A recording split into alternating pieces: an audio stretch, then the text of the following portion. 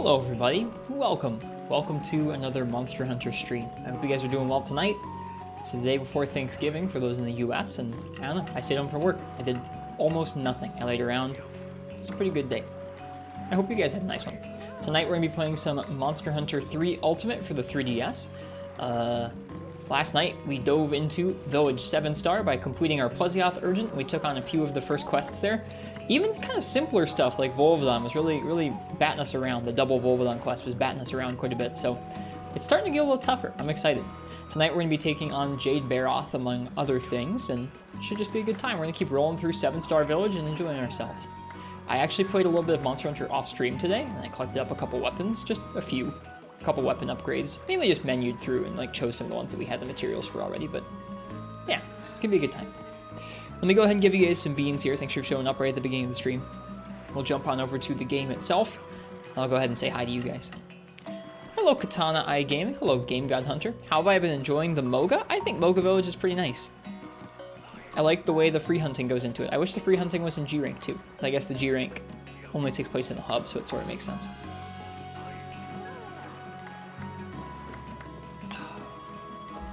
Welcome Peloza and Biotech and Lone. Welcome Officer Honks, welcome back to the stream. Nefudis, I hope you're well tonight. Let's see, who else is here? Welcome the Digi Artist. Full Metal Dragon, nice job on completing NaNoWriMo. That's something where I think I tried that once in like middle school or high school and I never finished it. I never managed to finish the novel over the course of 1 month. So props to you, that sounds like quite the process. Hello Gecko, and hello Patty, and Biotech, and Chirito. Let's see, is there anybody else? I don't want to miss anybody if I can help it. I think that's everyone. Just thank you guys for being here. Hope you guys are ready to watch and hang out with some Monster Hunter. Hello Cold Brew 420, good to see you. Alright, what are we going to do to start off here? I don't want to dive straight into the Jade Barroth. I do want to warm up on something, so let's choose something to warm up with. I did, off stream, like I said, I did a couple weapon upgrades. And I delivered a few of the villager requests. So there's a lot fewer of the village requests we have to give to the chief's son here. For the most part, I just upgraded the farm and the canteen a little bit. Yeah, let's see here. Oh, Najarala made you think of that, Patty? That's awfully odd, but thank you. You are too kind. Alright, let's see here. What did I upgrade? I made a pretty nice starting greatsword that was the Plesioth sword, and a couple long swords, a couple sword and shields. I figured we'll just start trying to find easy upgrades for high rank stuff and start making it. So I think, why don't we start off with another Plesioth? I was looking at this Plesioth set of dual blades, and I think they look pretty cool, both visually and the stats look pretty alright too. So, we're gonna start off with that. We did our first Plesioth yesterday, and it was kind of a rough hunt, so I'm excited to check it out again and see if I do any better the second time.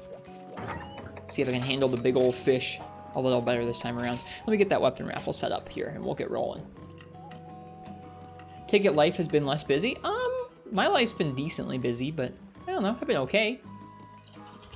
Today especially, I had a nice day off work, and we didn't fill up today with any plans or anything, we just rested. Alright, so, if you'd like to choose my weapon for a Plesioth quest, go ahead and type !ticket in the chat. That's pretty funny, Patty. Those dual blades are pretty? Yeah, I want to make them. Gotta get some Plesioth parts if we want to make those. But yeah, it was nice to get to I really rarely play Monster Hunter off stream when I'm not streaming. So it was nice to get to dip into the game and do a couple quests just kind of on the couch today. We had like 150,000 Zenny, and I upgraded how many weapons? I upgraded just a handful of weapons here, right? Like a couple of early high rank upgrades. We were like totally broke. I had to sell some things to get to this 15,000 that we've got right now. So we're gonna be Ristra broke again here shortly. But yeah, I figure we'll try and craft a few weapons as we go. Some of the easier upgrades that we have in our sights.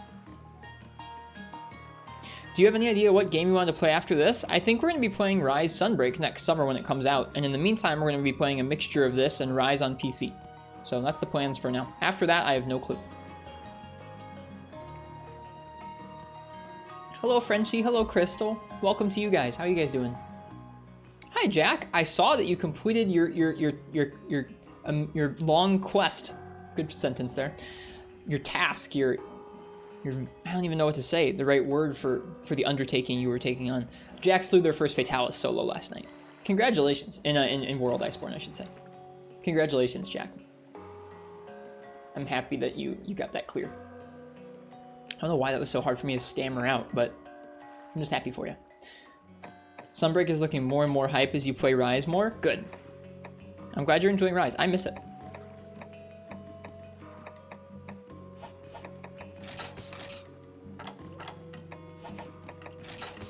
Yeah, like I said, if you want to pick my weapon for a Plesioth, go ahead and type !ticket. I'm going to go ahead and say last call for that. That's going to be our warm-up hunt tonight, is Plesi.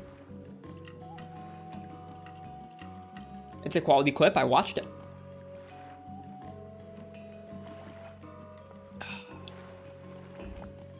You guys have anything fun you're doing this week, whether it's a holiday week for you or not? If you have anything fun that you're looking forward to this week, feel free and feel free and sound off in the chat about it. I'm looking forward to like tomorrow is my first Thanksgiving with Annie, with us living together, and it should be a nice time. We've got some food we're gonna cook. I'm gonna clean up the house a little bit, make it feel a little bit more festive. Crimson Glow is growing on you a lot. Valstrax is really fun in that game. We have some pies we're gonna cook tomorrow. It's gonna be a nice time. What are we cooking? Turkey, some gravy, mashed potatoes, I think corn, bread, pumpkin pie. So no stream tomorrow? No, I'll be streaming tomorrow night. Good, I'm glad it was good. I'm glad the turkey turned out alright, Nufus. Please don't say turkey. I like turkey. Man, we got a lot of these turkey dissenters here on Twitch. Oops, sorry. Bumped the mic there. Yeah, no, I'm going to do a stream tomorrow night. I really like getting to stream on holidays. I like giving you guys something cozy to tune into at the end of a holiday or during a holiday for you. It's just a nice thing to do. Your unreasonably large bird was a challenge, but you did it. Shep being kind to Center? Huh? What? Oh, Shep being king to Center? Oh, is Shepherd against Turkey? I know, I think I remember him talking down at Turkey last year. Hello, Nox. Turkeys are just off-color chickens. Yeah, tastes a little bit like that. All right, let's go ahead and let's see what we're gonna use here to warm up. Thank you guys for sharing a little bit about your holidays. Shep calls it trash meat. Game God Hunter, what would you like me to use on a Plesioth hunt? My second Plesioth hunt. Sonic collab tomorrow? I'm not playing it. You can do your Sonic collab tomorrow if you want.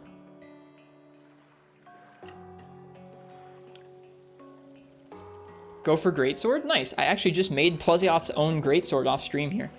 Ham is bottom tier. I also think ham is kind of bottom tier. That and like roast beef. Ham and roast beef. Like ham's okay. Roast beef and corned beef are like, they're good in the right sandwich. But then the rest of the time, I don't really like them too much.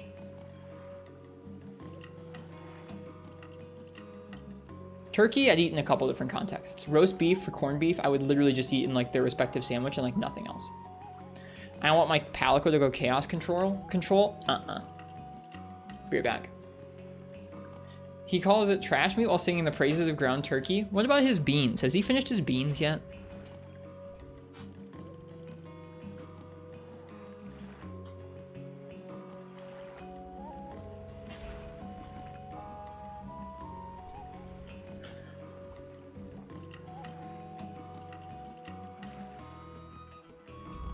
Sorry, I was turning the fan on that's over there.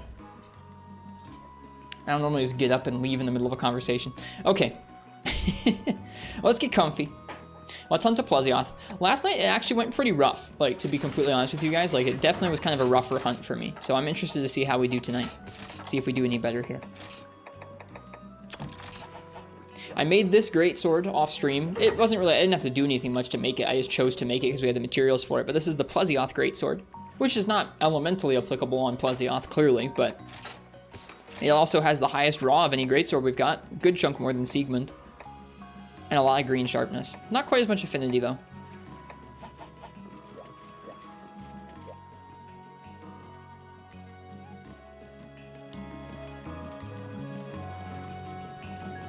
Cheers to you guys. Happy holiday for celebrating.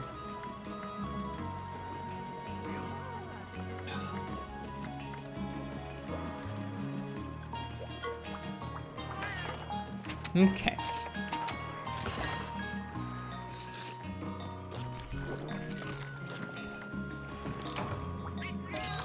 Gotta take the first few minutes of the stream to kind of like hunker down and get comfy.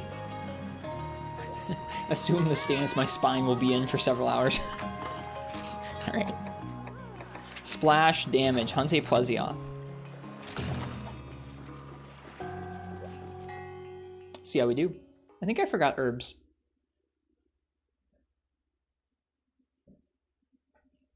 Forgetting herbs is sad. I did indeed forget herbs. Bummer. He'll be fine. Maybe. I forgot frogs. Is there a frog gathering spot? There's a frog gathering spot in frickin' the Flooded Forest. I don't think there's a frog gathering spot here in this map. Maybe in here there'd be one, but I don't know. Just don't take damage. Yeah, we'll be fine. Nah, I don't think there's a frog gathering spot in here. Oh well. Last time we saw the frog start of the fight. This time we'll start underwater with him and see how that feels. How do I like underwater combat? It's still kind of up in the air for me. I think that pretty soon here, as we hunted Gobble last night, and as we hunt something like the guy, Chris, and Plesioth a few more times, I'll kind of solidify how I feel about it, I think. Alright, here he is. Underwater, I find his moveset pretty scary. You kind of always have to be moving your slow way out of the front of him. If you stay in front of him, you get beamed. And like on land, the tail whip is like, okay, you gotta stand underneath his body to avoid the tail whip. It's kind of hard to be underneath him underwater here. Shoot. So I'm still getting used to him. On land, it wasn't so bad, but underwater, he was really trouncing me.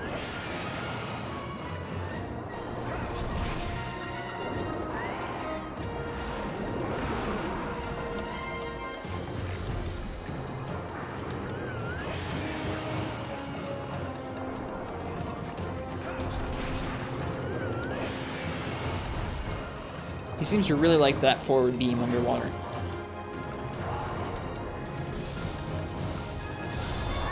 Oh, shoot. Well, that would have been nice if I'd landed it.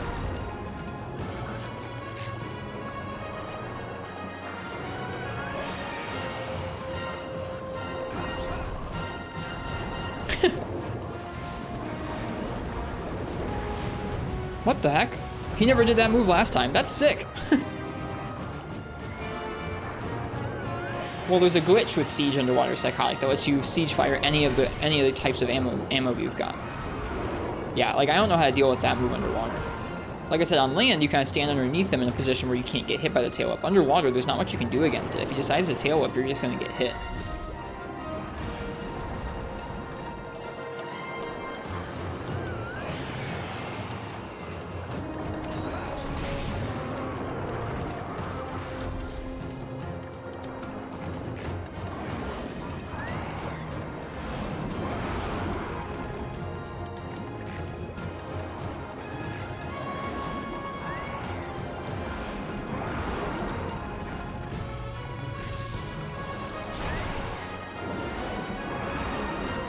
Yeah, it's kind of funny because most of his moves like that are decently dodgeable. There's decent tells for them. The tail whip, it's like if you see it coming, it's too late. Maybe they want you to dodge up or down. I don't know. I haven't tried that. I'm bad at dodging up or down.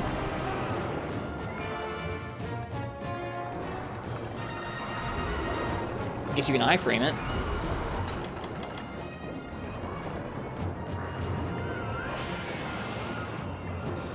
Well, as long as you can iframe it.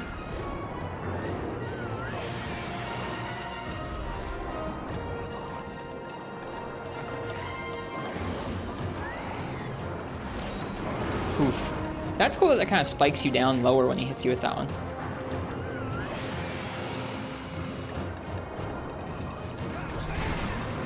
Got the head break.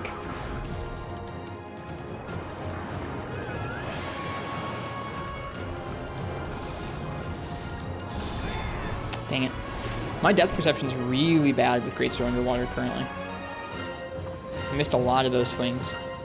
Well, let's go see how we fare on land. But yeah, that's the main thing for me is I gotta get used to him underwater a little bit more. Hey, Big G. Welcome. Happy early holiday to you.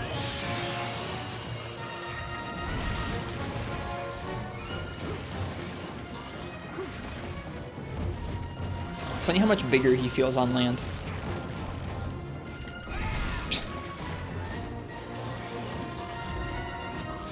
It's a taunt.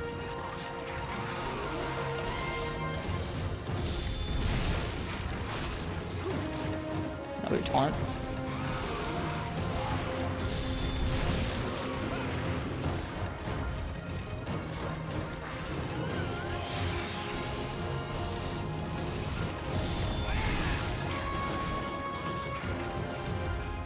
Hello, Barroth. Welcome too.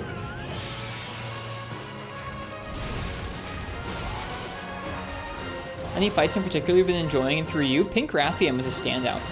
Upon entering high rank, Pink Rathian's fight was great. She's super challenging at the beginning of high rank, I think.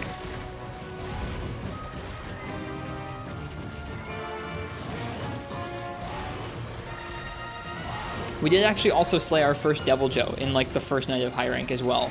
We fought the intruding Devil Joe that pops into a Jagia quest to introduce himself for the first time.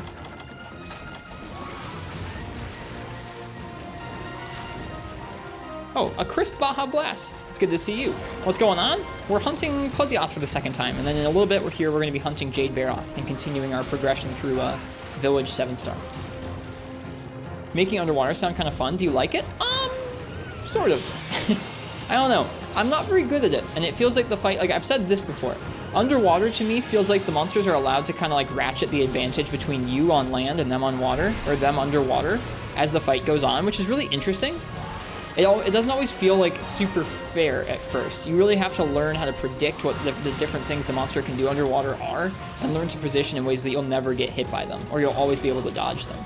It feels a lot more to me like old Monster Hunter, like first and second gen in that way, because in that game there are a lot of monsters that have pretty cheap like instant charges or moves that come out so quickly and big that you have to just not stand by them, and that's kind of how underwater feels.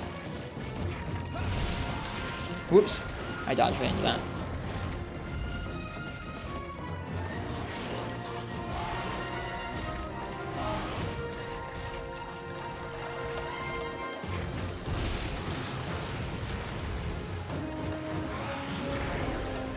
Oh, he's exhausted. Time for free downs.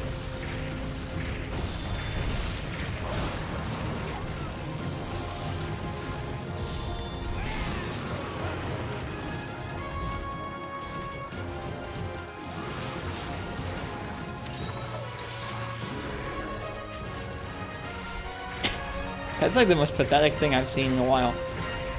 Him just sliding along and like pitching over on his side for no reason. How do you feel about bow in this? Been considering going back to 3U yourself and considering learning bow while doing it? Bow feels good in this game. 3rd generation is the game that added arc shots, like the shot where you're able to, like when the monster's out of range of your regular shots, you can shoot that big kind of pellet of arrows up into the air and it'll come down in a different kind of effect on the monster. Those are really nice. It's nice to have that as an option for long range. Lets you be more aggressive against the monster with bow. I don't like the controls for bow in 3 Ultimate. They're worse than the PSP titles and they're worse than 4 Ultimate, so it's in kind of like a weird in-between spot because they were kind of relearning how to make bow controls work on the 3DS. They're just not as good as 4 Ultimates. Would you recommend 3U 3DS version to someone who's only played 4U and up? Yeah. 3rd generation isn't that much jankier than 4th generation. 2nd generation is where things start feeling really, really old. 3rd gen's where a lot of people call it quits and go like, that's as far as back as I'll go. And 3rd gen's really good. Like, underwater is kind of weird, but most of the fights in this game don't have it, and it's really not too bad. It just takes some time to get used to. Yeah, 3U is great. I would recommend 3U or Portable 3rd. Although Portable 3rd's not on 3DS, clearly.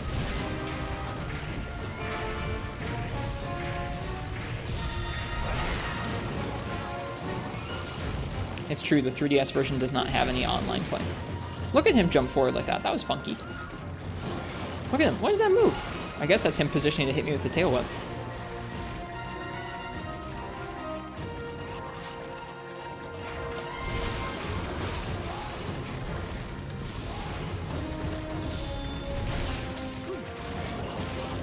That got me even though I was in the water already.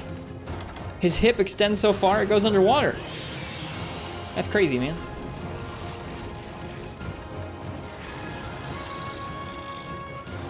Where are you going?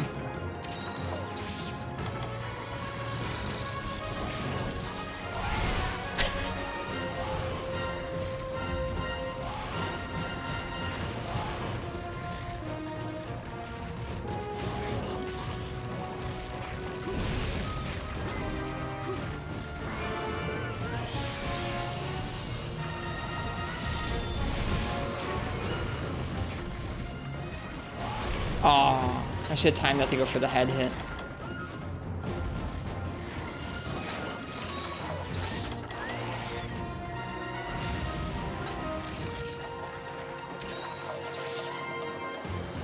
And yeah, the way he runs upright is kind of amazing. I love that about him. Look at him out there. What's he doing?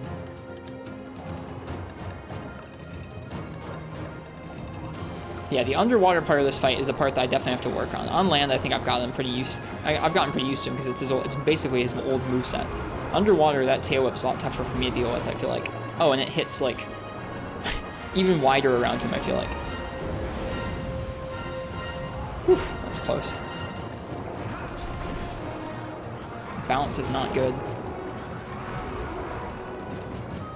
Plesioth is weak to thunder, from what I remember, yeah. Ugh. I'm just trying to get out of range. No!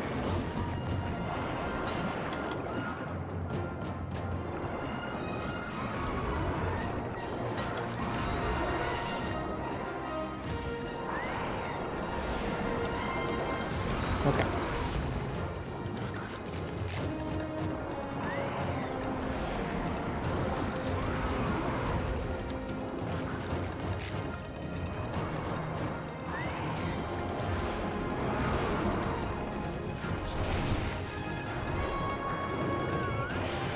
Oh shoot, I dodged right into it.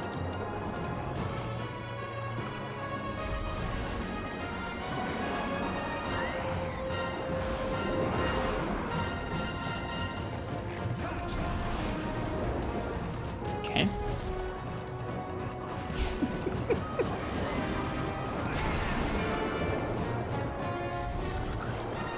Hello, Josiah.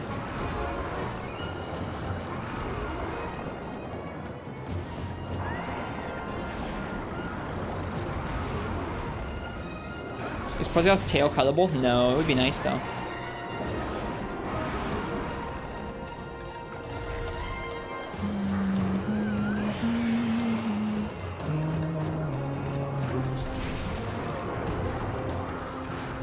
Dang.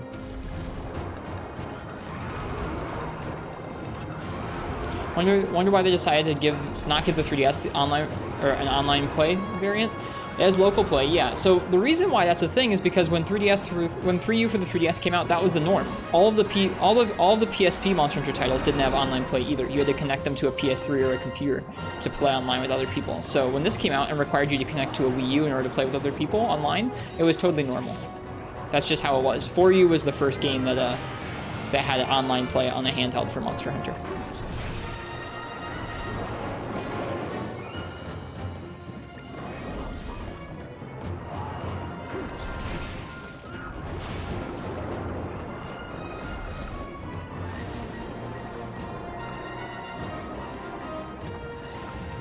The game's comfy for solo.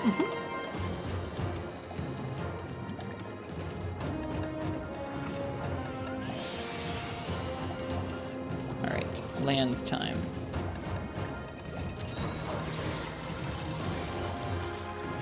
Yeah, so far it feels a lot less tough than 4U solo thus far. Granted, I haven't gotten to the really tough parts of high rank yet, but so far, low rank and high rank have felt a little bit more generous than 4U's low rank and high rank. 4U's online is so good. Yeah, it's a bummer after you see that, like after the fact, it makes this game look pretty rough when you see like 4 Ultimate could handle with the online and they did the online servers for it and everything, it worked just fine. But that's why this game doesn't have it. It's just that's how portable Monster Hunter titles were up until 4U.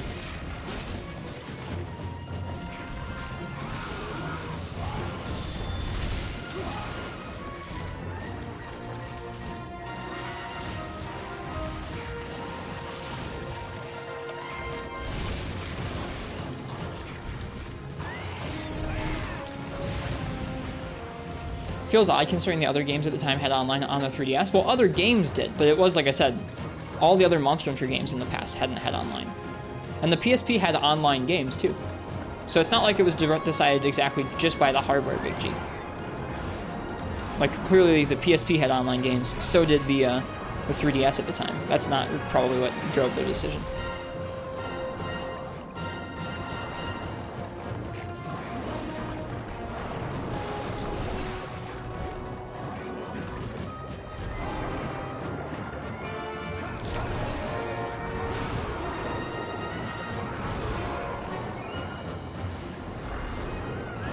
Oh, man. So slow underwater.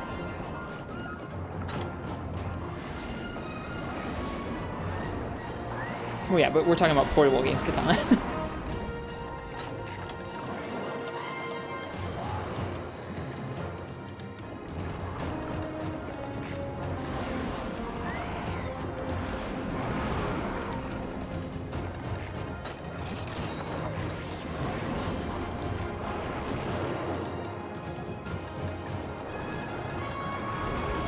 Ugh.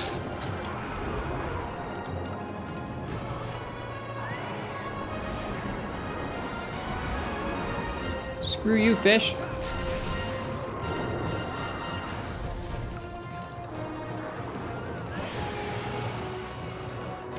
Not you, fish kebab. This one. This fish. The one that's being mean to me. Hitting me with really fast, large moves underwater.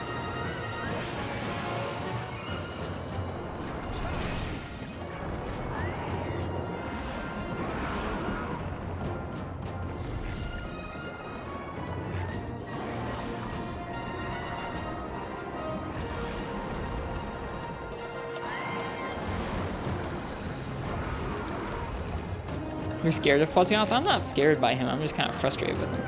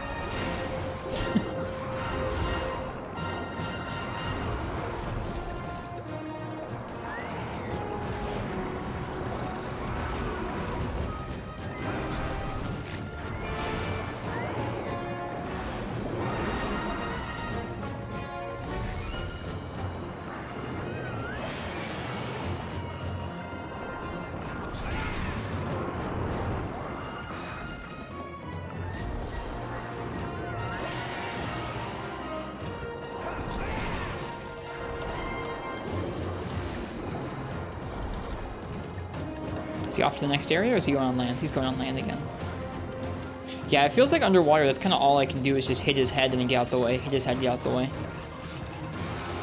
Which I guess isn't the worst, it just feels very different than fighting him on land. Where I can actually go for like level 3s and such.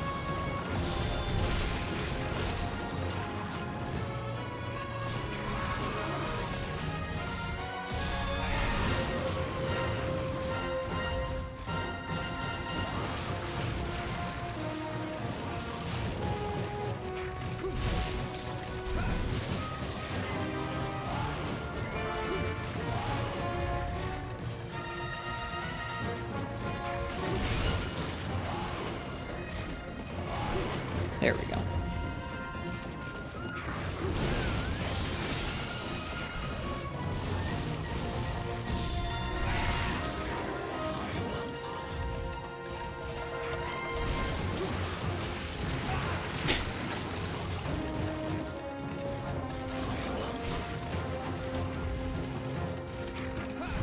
Missed.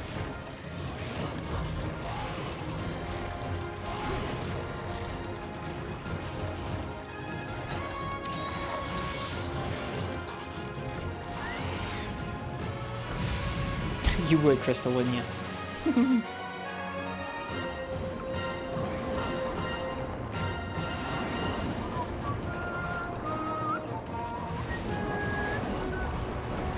This move's cool.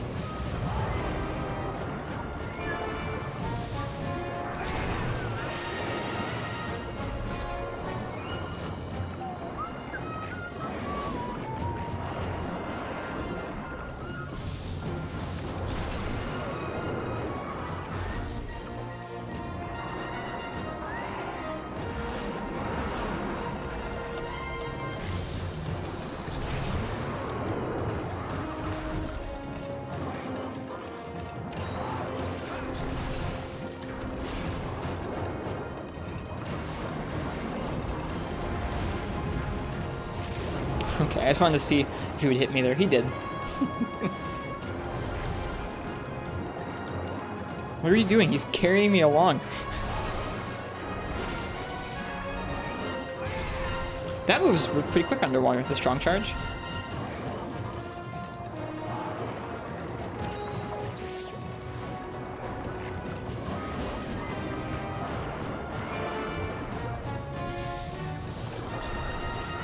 Shoot, okay. So we hit a couple turn snipes on him over the last few moves. I was trying to see if I could do that there, but instead he used a frickin' tailspin.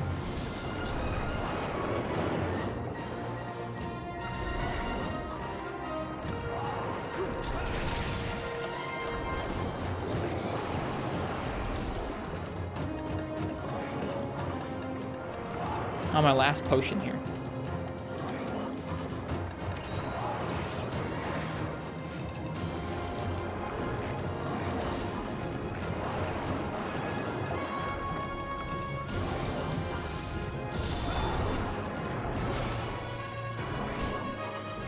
Screwed that up. Do you use block, kick, slap, strong charge at all? Not often. I guess I'm not familiar with exactly how much how much stronger strong charge is than draw slash if they're both properly charged. I know it is stronger, but I don't know if it's strong enough to say like I'd rather skip to it rather than just getting the other hits in. Oh, S-Fox, good to see you. It's a wing break.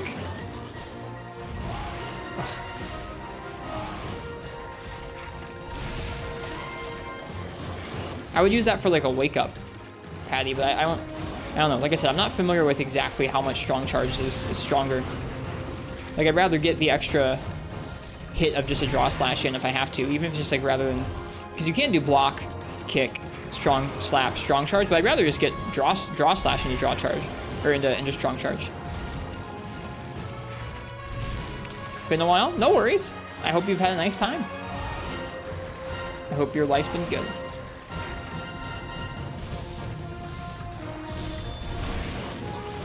Ugh.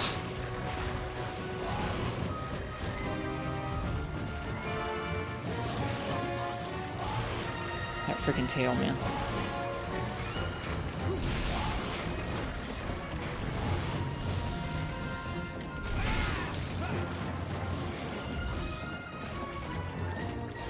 From what you're seeing, it's a 20 motion value difference across the board or one charge to level 3?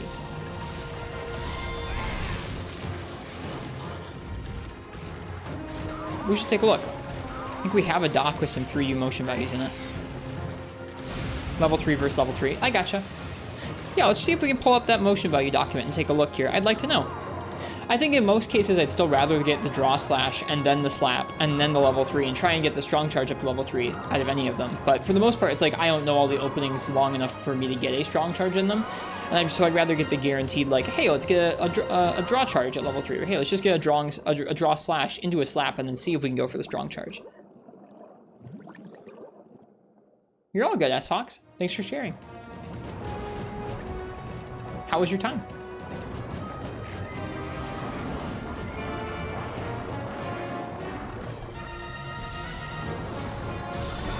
Shoot.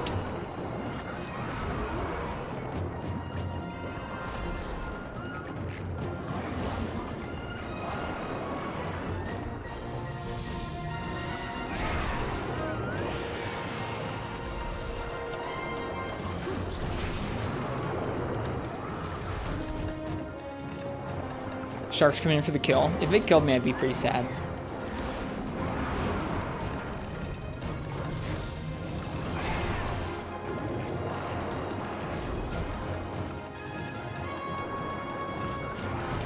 Shoot. I was trying to get out of the way there. Well.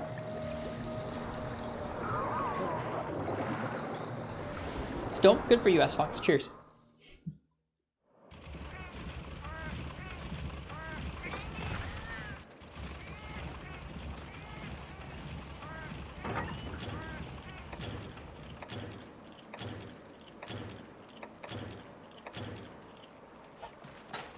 You joined just in time for an ad beans. Looks that way, Incognito Man. Looks that way. I am not good at Plesioth in this game.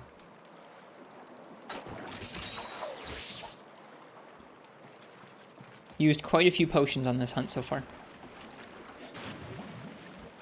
Even with recovery up on our armor set.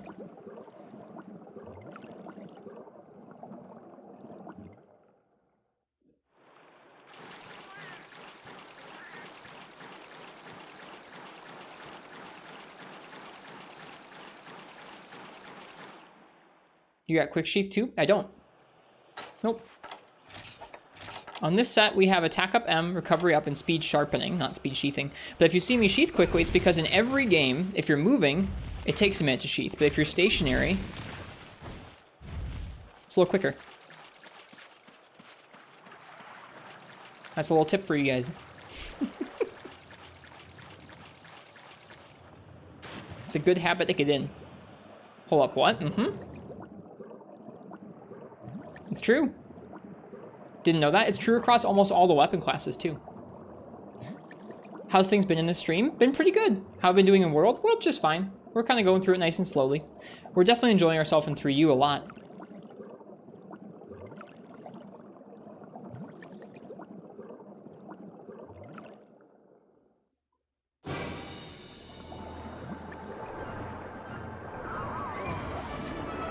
How have I been enjoying the occasional Gen 5? It's been okay. I have been enjoying getting used to some of World's combat, and I have been enjoying re-experiencing some of those fights. We fought our first Legiana last time. There's a lot of things about that game that still just kind of rub me the wrong way. But I'm trying to, I don't know, I'm trying to experience more of it than I did last time. See, everyone's enjoying the Stress 360 FPS streams? Yeah. This computer has turned out to be pretty fantastic. I've had pretty much, after working out some kinks, I've had pretty much no issues with this computer as far as streaming goes.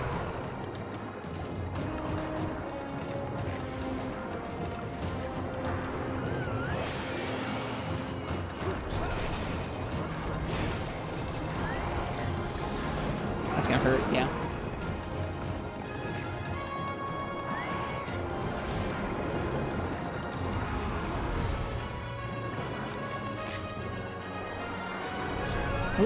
Ah, wow, I can't believe it didn't hit us. Would you say that you're done optimizing your setup and software? For now, yeah. I'm pretty happy with the settings I've landed on. The first thing I spent time doing for the first month or so was making sure everything with the stream itself was running right and make sure I got used to how the computer itself ran in terms of speed and thermals and stuff. Made sure that worked both streaming, like, console games like this, which it should no problem, and then also made sure it worked streaming PC games, which we tested with Rise and World, which it did pretty well. And we've gotten a little bit better at running those games while streaming at the same time. Since then, I've added in local recording. We now stream and local record, and sometimes run the game on the same PC at the same time. And I'm uploading those higher quality VODs to YouTube now, as opposed to exporting things from Twitch to YouTube, which makes it pretty blurry.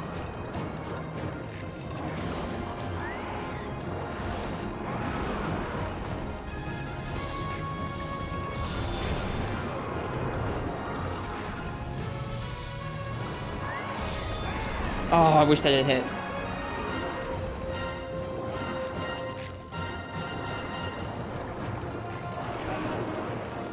High quality archive? Yeah, that's the idea.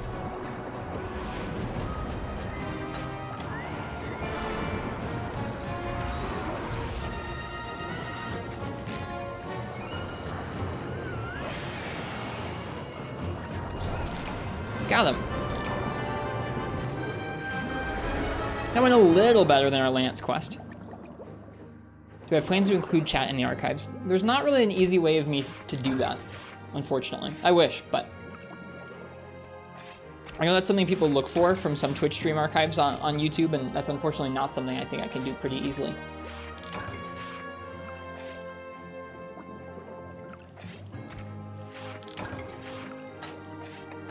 All right. As our second Plesioth. You get 4 cards from this guy, which is interesting.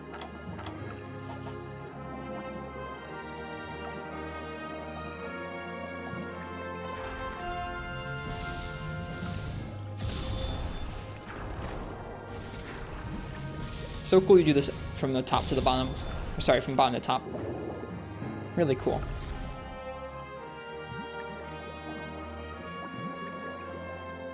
Yeah, that's one of the parts of it. Is like, I think part of it would be just tough trying to find a way to replay the chat in a right way that would sync up with the video without actually recording it at the same time as Fox. But also, yeah, I wouldn't really know where to put it that wouldn't make the gameplay a lot smaller and squished. So.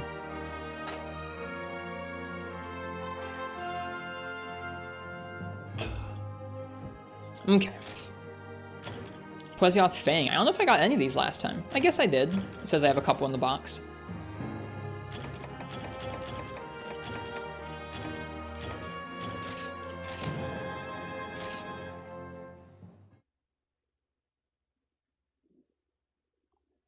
I mean, I wish I could easily katana, but there's not really a great way for me to do it. Put chat over my webcam, save space. If I had chat on stream in Twitch, that would help with that, but I don't want that for a variety of reasons. Ranging from, I think it clutters up the UI and the view of the game, to it also, I don't know, also I don't want people being able to just put chat on a screen with me at the same time in an instant and having me have to like moderate it or something.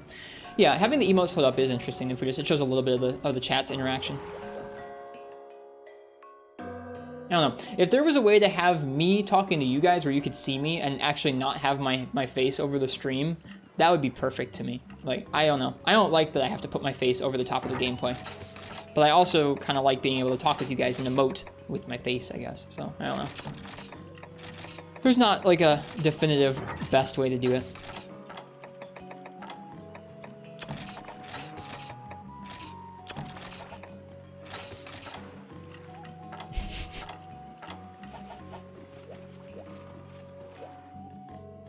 Thanks, Big G.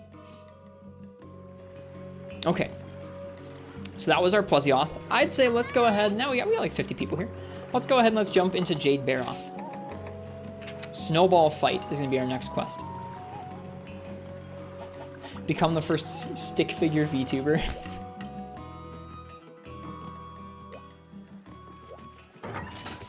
Alright. We're going to go ahead and do that Jade Barroth hunt next. Well, thank you, Big G. Cheers. I do think it's easier to connect with people when you have your face on stream, or just have, whether it's your face or a VTuber emoticon or a microphone that you're talking through. I think it's a lot easier to connect with folks in chat, so. I like having myself on here, but also at the same time, it's like, I also wish that I had like a high quality rip of all this gameplay without my face in the way. Like, you know, I don't know. I know that's probably possible to pull off, but then I would be trying to record, like, stream to Twitch, record a VOD of the exact Twitch stream, record a clean copy of the gameplay. I just don't have the space for it all. I'm already like pulling my hair out trying to figure out like what my plan for storing all the VODs for the next couple years is going to be. Much less another whole copy of the recordings without my face. All right. So, if you would like to choose my weapon for our next big hunt here in Village 7-star, which is Jade Barroth, go ahead and type !ticket, and if I draw your name, that means you get to pick. I fought this monster before in Portable 3rd, but it's been quite a while, so we'll see how I do here. Hopefully better than Plesioth. That being said, while Plesioth is kind of, I don't know, I'm still kind of freaked out by hunting him, but look at these weapon designs. Look at this greatsword. This thing's sick. I'm so glad I get the chance to use this thing, because it was an easy upgrade I could make at the beginning of high rank that just had a bunch of raw. I'm really grateful, Big G, that I get to do this, but I don't know. I don't particularly credit myself for it. I'm just glad you guys like being here.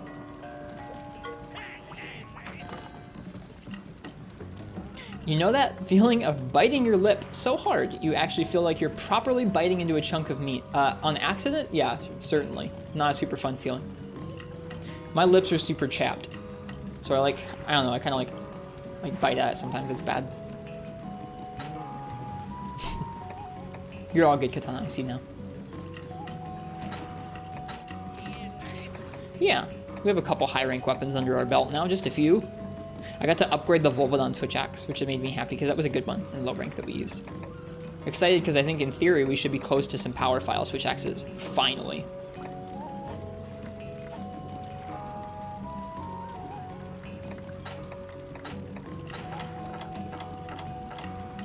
Yeah, this game's heating up nicely. I'm definitely enjoying my time with it.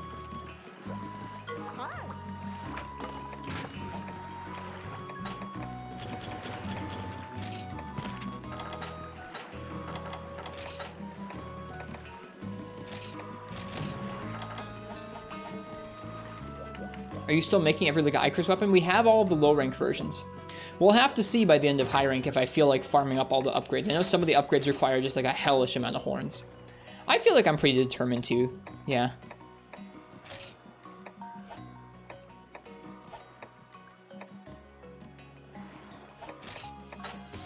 Alright, I'm gonna go ahead and say last call. If you want to pick my weapon for our next hunt, which is Jade Barroth, go ahead and type !! ticket. Oh! Okay, so I just got my first Royal Crest while I was off stream, which is a new drop from the fishing boats. You can combine the Royal Crest with the incomplete crowns, and you get crested crowns, which I guess are even rarer. How much do those sell for? Oh, those sell for 10,000 zenny. Wait, a golden crown with a royal crest on it. There's an empty slot in the forehead. You can go multiple levels? Realmless crown?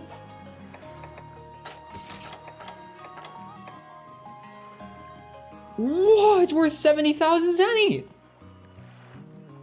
Or no, 7,000, sorry. 7,000 zenny.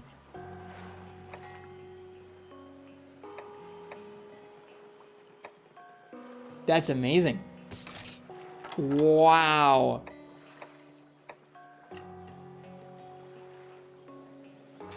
I'm gonna sell it.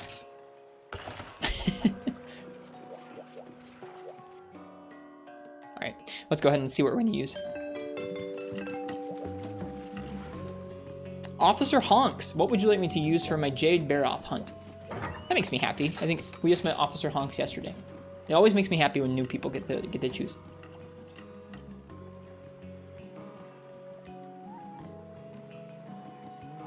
Gunlance, hell yeah. I actually just made a new Gunlance. It was an upgrade to the Kurapeko one, and it's our first high rank Gunlance. It's got level 3 normal shelling, and it's got higher raw than any other Gunlance we've got. It's also got a pretty healthy amount of green sharpness. So we're gonna go ahead and use that, the high rank Kurapeko Gunlance. No, I got you, Big G. I got what you meant. Alright, we're gonna go ahead and use a voucher and eat for artillery. Bombardier.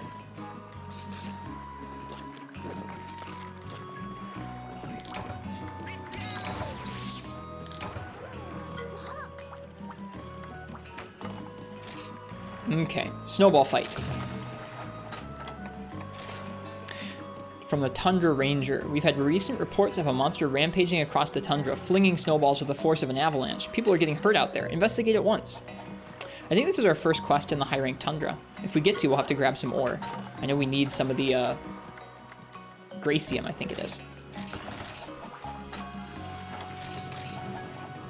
Oh, I forgot herbs. I almost forgot herbs again. Let me buy some herbs real quick. Gotta have my herbs. How do you feel about Pekko's fight? It's easy but fun. I like that it can kind of spiral out of your control.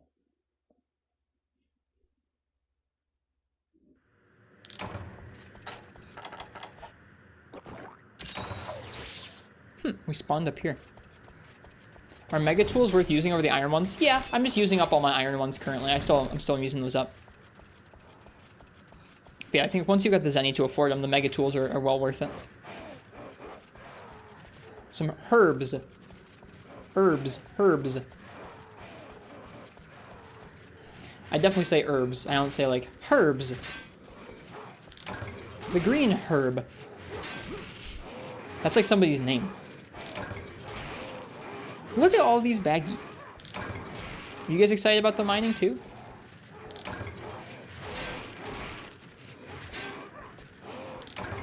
Bye.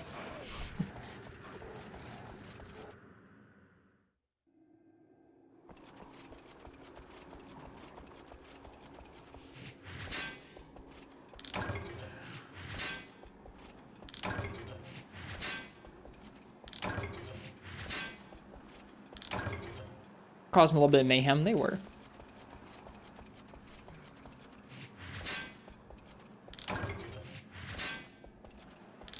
We're gonna have so much stuff to collect at the end of this high rank. So much stuff.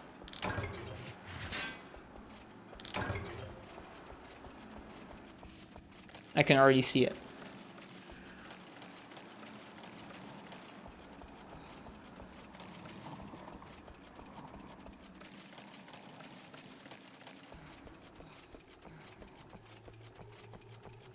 Pretty sure this is where you get Gracium. Yeah, there you go. And our inventory's full.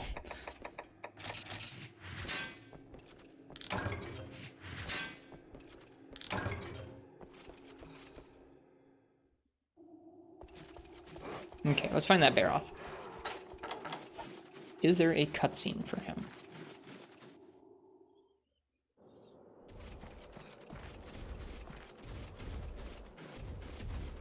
Oh, those footsteps were his, but nope, they're Popo's.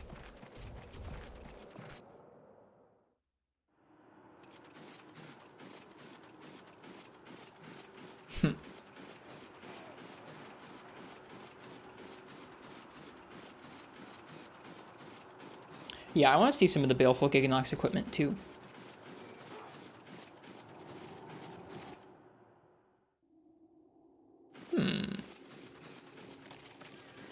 We've gone everywhere now.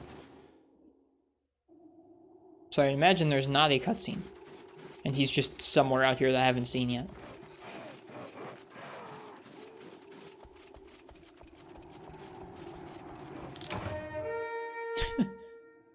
Took us so long the supplies got delivered.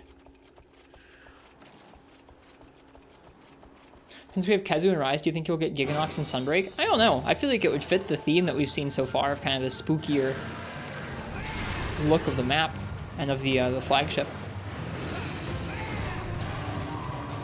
Alright, it's been a little while since I've fought Jade. I gotta remember what exactly he can do. Right. He can fling snow at you. Got a big wide charge, just like Barroth. He flings off snow just like regular Barroth. Or rather, he flings off snow where regular Barroth flings off mud in a way that is similar and equally scammy. Got scammed by Barroth here. Please let me out, thank you.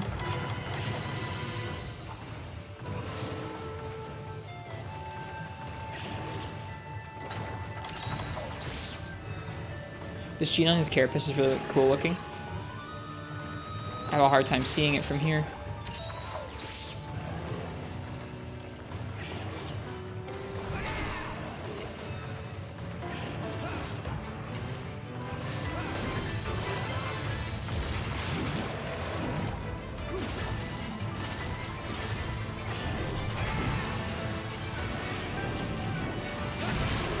That works. Ah.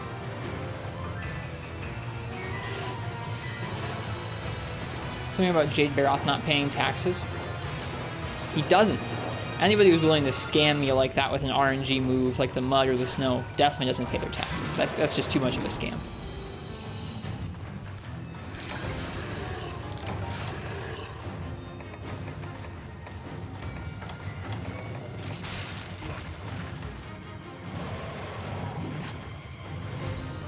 Okay.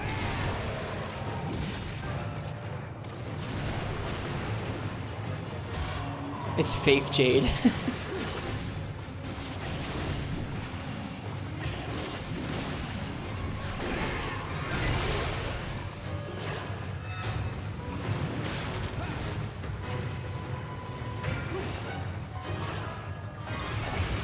Oh, right, he has the big old curving charge where he like doubles back almost. Now I remember. Oh, shoot. Oh, we're good. Oh, we're not good. I forgot about that. Forgot all about that move where he doubles back on you. That's a pretty cool move.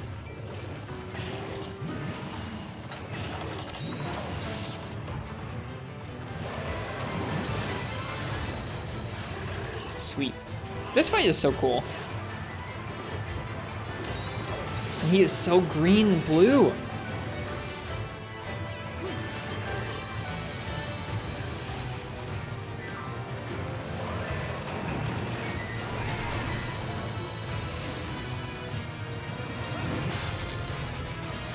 Fongo, can you not?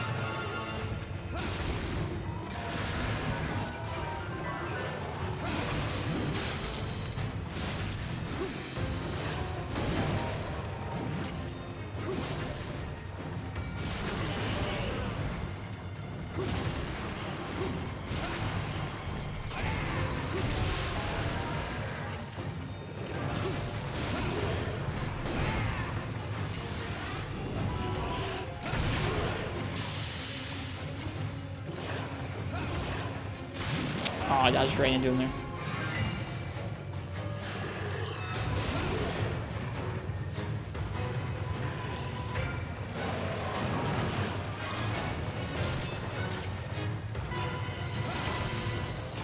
Okay, he still has the hip check from high rank Barroth. Makes sense.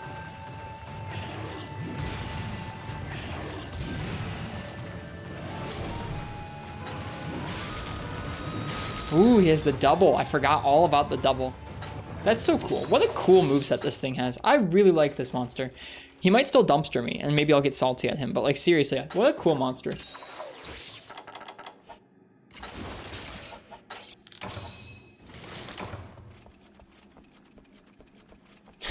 Can't unsee Jade's huge forehead compared to regular Barroths, and stories too let you compare them. I never noticed.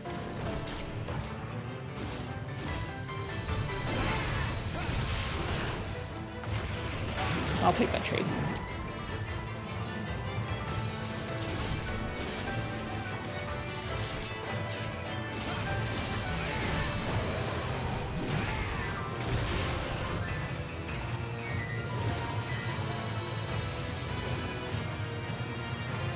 Yeah, I haven't followed much on how that try custom server is going, Katana, but I hope they're progressing well.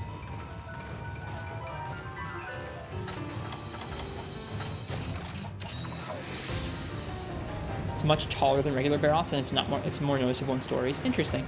I still have to play stories. Maybe one of these weekends we'll do a stories weekend and we'll start that game. Maybe I'll enjoy myself more than the world.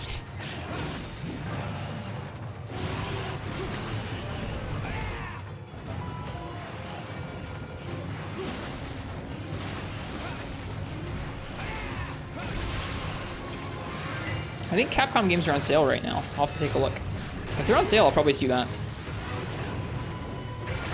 Oh, savage.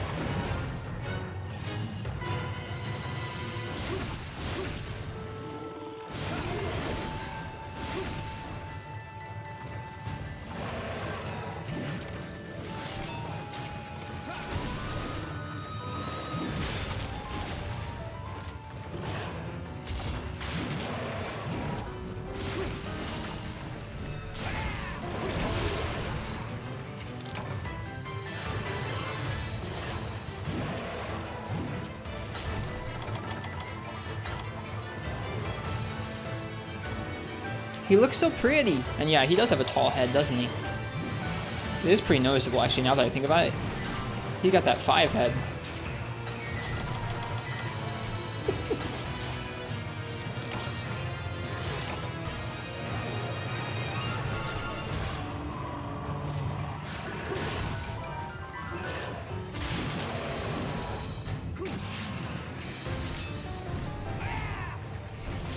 Aw, he really can't delay that much.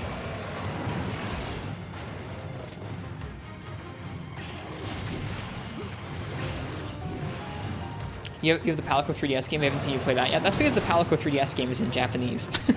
And I don't know how to play it.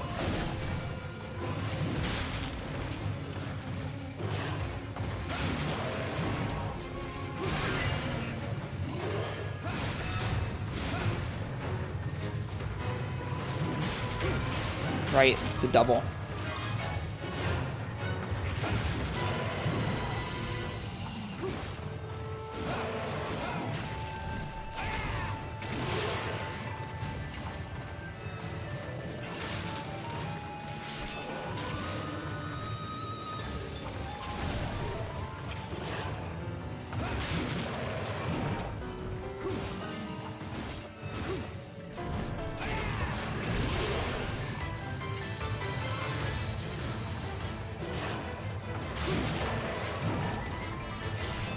That actually made you laugh? Well, I'm glad I made you laugh at something. Oh.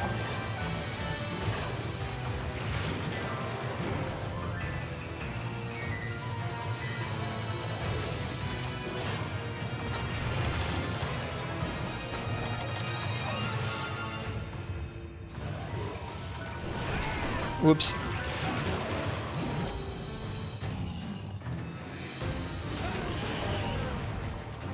Maybe it's time I learn Japanese to play Poka Poka Iru Village Diaries DX. I would learn Japanese if I was going to go live in Japan for a while. I would not learn Japanese to play Poco Poco Irie Village Diaries DX.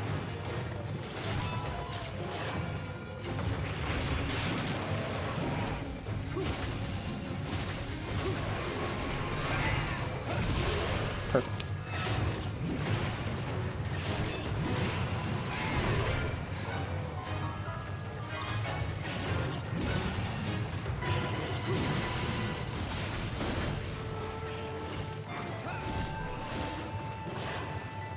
Ooh, jeez. Hello. Look at him go, man. People run.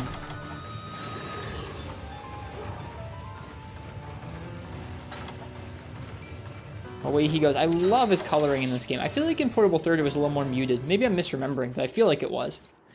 In this game he's so green.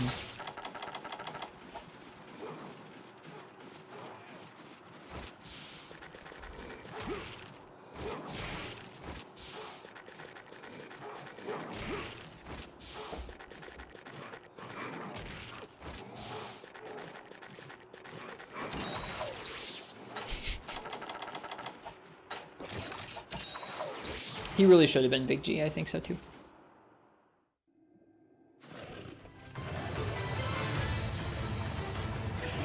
Do you like that, Nifridus? The I'm too lazy to kill these Baggi. Eventually they'll let me eat.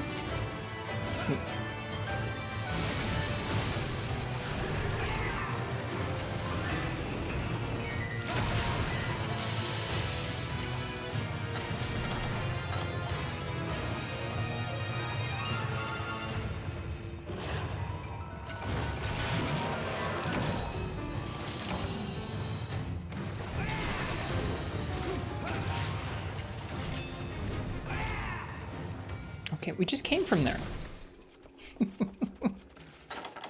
Should paintball him before he runs away to a special part of the map. Those of you who haven't seen a Jade Barroth hunt before, or if you haven't seen one where he's limped away before, you're in for a cheat. You're in for a treat.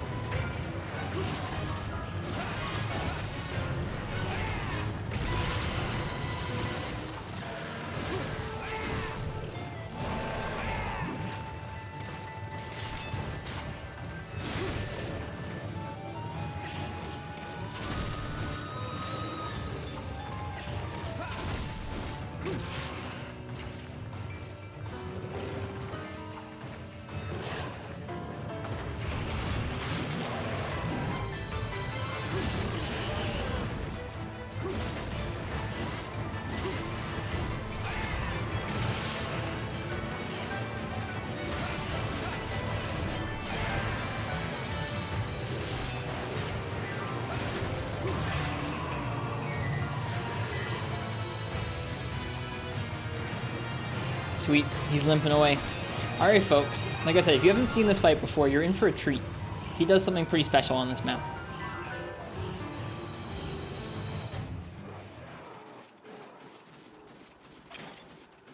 Yeah, Bonborough and Jade Barroth do seem like they would kind of be filling this a similar spot, don't they? Sand Barroth could have been really cool though. There's nothing else really like him in the desert area.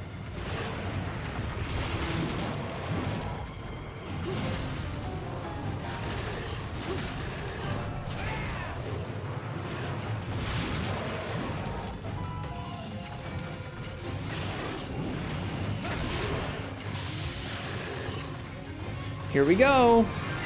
Time to enter the secret area.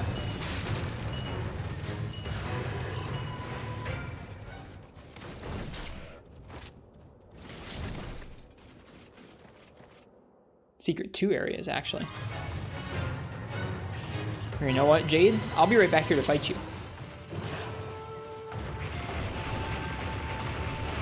Whoa, geez, he's cutting me off at the pass. I'll be right back here to fight you. I have to go get some rare stuff for your nest.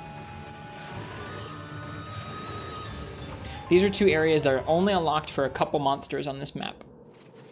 And back here, there's a place where you can get Dragon Bone relics, I think, pretty early. At least in Portable 3, you could get Dragon Bone relics back here. Here we go. So I'm going to go ahead and do that before we're constrained by the timer. Joe can also break that open. Yep. Devil Joe and Jade Barroth are, I think, the only two. Uh-oh. He's here now. Shoot. Well, that didn't last very long, did it?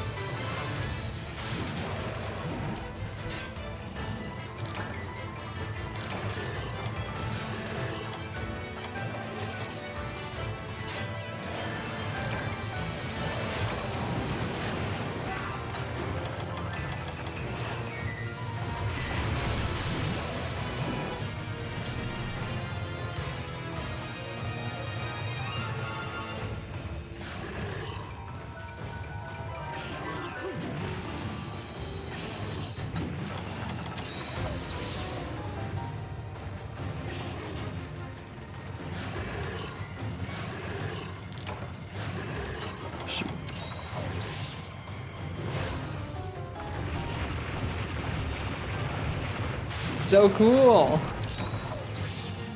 Yeah, I like this monster a lot.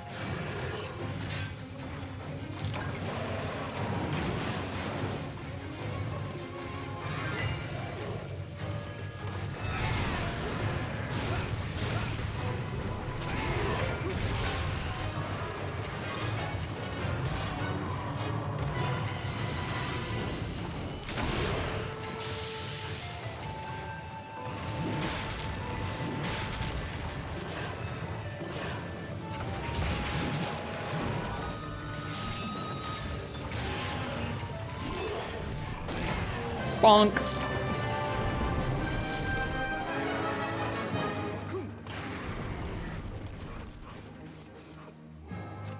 Alright. See ya, Katana. Cheers. Congrats, thanks. That was a fun hunt. I like Jade Barroth, like I said. Our inventory is very full here. Let's go ahead and grab those materials. He is so pretty. J-Bar Carapace. Only the most graceful of names through you. Only the most graceful of names. J-Bar Carapace.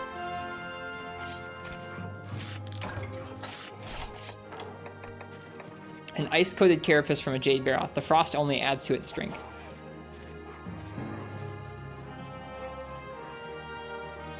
So shiny. But yeah, that's the secret area, and that's Jade Barroth. That was a good time.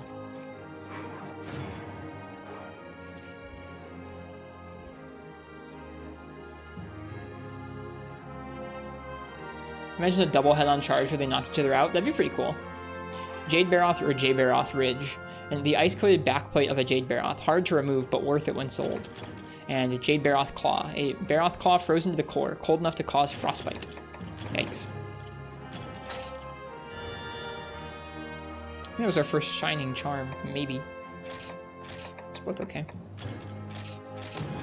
Ta-da! Nice.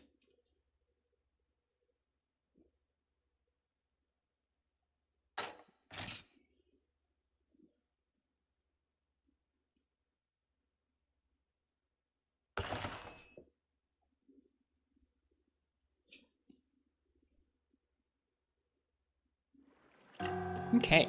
What comes after Jade Barroth? Our next quest after that is going to be On Thin Ice, which is 2 Lagombi.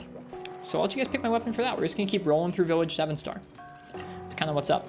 Once we get to the end of 7-star, we'll probably take stock of things, maybe make some more mix sets around special weapons, like specialized sets around for individual weapons, not just general sets. And maybe some more weapons. Hello, Walk Down the Sun. Yeah, happy early holiday to you too.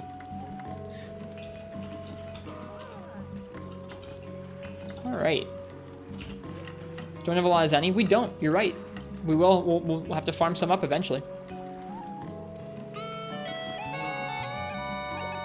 So, if you would like to choose my weapon for our next hunt, which is going to be a double Lagombi, go ahead and type !ticket in the chat. We just unlocked Dober stuff with that Dragon Bone relic. That's cool. Tremorez, Stamina Attack, Dragon Attack. I didn't unlock the Jade Barroth chest. I unlocked his helm though. Oh, it's cool. What does it give? Defense, Ice Attack, and Potential. potential. Is that adrenaline? Yeah.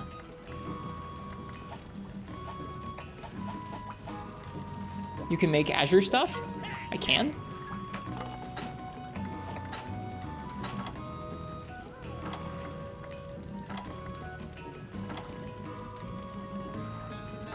Well, I haven't fought Azure yet, but when we do, maybe. What does my family do for Thanksgiving? Well, I guess right now I just moved about 10 hours away from my family this year, so it's just gonna be me and my wife for Thanksgiving this year. It's our first Thanksgiving together. We're gonna be cooking tomorrow and cleaning the house and just having a nice meal together. Sometimes we'll probably visit one of our two families downstate from where we live right now, but this year, no, we're not traveling. In the past, it would be a time when a bunch of family would meet up at one of my grandparents' houses and we would spend some time having dinner there, watch some football, just kind of lay around, honestly. Just a time to just hang out as a family, which was pretty nice. Now my grandparents have passed on, and a lot of my family and like cousins are all kind of older, more raised, and they're having kids and stuff, so it's all kind of more spread out now. It's a different time of life. Just a little weird. Having a small Thanksgiving too, just you, your mom, and your brother. That sounds nice. Yeah, and obviously in a year where there is still a pandemic raging, it's like, I'm sure a lot of families are keeping it a little bit more low-key than usual, maybe seeing a few less relatives than they would otherwise in person and just being like, yeah, we're just gonna stay in this year. For us, it's like, it's a 10-hour drive to go and see family from where we are right now. That's one way. So it'd be a 20-hour drive round trip to go visit family from where we're at right now. So we are gonna go do that in the holidays. There'll be probably about a week sometime a little after Christmas where I won't be here and I won't be streaming. Or at least I probably won't be streaming like this usual way. I might bring the computer and see if I can do some kind of remote stream, like something simple and fun, but we'll see. Maybe not at all. When I go and visit family. Yeah, I probably just visit with family when I visit family.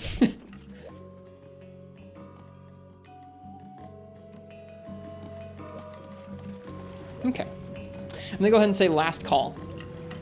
Last call for if you want to choose my weapon for a double Lagombi hunt. Oh, we should check the fish. Wonder how it takes so long to travel Michigan? Well, here, I'll show you on a map. Because it's kind of hard to explain. I could just raise up my hand because that's the shape of Michigan, but no.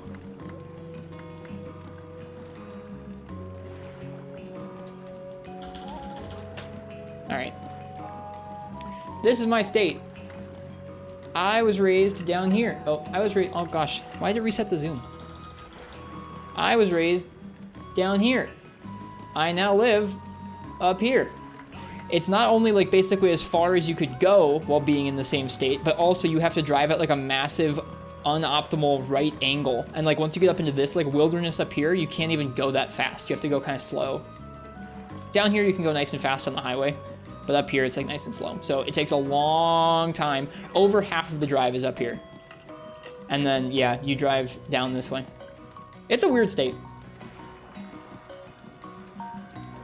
You're an Upper Michigander too? I didn't know that, Walk on the Sun. I live in Houghton, or around Houghton. Florida's the same way. Is it really? It looks, from up here, it just looks like a giant, like, thing. You just drive down it, right? If you don't want to say where you actually live, Walk on the Sun, that's fine. But yeah, I also live in the UP. Just drive over the water. If there was a bridge that would let us take like a diagonal, that'd be super nice, but there's not. We have to do this massive, dumb right angle. So anyways, that's why it takes so long for me to visit family. Also, moving 10 hours, I would not do that again. Not without like paying movers. I just had some really, really good friends who helped me move 10 hours. Those friends, I owe them like a lot. I owe them a lot of nice meals still. Like when I actually get to spend time with them again, I'm buying them some nice ass food because they helped so much. No one should move 10 hours and be like, hey friends, want to help me move 10 hours? No, hire movers. That's something I learned. Hire movers.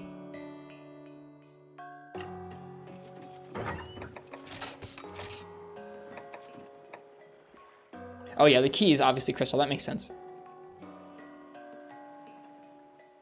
You're closest to the UP? Okay, got. Oh, you said Upper Michigan. Let's see. Okay, right on the border between Upper Michigan and Wisconsin. Your family's basically split. That's kind of cool. I have driven to Wisconsin once so far to pick up a couch. Wisconsin seems nice. Yeah, isn't that wild, Lord Castellan? You can be like on that map I showed you guys, like the right angle, right? You can be like at the middle of that, and you're still not halfway through the drive. And it's like, huh? The smaller part takes longer? That's not right. The smaller part is really pretty though. Lots of lakes and coasts and forests and stuff. All right, let's see what we're gonna use for double Lagombi. Enough about the state I live in. Weeb with coffee. What would you like me to use for 2 Lagombi in the tundra? That's us too, Big G. Lots of potholes up here. The roads are not good. The main road of the town that I moved to up here has been under construction almost as long as I've been up here. Like, I've been up here around 6 months now. I think 5 of those months, the main road has been like blocked off. It's awful.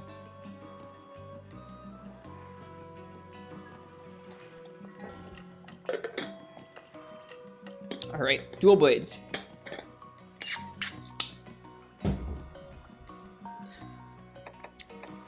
Lucky for us, we have Brother Flames. Brother Flames are nice.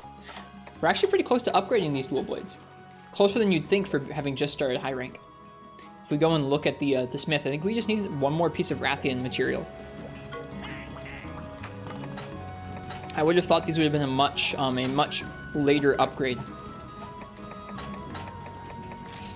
But no, we just need Rathian carapace and a Rathian plate.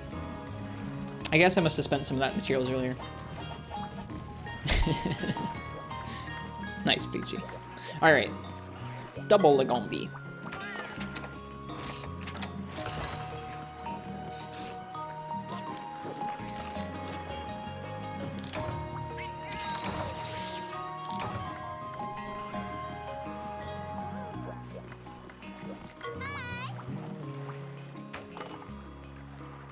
Well, that's nice, Lord Castellan. That's nice. All right, on thin ice, hunt 2 Lagombi.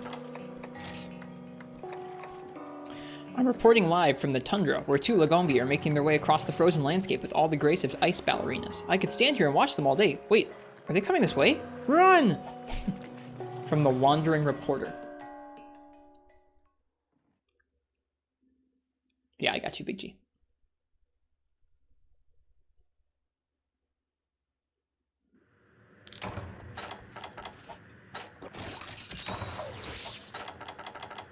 Oh, I forgot herbs again. Gosh darn it. I like bringing herbs with me on these quests. That's twice now we spawned in this area.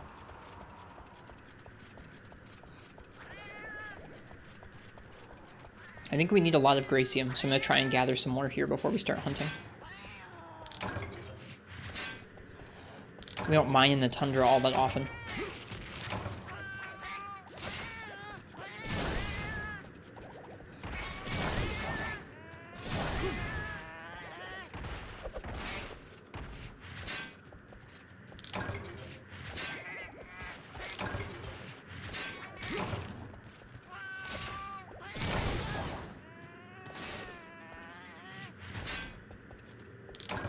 Okay.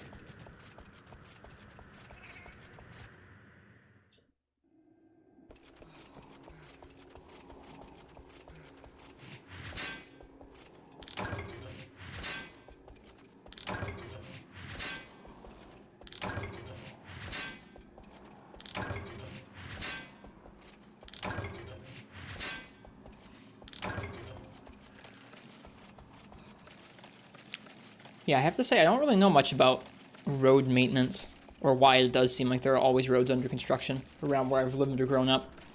I think our friend ST Shepherd has some things to say about roads. I remember them having some well-defined opinions on highways. I myself, not as much a connoisseur of roads.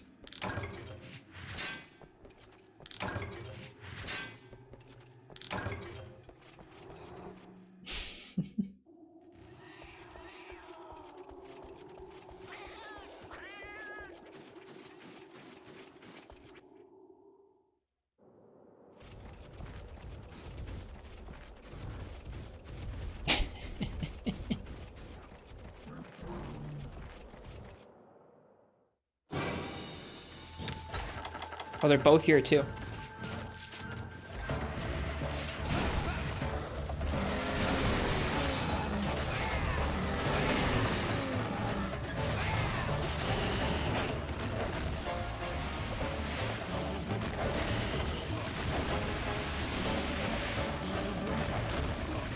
this is going well.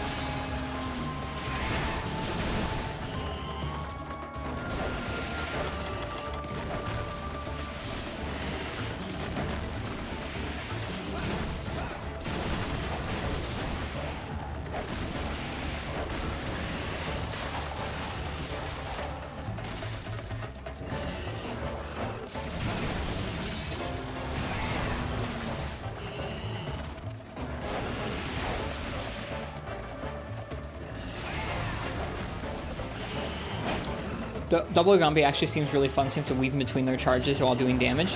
Yeah, I feel that way about most of the multi-monster quests, to be honest with you. Like, I mean, like, some of them are more or less rough because you have rewards or other things to deal with. But in general, it adds an extra dimension of interesting challenge to dealing with a monster. Like, normally Lagombi would not be all that difficult for dual blades to dance around. But sometimes when you have to deal with two of the same moveset layered on top of one another, it can be pretty tricky.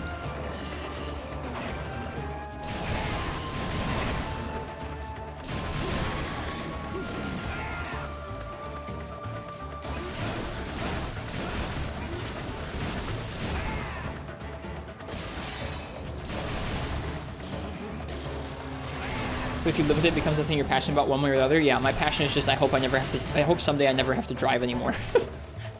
Like I would like to live some. I hope either the future progresses where we no longer have cars, or I hope I get to live someplace where I don't need to have a car, because I just don't like roads and cars anymore. I feel very fortunate that I get to drive when I need to, but like I don't like it. Makes me anxious in a variety of ways.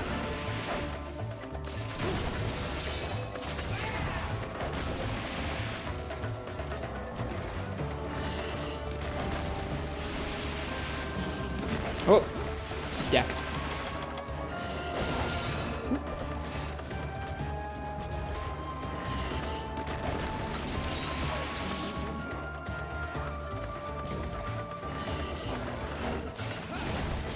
I mean, yeah, I hope that people get to race cars still, because people racing cars is cool, but just for me personally, like commuting and driving around, I'm not a big fan of.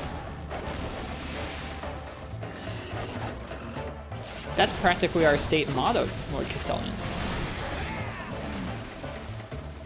Everybody knows that. We sure do love the automobile here in Michigan.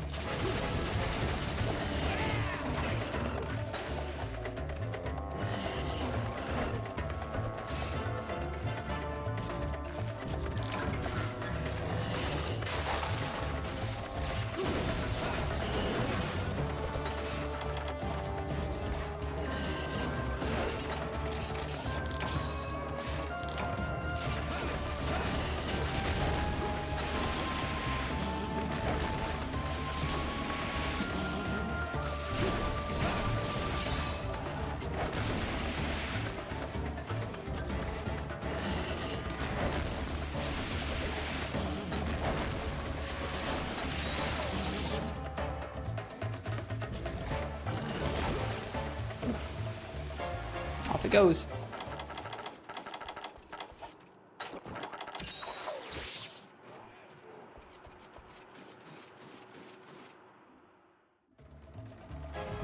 Well, yeah, I mean, if you live someplace in the country, you definitely need a car.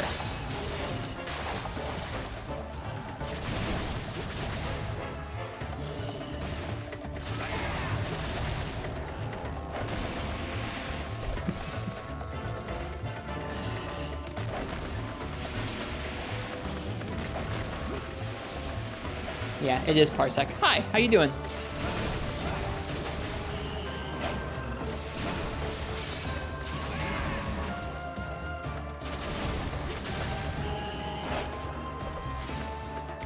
Doing well, how about you? I'm well.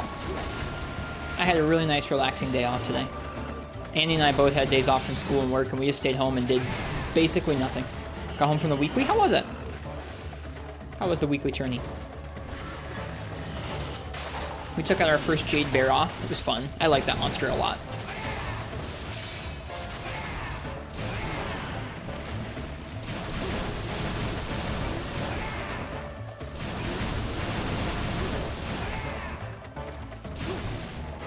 Light attendance because of Thanksgiving Eve. That makes sense.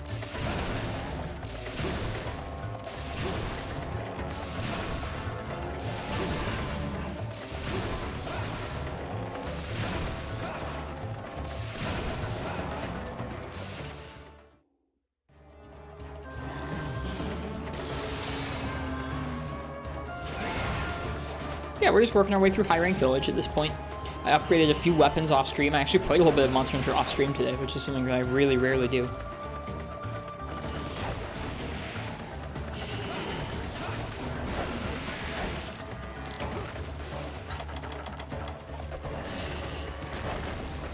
Upgraded a few of the weapons with some early high rank upgrades.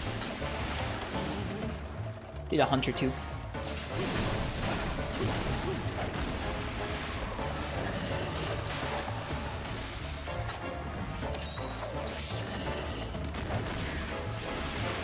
Back from lurking, welcome back.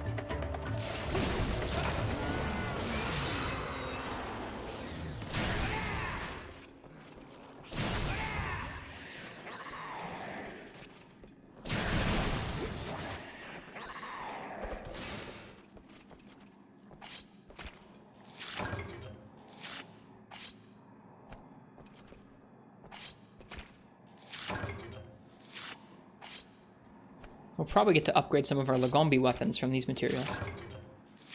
It's nice that the default quest for it has 2 of them, so we get double carves. Probably doesn't take that much longer than a single quest either, so it's kind of efficient.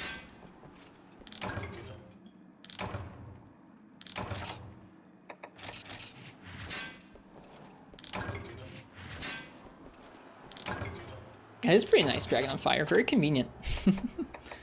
Now that you mention it.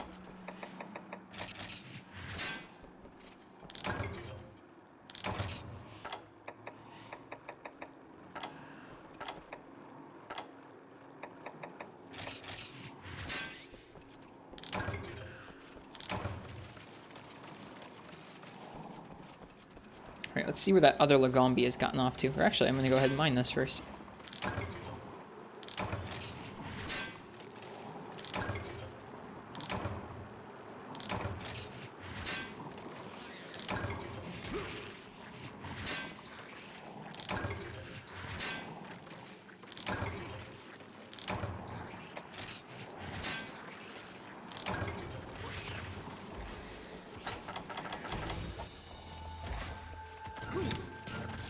Alright. It's interesting how many different communities really care about right to repair. I only know about it from like a software, or like a, sorry, not software, but a computer hardware standpoint. It seems like kind of a no-brainer sort of thing for folks to care about in different contexts. It's like, yeah, I guess things should be designed in a way so that they are made to last and be repaired. Shouldn't be super controversial.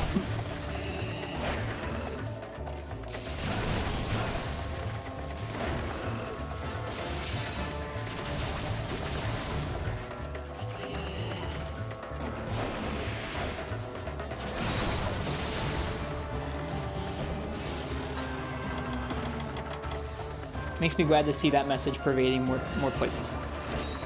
Seems like a sensible one.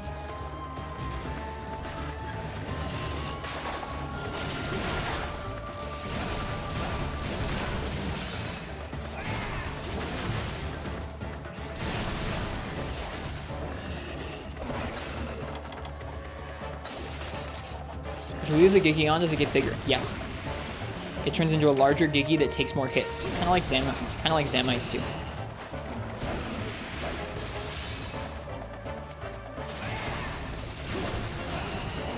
Oops.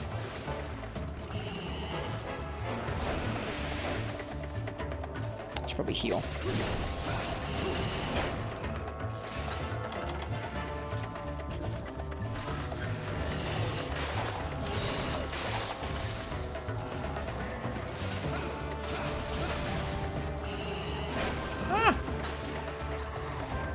Not expecting to get smacked there.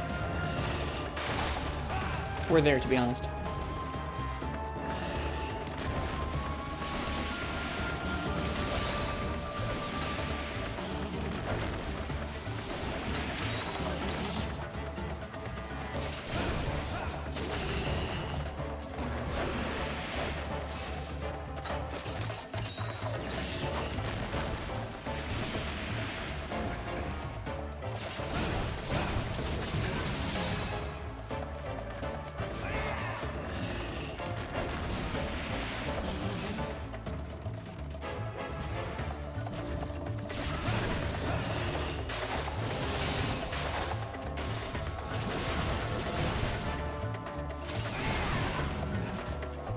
Head break.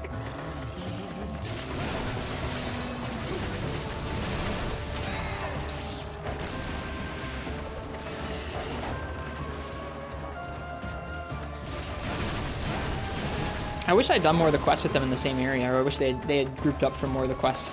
Would have made it a little more interesting. Lagombi's okay on its own, but it was definitely more fun dealing with the two of them overlapping their patterns like that.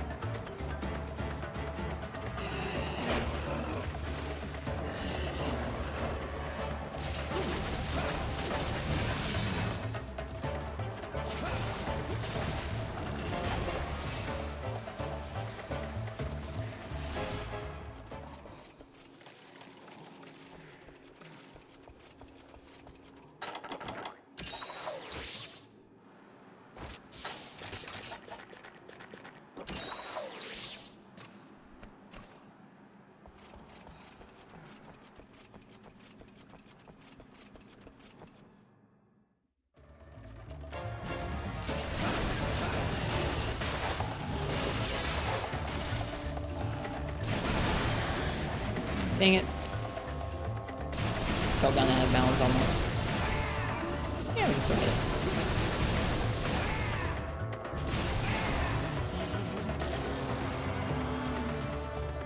I like dual blades in 3rd gen. Especially underwater. Underwater they feel very good compared to some other weapons.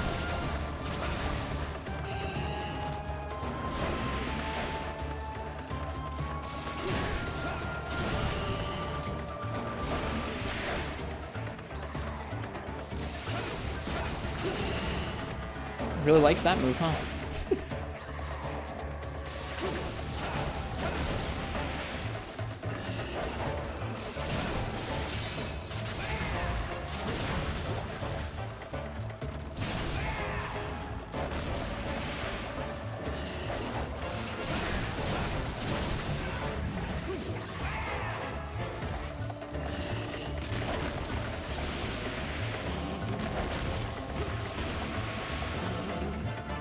Nice combo, Lagombi.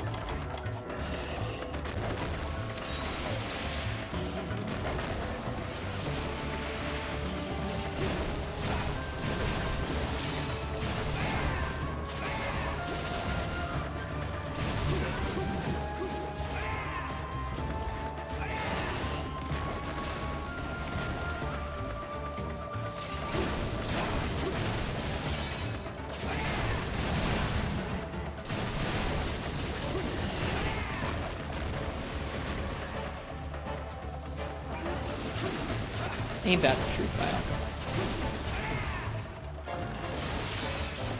file? Away it goes. It could decide to leave really fast.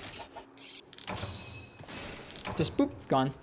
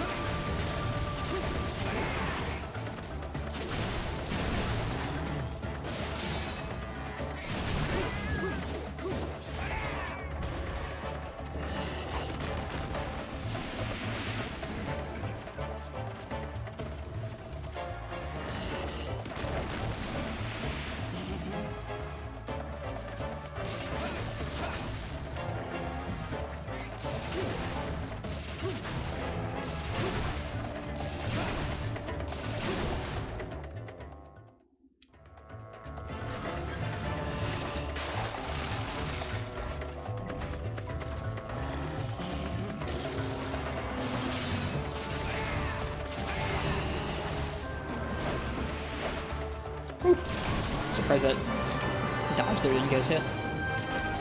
And that's double Lagombi.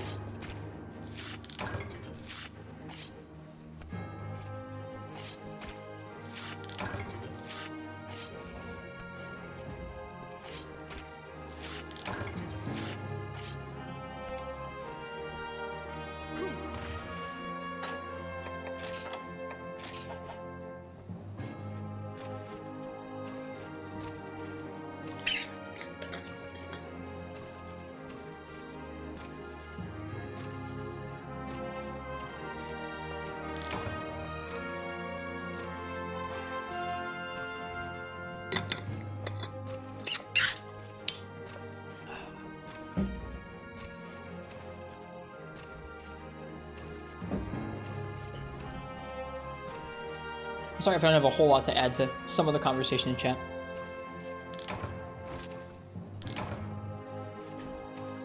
There's a lot of things out there that just aren't how they should be.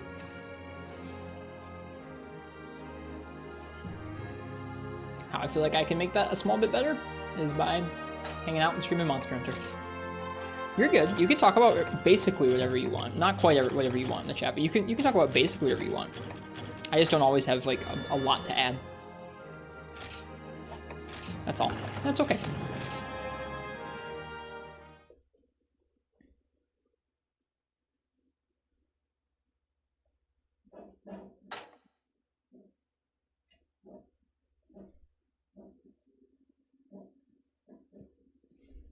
Okay, what's next? We've done our double Lagombi.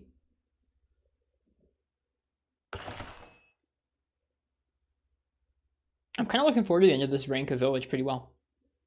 I gotcha. I'm sorry you had a hard night, Big G. I hope it gets better for you over the next couple days. Oops. Leader of the Ice Pack, which is a great Baggi hunt. That shouldn't be too bad.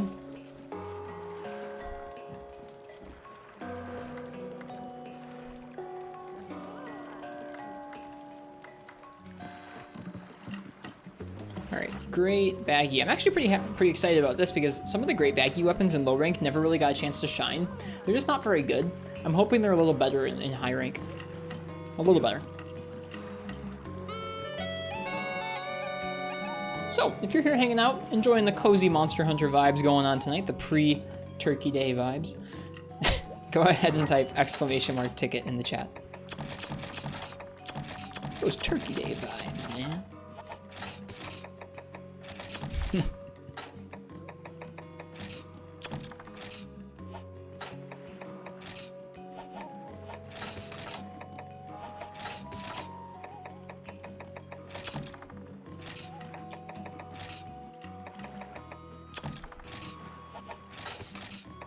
I hear G-rank Baggi is supposed to be an absolute terror. I haven't heard the same about low-rank Baggi, though. Or high-rank Baggi, rather, so I'm sure he'll be just fine. At least I would imagine so.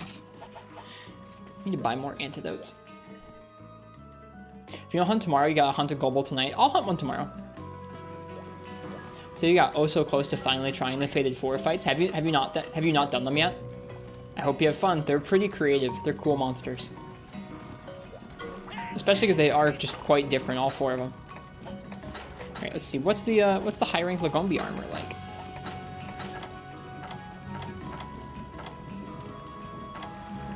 There we go. Lagombi mail. It's cool looking. Crit eye, cold res, evade distance, and lasting power. Lasting power is kind of cool. Where's that?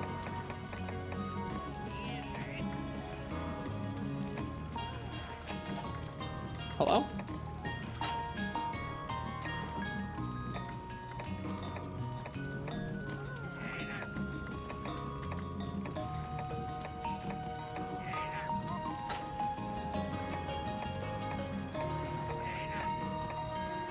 Where's the lasting power?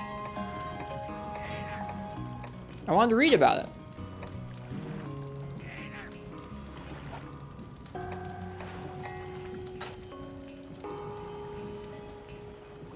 Huh?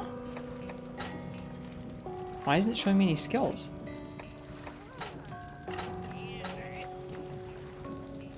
I'm confused.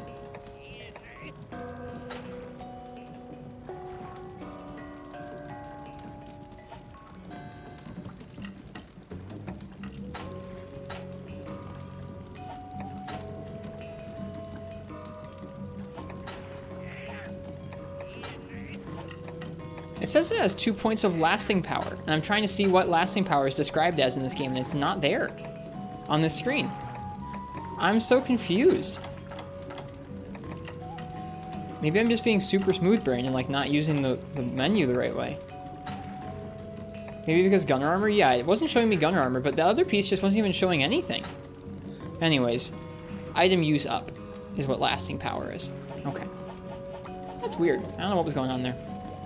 Anyways, last call. If you want to pick my weapon for a great baggy hunt, go ahead and type !ticket in the chat. Nice haul.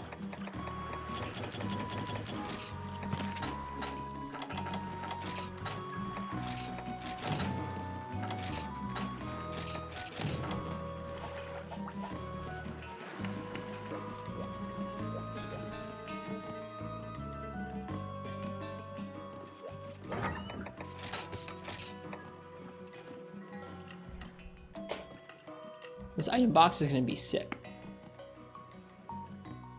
Alright. Hi, ProCal, by the way. If I missed saying hello to anybody when they came in, like Arcane Doctrine, then welcome, you guys. I hope y'all are doing well tonight.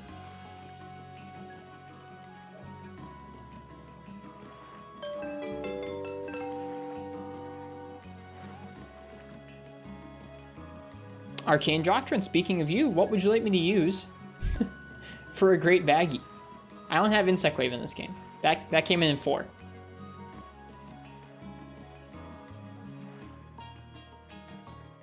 Yeah, Mr. Arcane, what would you like? Sword and Shield? Alright, I can do that for baggy. Go ahead and grab our Jin, Sword and Shield, and we'll go on out. I'm not going to forget my herbs this time. Hi, Marths. You're not Arcane Doctrine, but it's good to see you anyways.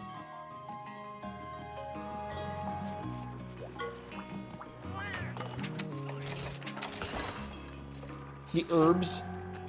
What do you want me to say? Like, the herbs? Like, is that what you prefer?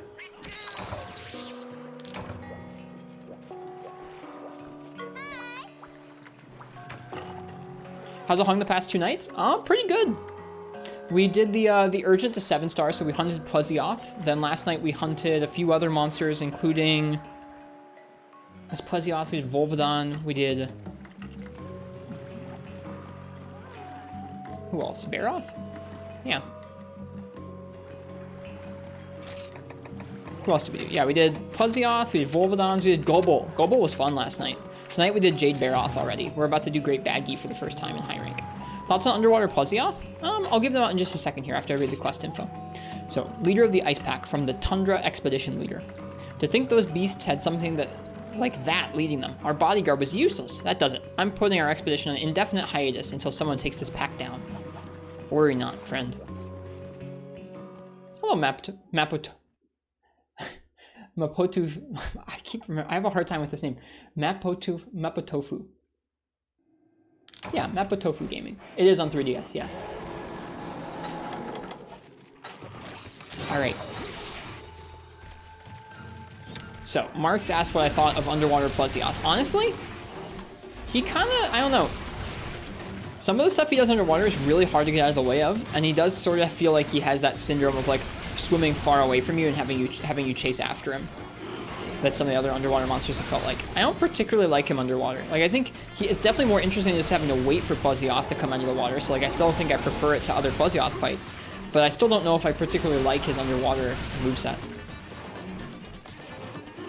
I like Gobble. Gobble feels like the best underwater fight we've done so far. In my opinion, Lagiacrus, Ludroth, Plesioth, those are all pretty lackluster underwater fights. What did we use against underwater Plesioth? So far, Lance, which was really rough actually, because like it felt like we needed to reposition quite frequently underwater to get out of the way of some of Plesioth's attacks, and Lance just had a rough time with it. I didn't have any guard skills on our armor, so it wasn't like we just camp. And then we did Great Sword earlier tonight.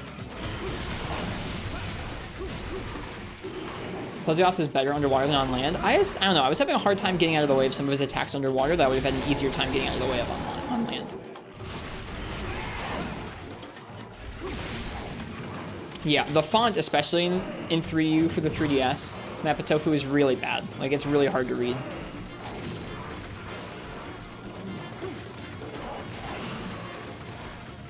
Yeah, to me, Gobble feels like the best mixture of, like, movement, fairly telegraphed moves, different hit zones to aim for, that kind of thing. You thought Underwater Plesioth's biggest strength was how intuitive it was to avoid its attacks and stick to it. I have a hard time dealing with the tail whip underwater. It's like, there is a small telegraph where he cocks his head before he fires his tail off, but I, like, both with Greatsword and with Lance, I was not able to easily get out of the way of that move if I was already anywhere close to him. I mean, he has cool moves underwater. I like the backflip tail spin. Or the backflip tail slam. I like where he jumps out of the water and slams back down again, but that tail spin underwater is really killer to me. It's very difficult, and it seems like a 50-50 a lot of the time for if he's going to do that tail spin or turn to face you instead.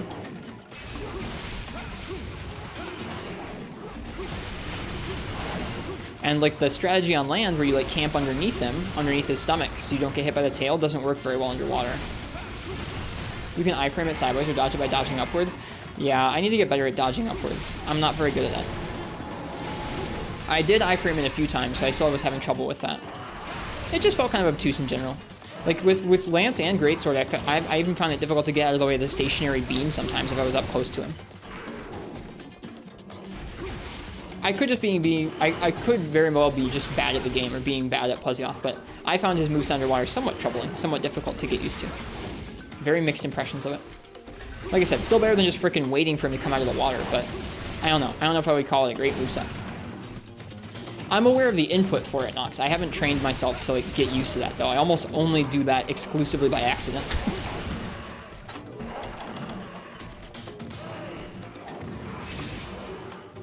And I think backwards is down, upward, or forwards is a dodge up. Neutral, where you don't move your stick at all, is where you dodge forwards, straight forwards. How come you play it on the 3DS? I do have a Wii U, yeah. I played it on the 3DS because the 3DS version actually runs better. The Wii U versions, both versions actually target 60 frames per second, but the Wii U version has pretty decent input lag and stutters a ton, like sometimes drops to like freaking single-digit frames. Whereas the 3DS version runs a little smoother and doesn't have the input lag, even though it is more pixelated and the font is kind of weird. Plus, there just isn't much footage of this game running on the 3DS out there because the 3DS is a notoriously difficult platform to capture for. And so I wanted to have a nice playthrough primarily streamed on the 3DS.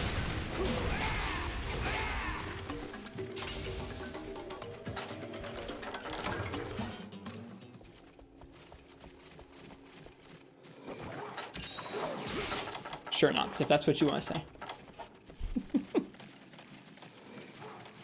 The Wii U version, like, objectively doesn't run very well. Had no idea there were technical difficulties. I mean, it's fine. It's maybe the worst running Monster Hunter game outside of like maybe World on like the base Xbox One. I don't know. It's weird. I guess, you know, base gen for the 3DS might also run similarly poorly in terms of like it's really juddery and there's some frame drops. But yeah. You can get used to it, and like it's not like there's frame drops all the time, but there are certain moves and certain alpha effects that just absolutely tank the frame rate.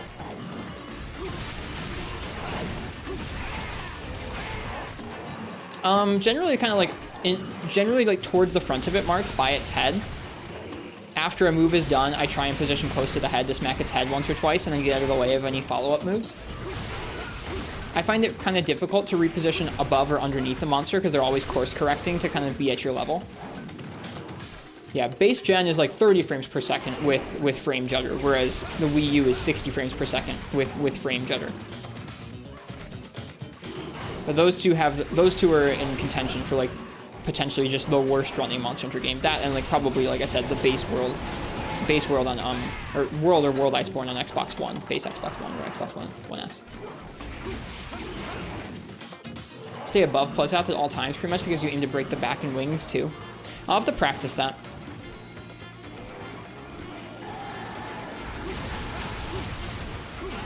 Yeah, I haven't written him off for anything. I've been open the entire time we've been fighting him to the fact that I'm probably fighting him kind of poorly, and I still have some stuff to learn about how to position around him. Definitely took me some time to get used to positioning around the Gigginox underwater. That's something interesting, is like they're giving you some of the same problems you would have had in like first or second generation, where it's like, hey, if you stand in this area, you won't have time to react, you're just going to get hit. And then they're giving you like the 4D chess version of it, where like, hey, you can also go above and below and dodge up and down. It's just kind of wild.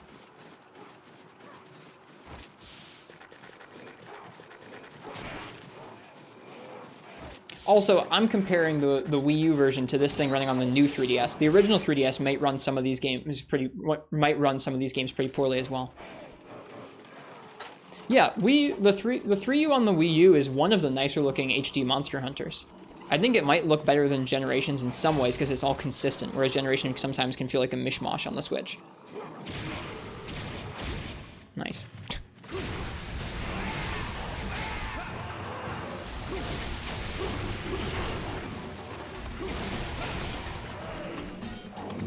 You're attacking laterally. If you turn the camera up and down, Nox, you will attack diagonally. Like if you point the camera down, you will attack up and down.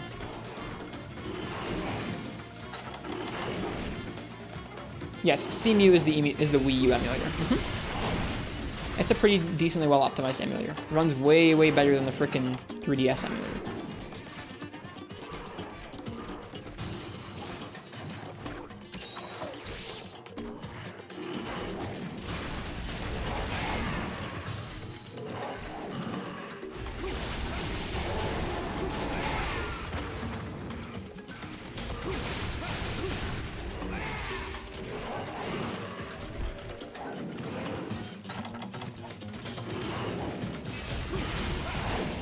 Whoops.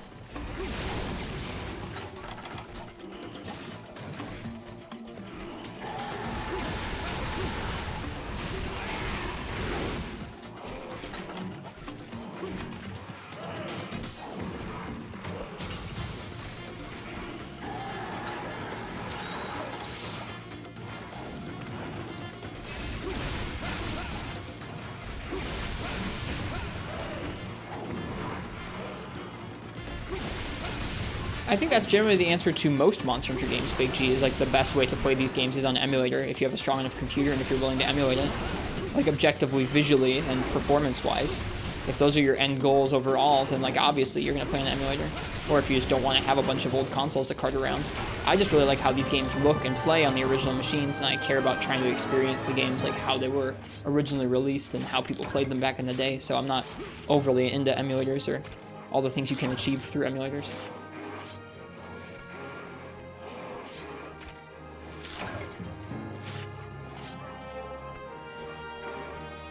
Okay, well that was great, Baggi. It's nice to get these monsters knocked out so we can start looking at their materials. Their upgrades for their weapons and armor.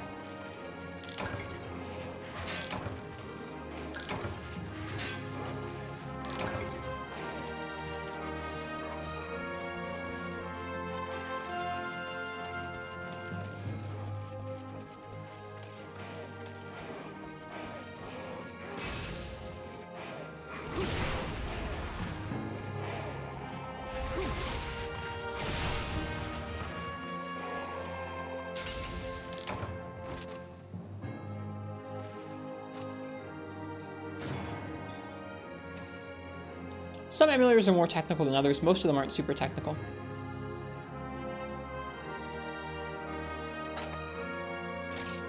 Hello, Braun and Susan.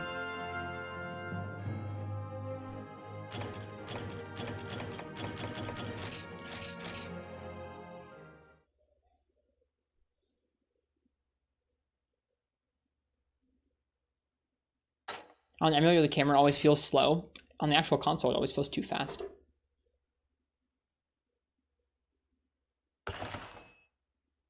Sup, Marks?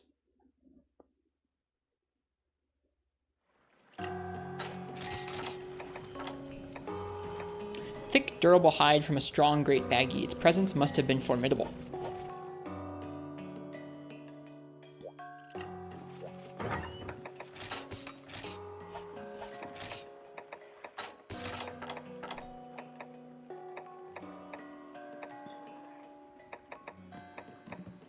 A superior scale carved from a Baggi, essential for forging stronger equipment.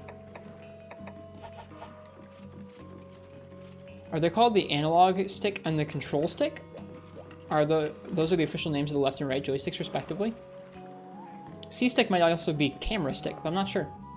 I don't know what C-stick stands for, but Nintendo calls the secondary stick on the GameCube and the new 3DS the C-stick, which was a development of the C buttons from the N64, which had camera buttons. I think that's what they were called. think that's that particular lineage.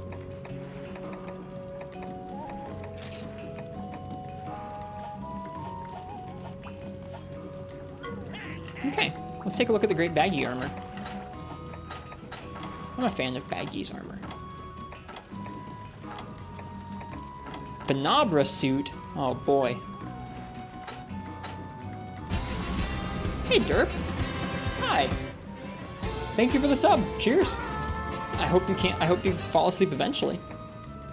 Hope it finds you. But thank you very much, and thank you for 6 months of the subs. That's kind. Besides not being able to sleep, how are you doing? When does that song play? That is at the end. That's somewhere in Generations, Patty. That's one of the Generations credit themes. All right, this has Para Plus, Sheathing, and Status. Status might be nice. There we go, Baggi helm.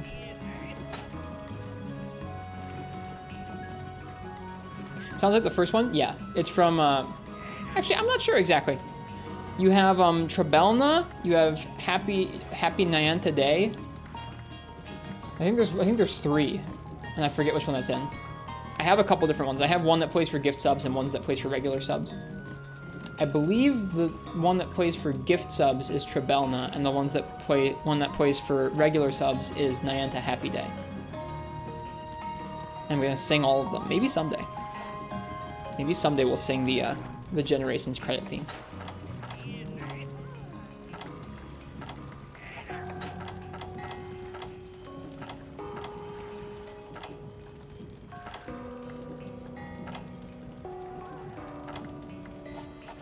Alright, anyways. Oh hey, something I need to tell you. Great Baggi have started showing up in the Mogul Woods at night. Expect to run into them from now on. Get into the habit of looking at the Mogul forecast.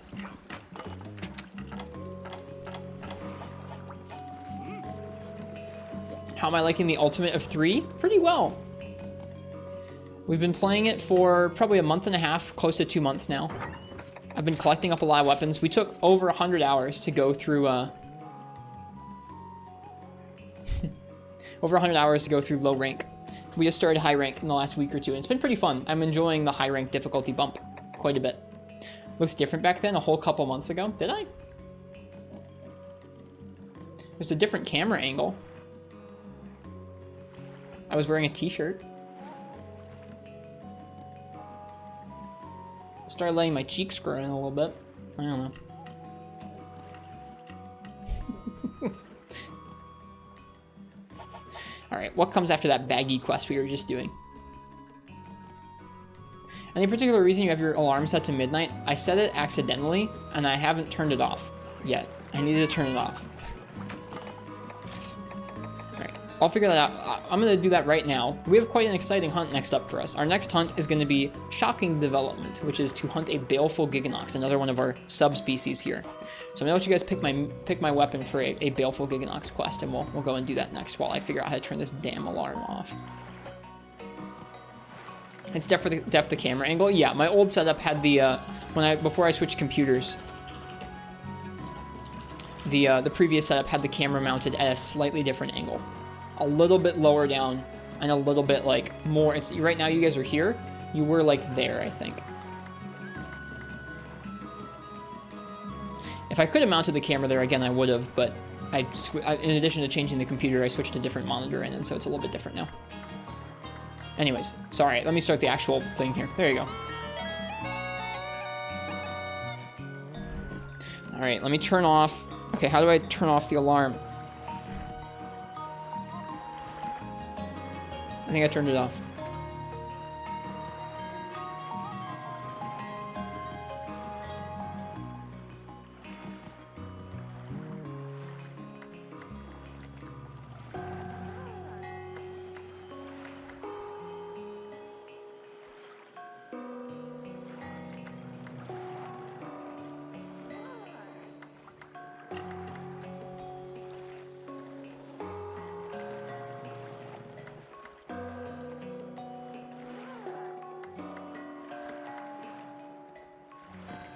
I think I fixed it.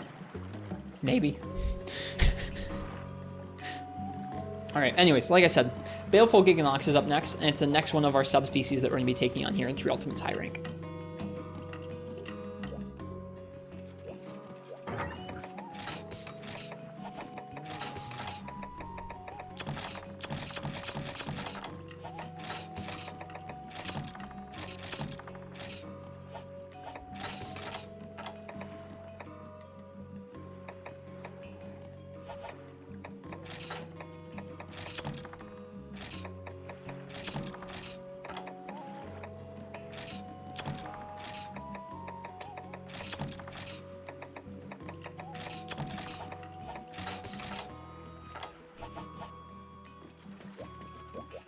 Why only 5 Mega Potions? I don't need more than that. We only just started carrying them. By the time we get to the end of high rank, I anticipate bringing probably 10 Mega Potions and some Max Potions. But right now, we don't need them.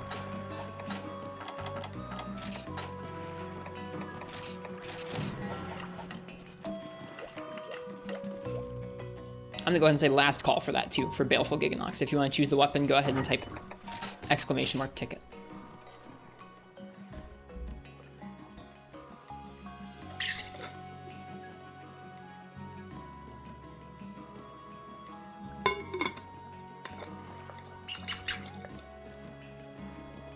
Okay.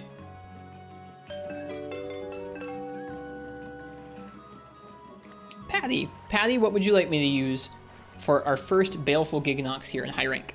An electric Gigginox.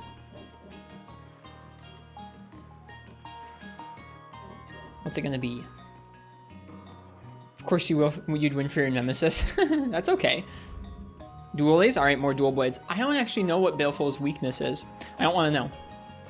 I'll find out once I'm done with this quest. Let me go ahead and see here. Let me try and think. I don't really know. I know regular Gigginox is weak to fire. I think we might just go with poison.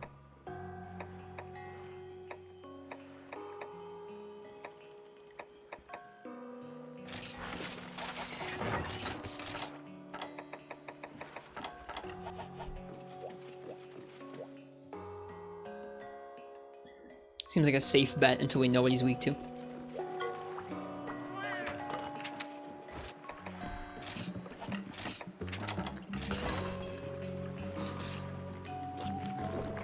$11. Mm-hmm. Do I have any good fire dual blades? I do. Like I said, I don't want help from chat to tell me what things' weaknesses are before I've actually fought them. I don't know if he's weak to fire or not, so I'm gonna treat it like I don't know. Hunt a Baleful Gigginox from the Yukumo Clerk. Attention, elite hunters. This request is tailor-made for your skills. Apparently, there's this terrible thunder element monster out on the tundra. Interested? I sure am. Who wouldn't be? You know, well, I suppose. They're long-winded, that Yukumo Clerk. Don't know what's weak to either. Yeah, I have Brother Flames, which are pretty decent fire dual blades, but I'd rather bring the Bloodwings. They have good poison, or at least a little bit of poison, and they have good green, so we'll make do with those. At least they've got decent raw and green, if the poison doesn't prove too effective. Seems like a safe bet to me for something where I'm not sure what the element of weakness is. Ah, just asking about? Okay, I gotcha. No, we have Brother Flames, which are the Rathalos and Rathian dual blades.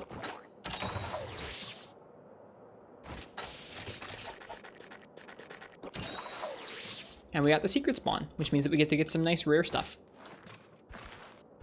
before hunting our new Gigginox friend here. Never know when to try bringing status weapons. When you want some variety. If you want to break a certain part. If you feel like you want some variety in the hunt when you've been farming it with element or something. A couple Dragon Bone relics, that's nice. We're probably going to need those for a lot of upgrades.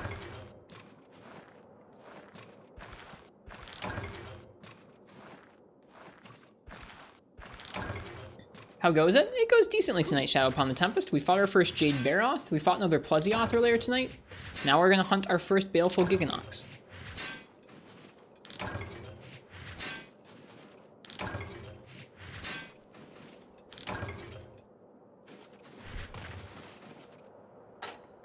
Down we go. Let me Go ahead and get comfy here.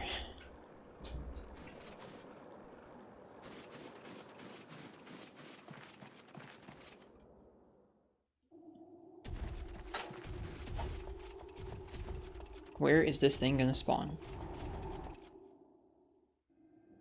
Time to fight not Kezu, indeed. I'm down. How is Jade? I really like Jade Barroth a lot. I really like how it takes Barroth's moveset and makes it more aggressive and mixes it up with some mix-ups. Like the curving charge. So much fun. I really enjoyed it. I remember enjoying it back in Portable Third, but I'd kind of forgotten some of its movement options, and then when I was reintroduced him here, I was like, oh yeah, I really like this monster a lot. It's cool.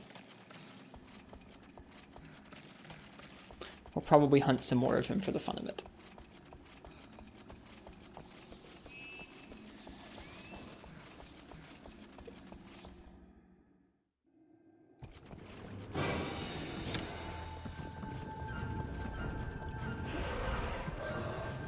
Here he is.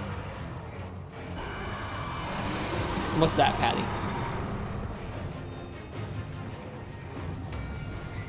I have a guess, but I don't know if it's right. My beard? Why, thank you. I actually thought about shaving it all the way off at the beginning of this month to see what would grow back, but I did not.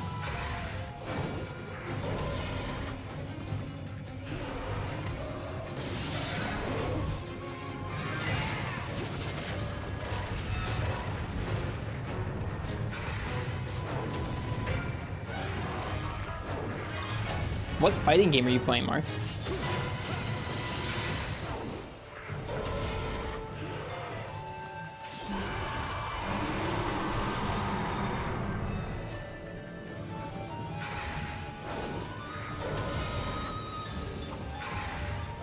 I feel like Baleful, Gigginox, and me would get along because he's green and I'm wearing green. Where Hunter is. Soul Calibur right now, hopped off before I'm playing again. Soul Calibur seems neat.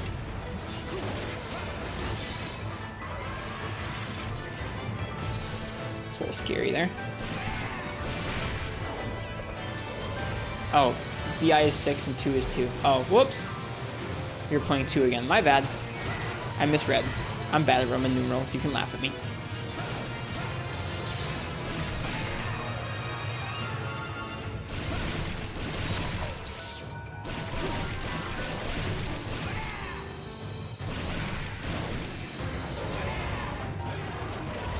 Green? He seems kind of greenish, yeah, doesn't he?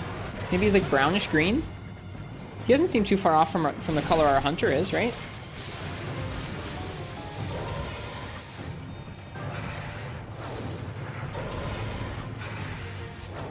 Well, I got poisoned once. And our hunter is wearing green too. I'm not, but our hunter is. It's kind of a yellowy green, I don't know. Looks yellow to you? Okay. It's pretty yellowy brownish. It's in that spectrum. Oh, now it's red. Now we don't need to debate about that anymore. I forgot he went and turned red. I forgot about that move too. That move's scary.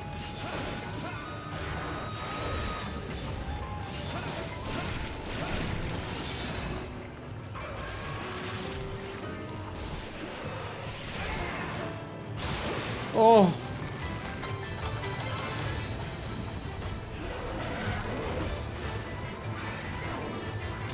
Oh, dude, comboed to death.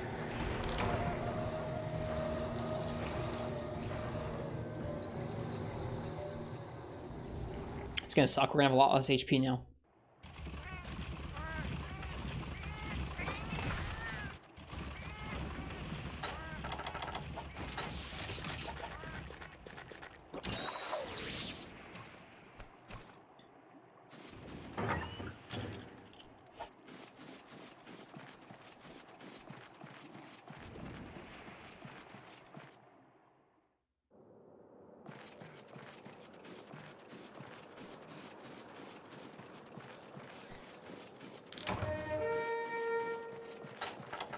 Yeah, I'm not a big fan of control schemes like that either, Martz.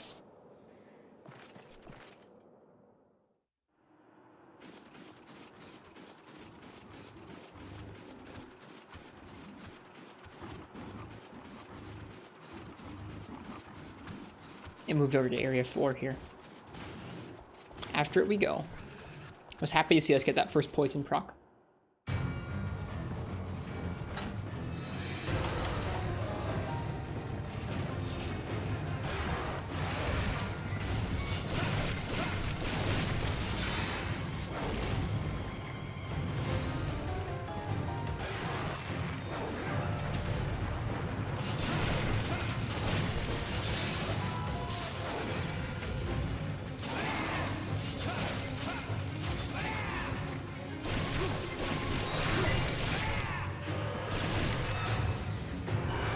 Fast rage.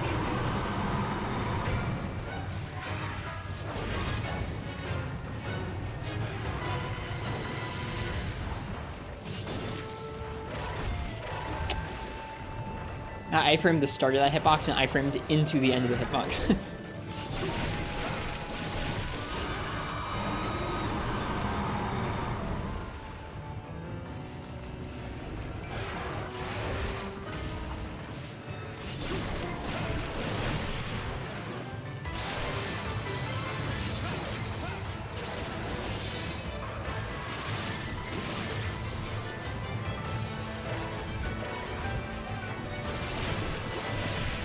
Hit by that. Yeah.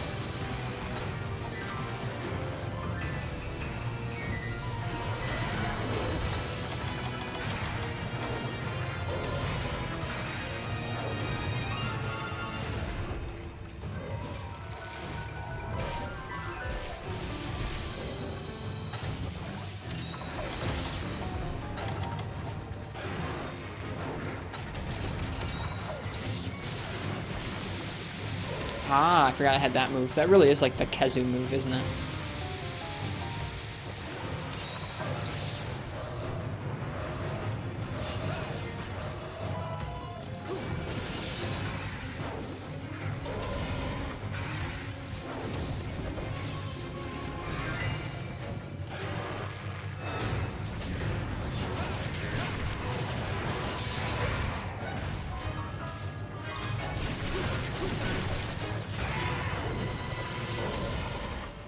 Two poison procs.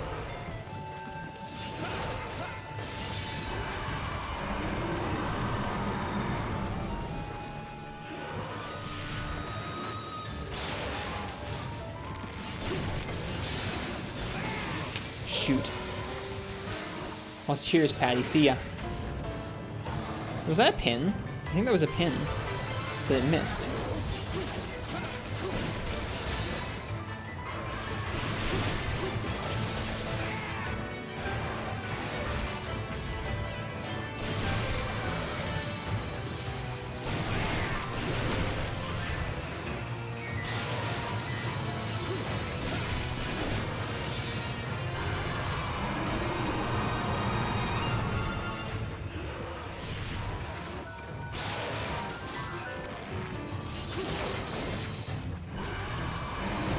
This monster likes to waste a lot of time, so it's nice that we have poison for it, honestly.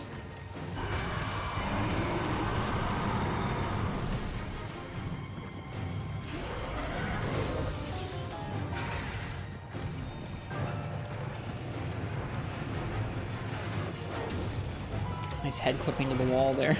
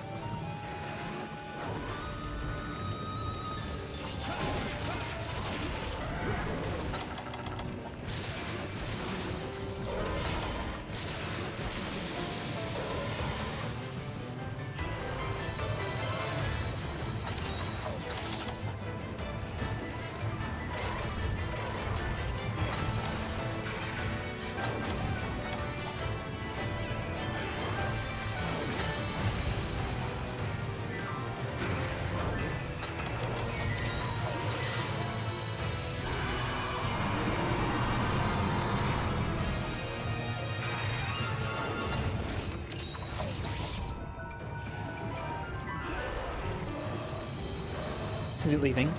It's kind of cool they can leave walking across the ceiling like that. Not just the floor.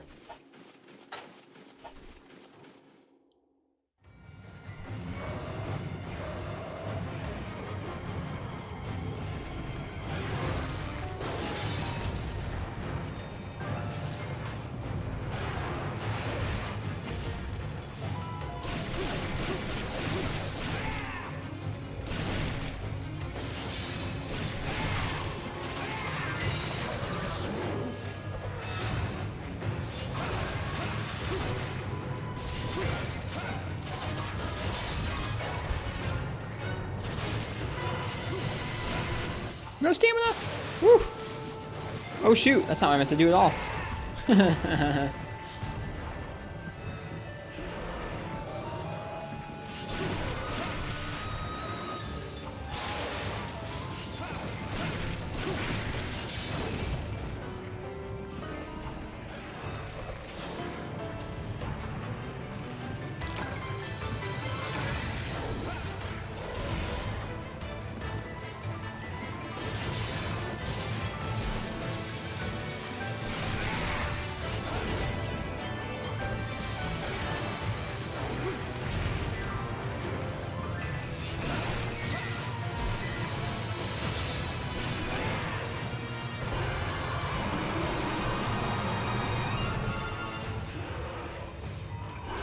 No stamina to Superman died the second roar. That's okay, I think. He does have some roar combos. At least regular Gigginox had some roar combos where it could roar and combo me while I was still stuck in its stun.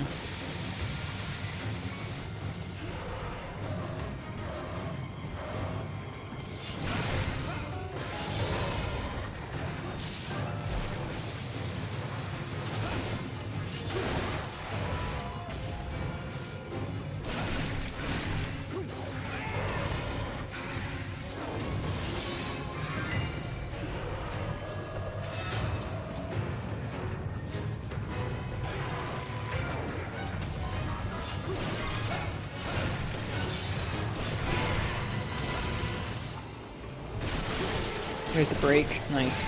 Means we're just missing the head break and we'll be set. Yeah. It's got some combos like that. They're kind of rough. Wind pressure into that head, into that neck swipe, or roar into that neck swipe. Can be kind of frustrating. God darn it, Baggi. Hit me. Hit me. Why would you hit me and then run away?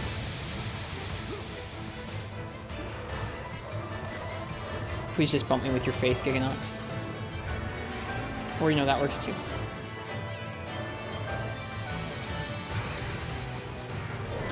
That works too.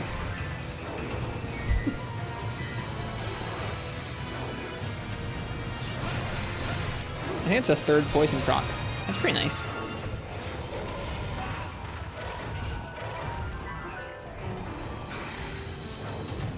Think you can sleep now? Well, I hope you rest well, Big G. Enjoy your holiday tomorrow.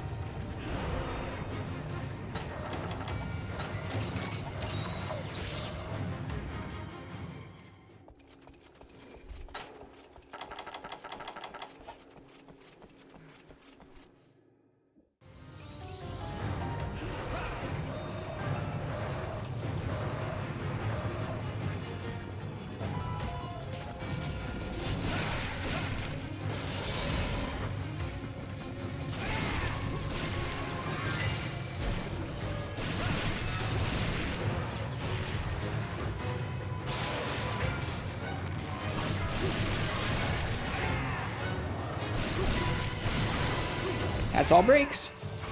Good stuff.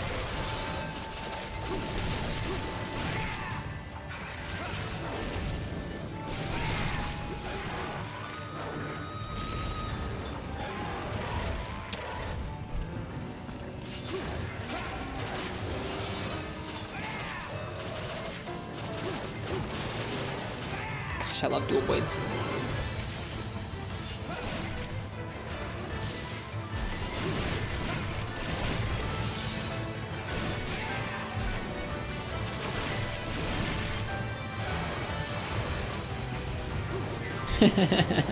As I whiff a whole demon dance. Good stuff.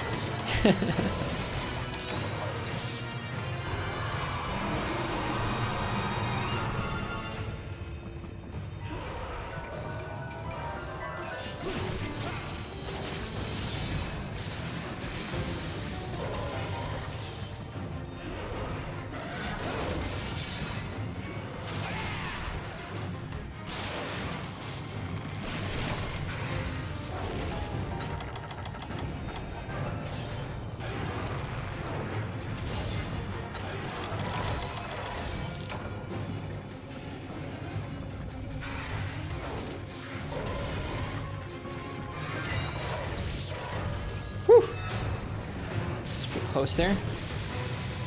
Ooh, different colored thunder when it's enraged. One must give you Thunderblight, and the other one must just para you like Kezu. Oh, Hexen. It's the Hunter. Not the Hunter, but I guess in terms of this save file, yeah, this is the Hunter.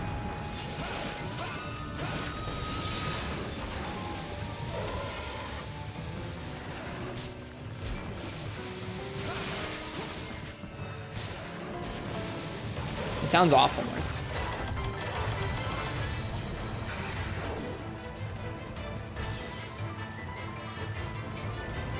I've read the notation before, Mark. It's weird.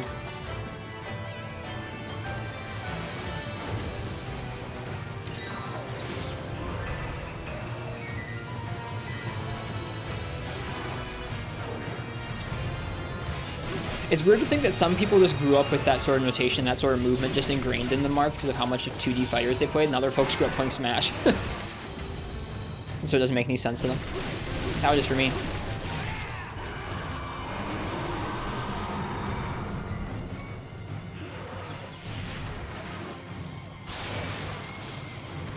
Well.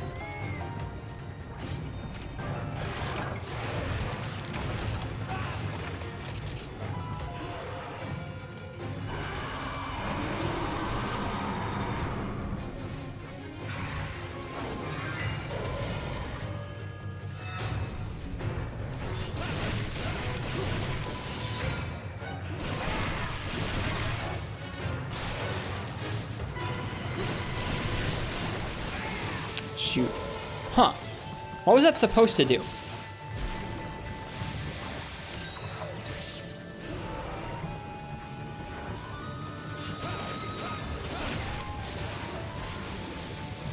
So all it did was give us Thunderblight.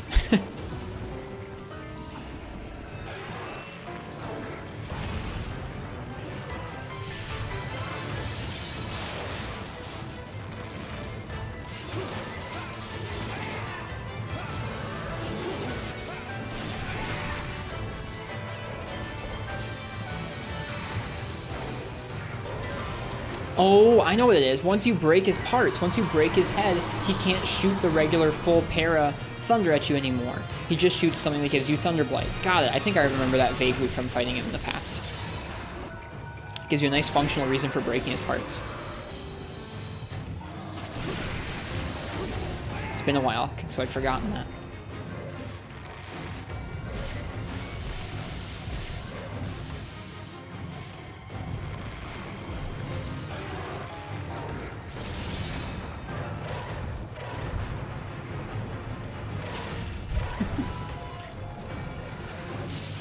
Is it the head or the Parasack on the stomach? I don't know. We broke both of them around the same time in the fight, so I don't actually remember which one it is.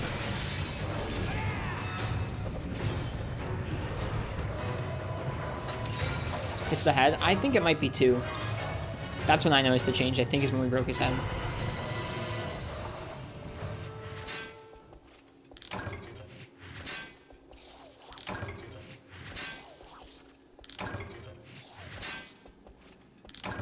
Lots of Sunspire jewels, jeez.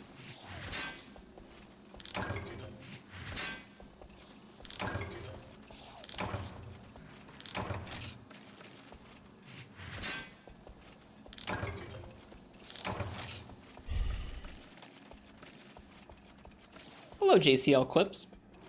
Welcome. We are hunting our first Baleful Gigginox on this file. I've hunted one before in Portable 3rd, but this is my first time hunting one in 3 Ultimate.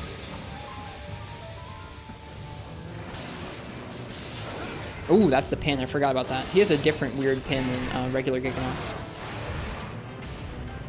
What's the vibes? He's going pretty okay. I think with a different weapon that was a little bit less mobile, we'd have a harder time getting out of the way of some of his moves, like his big thunder AoE around his body or his big thunderballs he shoots at you. Like, that move would probably be tougher with a slower weapon, but with dual blades, we're so fast, we haven't had too much of an issue.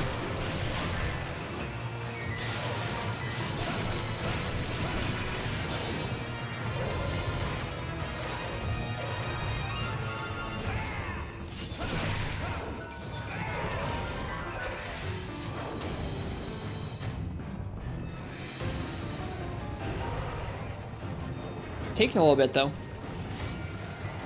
I couldn't remember off the top of my head what his elemental weakness was, so we went with poison for this fight instead of an elemental set of dual blades.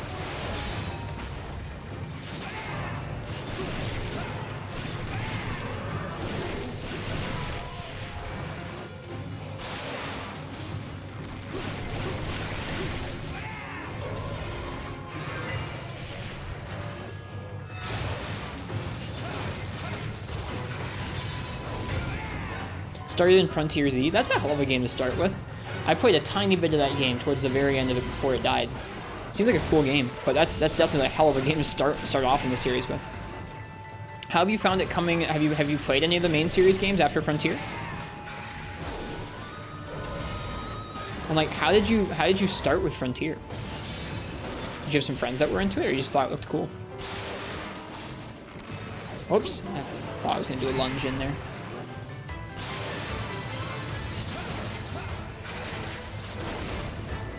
Friends? That's cool. Your friends got you into a cool game. I wish I could play more Frontier right now. I know there are folks working on a private server, but not ready for prime time quite yet.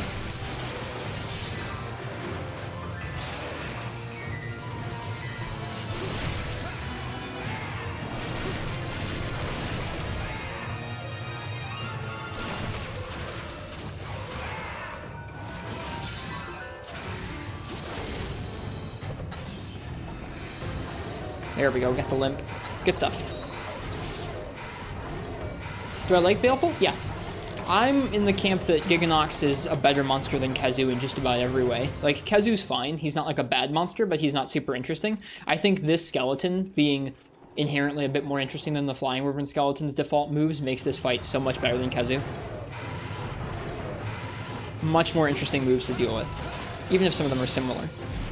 So I like Baleful and I like regular Gigginox pretty well.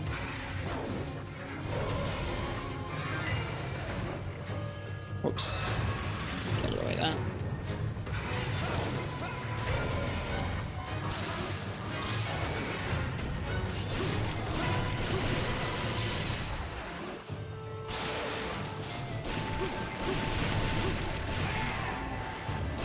That mouth, though. Oh, we're gonna get hit by that. Oh. Is he gonna do the pin? Nope, he's too tired to do the pin. Bummer.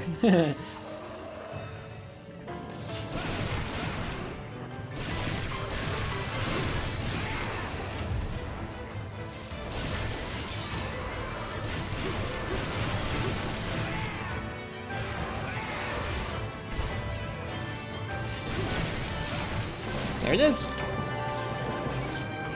That was our first Baleful Gigginox. This is from your imagination. There's an island called...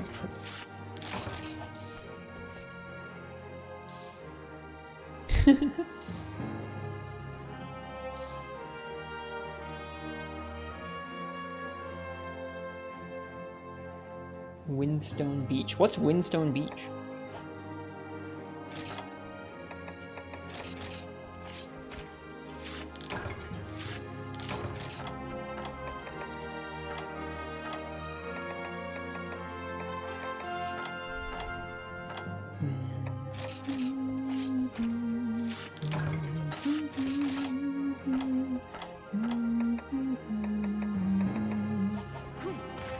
Not a bad hunt, that one.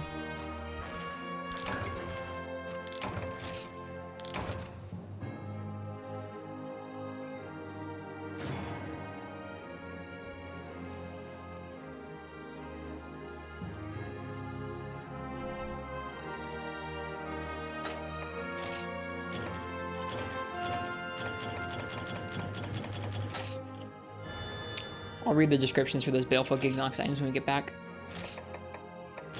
That was not a bad hunt at all.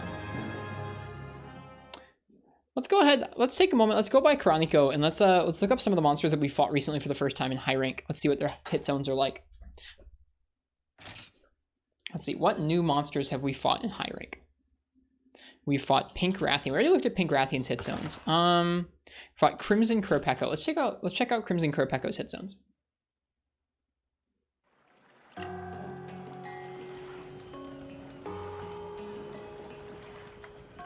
Still pretty weak on the head. The chest is pretty weak too. So is the body. The Volt Stones are very, very weak.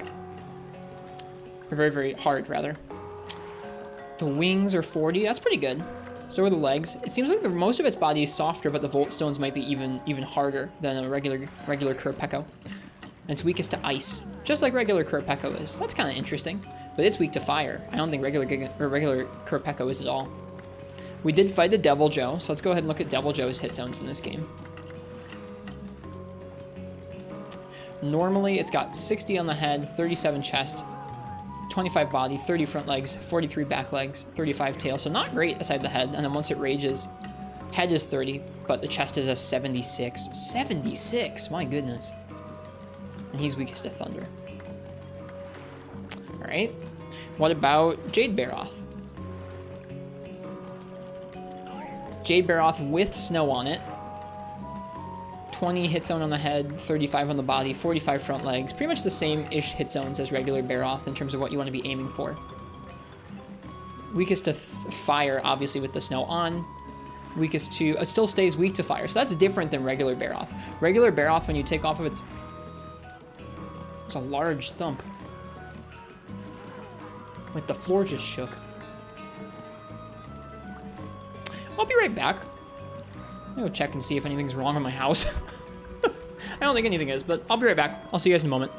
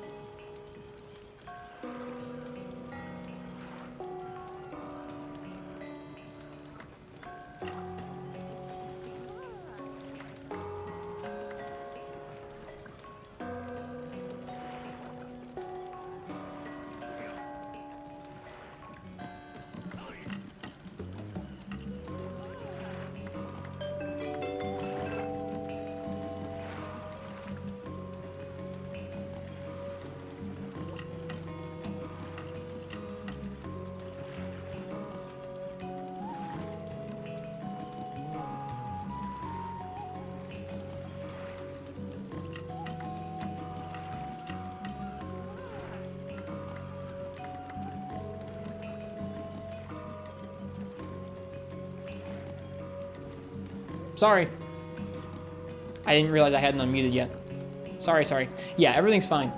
The cats hadn't made a mess. My wife hadn't fallen down or anything. We're all good. Every once in a while I come back and I think I hit the button to unmute and I just don't. No, all is well. All is well. And what do I think of Protix Island? It sounds like something that a lot of Monster Hunter fans would be into. Any idea what the sound was? Probably just someone moving stuff around downstairs. Like, we're on the top floor of an apartment, so probably just someone, like, bumping something below us. But it was, like, pronounced enough. I was like, something just, like, hit the building. It wasn't, like, an earthquake level shake, but it was a thump. Anyways, I was saying Jade Barroth is interesting because once you chip it off with fire, it gets less weak to fire, but it keeps the same elemental weaknesses, whereas regular Barroth switches its elemental weaknesses once you knock its coating off. Kind of cool. Let's see about Baleful. Baleful Gigginox. Looks like it's the same deal as regular Kezi, where its tail is super hard normally, but then gets weak when it's raged. Its head is pretty soft normally, but then gets super hardened up when it's raged. Weakest to water, not fire. A little bit of fire weakness. Hugely weak to water, though. A little bit weak to dragon. Elemental weakness stays the same across the two forms. Chest is pretty weak too. Cool. Oh, Purple Ludroth. I don't know if we looked up Purple Ludroth's hit zones yet. I think we did, but I've forgotten them. What the hell? We'll look at Purple Ludroth and we'll look at Pink Rathian again too. So Purple Ludroth is weakest, not on its head. Its head's actually awful. 36. Belly's 45. Main's 44. With Troll hit zone. Tail is 40. I feel like Royal Ludroth's head is a lot weaker than that. Yeah, Royal Ludroth's head's a 42, which still isn't amazing, but it's a lot better than a frickin' 36. It's weakest to fire and thunder, whereas regular Ludroth is also weak to fire and thunder, just a little more so ice. Cool. What about Pink Rathian? Pink Rathian, we already know her stomach's super weak. Legs are pretty weak too at 44. Head is decent in this game. I feel like in 4 Ultimate... Let's check. I feel like in 4 Ultimate they made her head a lot harder. Nope, never mind. Her head's a 50 in 4 Ultimate. I was just misremembering. Hello, Slow Hunter. Welcome. How you doing? And she's weakest to Thunder and Dragon. Check out her legs. 44, 45 is good. Check out her legs. Oh, maybe that's what it was. Maybe in 4U they just really disproportionately buffed up the leg hit zone, so it was really juicy. I closed the tab already, so I have to reopen it. Oh yeah, legs 63 and 70. Oh my goodness. That's insane. Alright, and that's all the subspecies we fought for the first time in high rank. Let's see what's next. What's next after Baleful? We have a couple pieces of dialogue here. Maybe that was the last urgent. Oga, Oga, Cha-Cha. Cha-Cha, hear word on street. Kayamba have a rendezvous with Rathalos. Fiery rendezvous. It only Cha natural that Kayamba find legendary Maskalaka. Klutz cause Cha-Cha lose Master Rathalos in the first place. Not that Cha-Cha Shaka care anymore. Nowadays, Cha-Cha enjoy rewarding new career as Master Maskalaka Maker. Cha-Cha too busy brain thinking new Maskalaka Shaka concepts. Lovely dialogue. This greatest discovery of all time. Kayamba find Rathalos that steal Ultimate Mask. Stupid thing over on Deserted Island. Huh? You wanna know how Kayamba find it? Perhaps Kayamba get a little lost on the way back from hunt. No, Kayamba rephrase that. On way back from hunt, Kayamba purposely choose wrong direction to search for Rathalos. This time he appear. Even better, thieving Rathalos still have Ultimate Mask. Kayamba not see it personally, but Kayamba know it there. Kayamba already went to Pretty Guild Lady to register quest. So come, stop standing there like bum on log. Let's go get Mask. Wow, did you hear what the kiddo said? Apparently that Rathalos swiped something called the Ultimate Mask. I don't know what's so ultimate about it, but I'd love to take a peek myself. So this time, ta-da! The quest request is from our itty-bitty buddy. Hunt down that Rathalos and get your hands on the Ultimate Mask. It's hot merchandise. Don't forget to bring said little buddy along too. Away we go. Masked robbery. Hunt a Rathalos in the deserted island. That is an urgent quest to the next level. We still have a bunch of quests still. Including Jen Moran. So far, still left in this rank of village, we have a Gigginox and a Baleful Gigginox combo quest. We have 5 Anteka Antlers with a danger sign on the quest. We have Toxin Avenger, which is a Gigginox Huntathon. We have a Jade Barroth and a regular Gigginox. And then we have Jen Moran. These sound tough. I had to deliver some stuff to the Resource Center marks, but yeah. Or to the villager requests, rather. Resource Center. I think, right, since we don't have any more new monsters besides Jen in this rank, I think this might be where we take a break and start farming some stuff. So...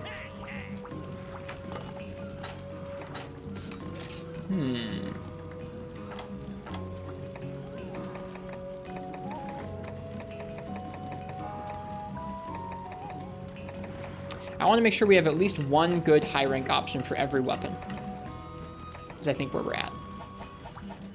Right now we're looking at mostly, what, Rarity 4 upgrades?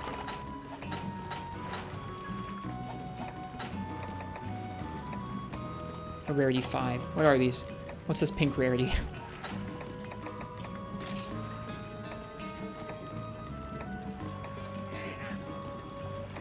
Doesn't give me a rarity here. Oh, it does on the bottom screen. I think, yeah, pink is rare 5.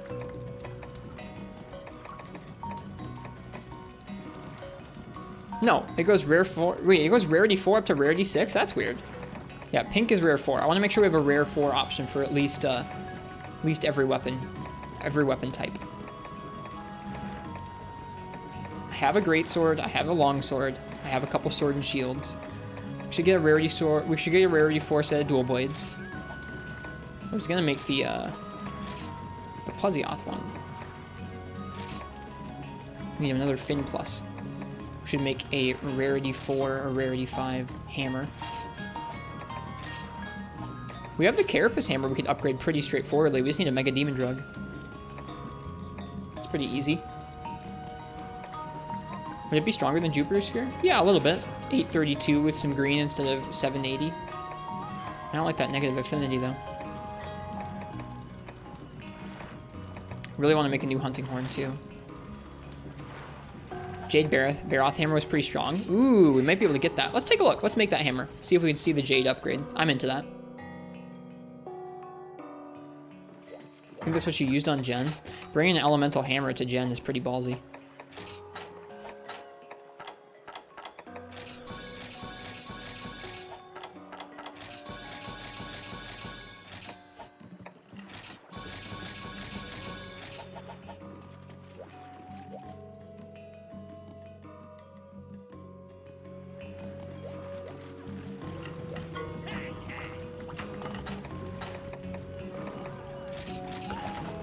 Right. Ooh, wow. Look at that hammer there. We actually need to make the Barroth hammer before we can even see the Gen... sorry, not Gen, but the, Jade. The Jade hammer. So we need to go hunt a Volvidon for another Volvidon Carapace. Alright, well, that's what's coming next. Let's do some Volvidon. I'll let you guys pick my weapon. I think it's a double Volvidon quest we got going on here. Double Volvidon.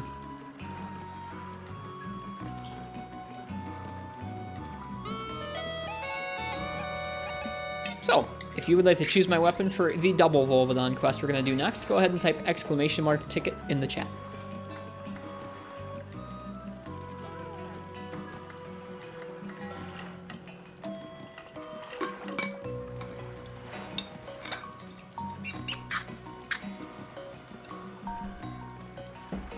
If I draw your name out after that, once you've done that ticket, then you get to choose what we use for the next quest.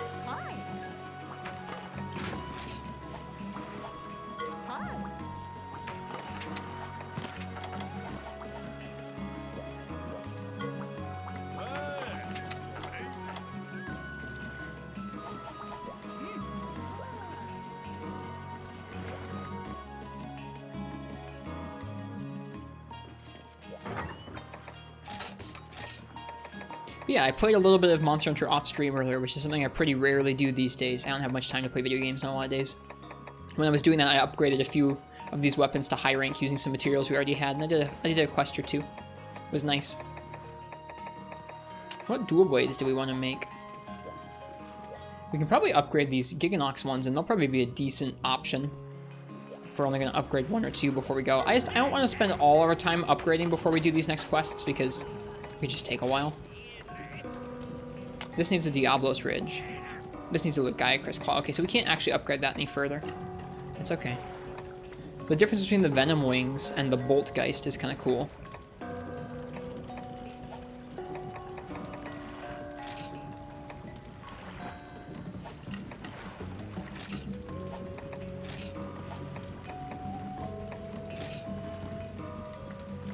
We need Volvidon stuff for our hunting horn upgrade as well, which is nice. I'll have to see if there are any other hunting horns I could make in early high rank that'd be better than the ore one. I'm really tired of using the ore one. Been using it forever.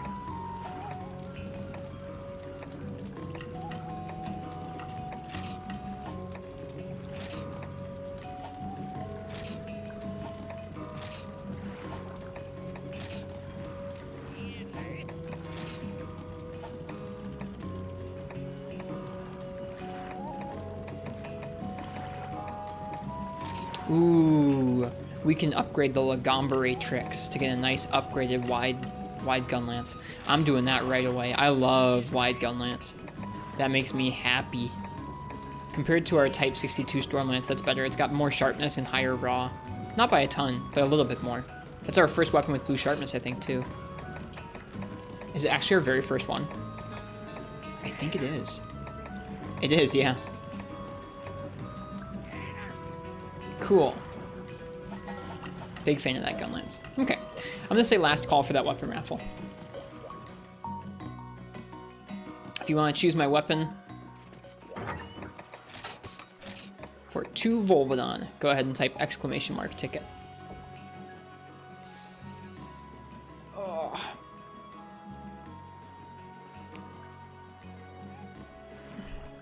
Okay. Let's see what we're going to use here.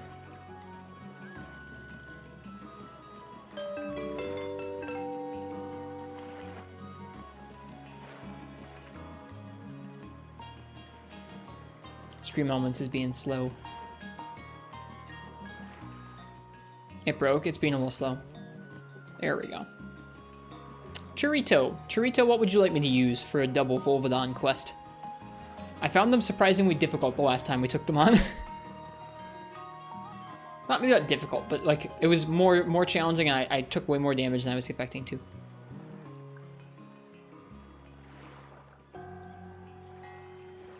So what's it going to be this time?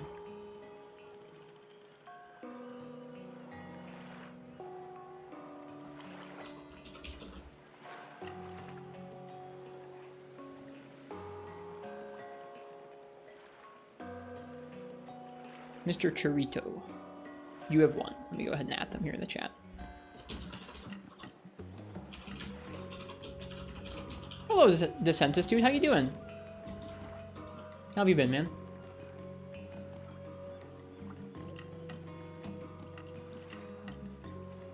Give them just a moment, and I'll draw another person from the weapon raffle here.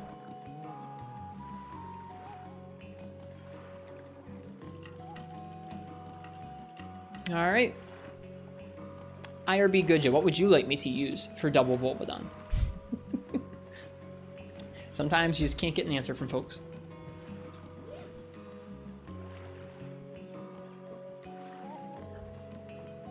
Lance? All right. I just upgraded the Great Baggi Lance earlier tonight, so I'll probably use that.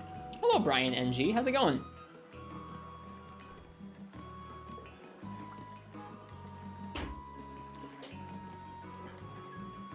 How are you this evening?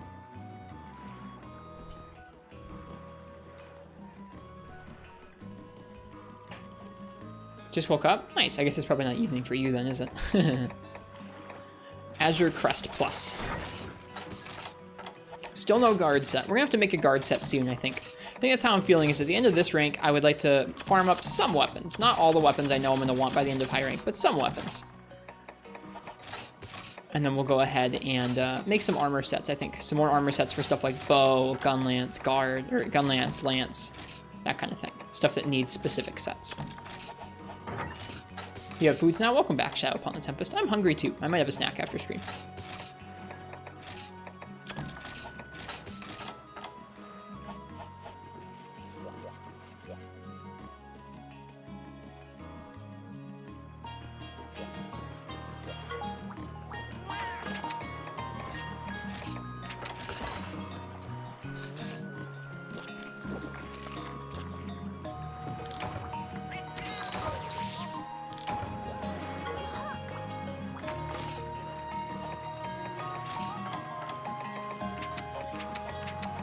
Rock Slide is hunt 2 Volvidons. I think it's at night, if I remember correctly.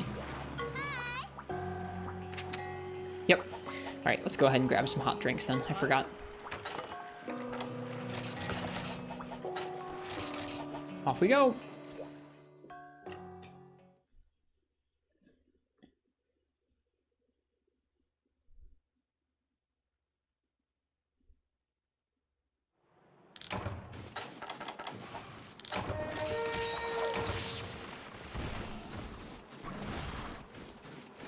And we didn't have to look far for one, did we? Hello, Volvidon.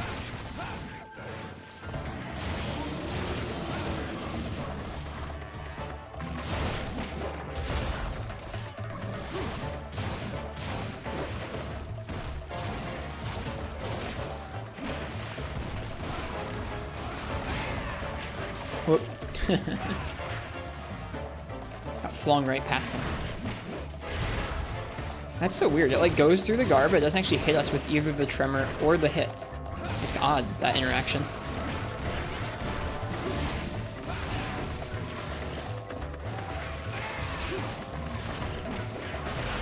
Wasn't ready for it that time, though. Got the Jaggies, too.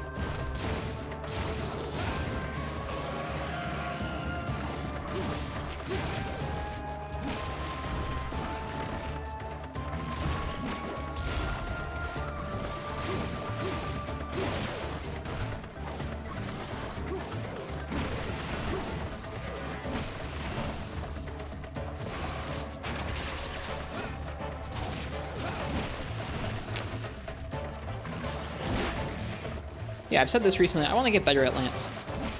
It's been a while since it's been one of the weapons that I've focused on. I've focused on Gunlance a lot in the last year, I think. I'd really like to get better at Lance again.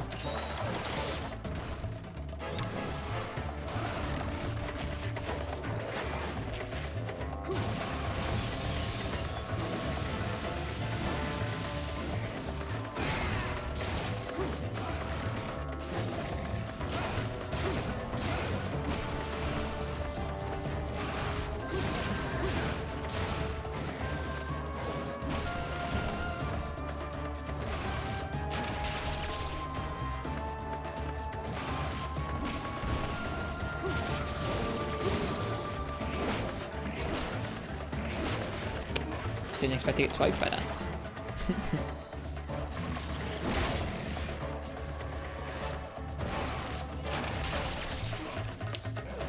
I stepped into that. I got out of the way and then I accidentally moved back into it. Oh! That's such a brutal combo. Ah, there's another Volvidon here.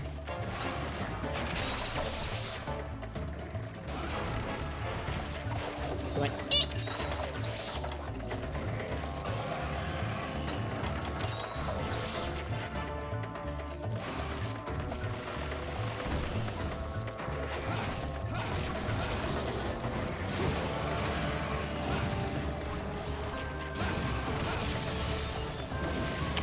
Such a big hitbox on that, on the stink move.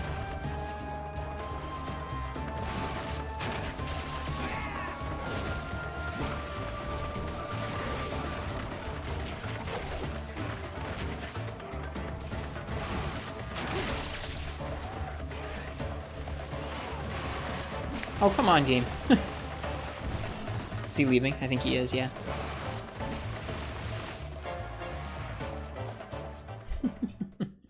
The game making you pause right as the other monster notices you. I like that I followed him in here. We came out the other side and he ran over us. Thank you, game. Thank you very much.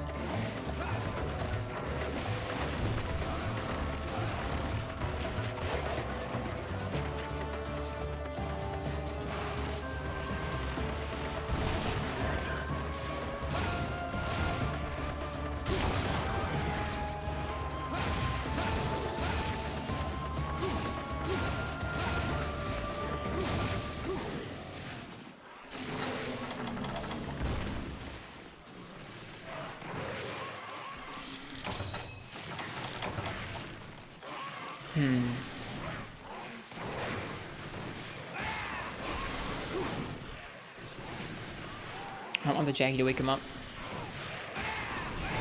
There we go.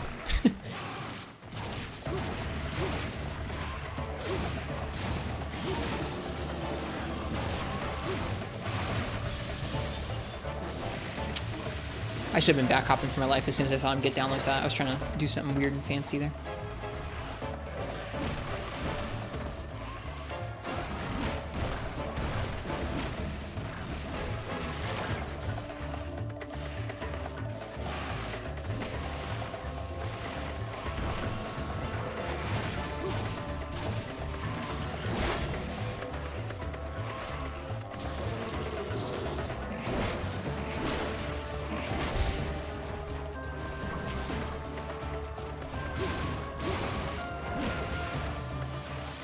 Okay. Hi, Skiffy. What's up?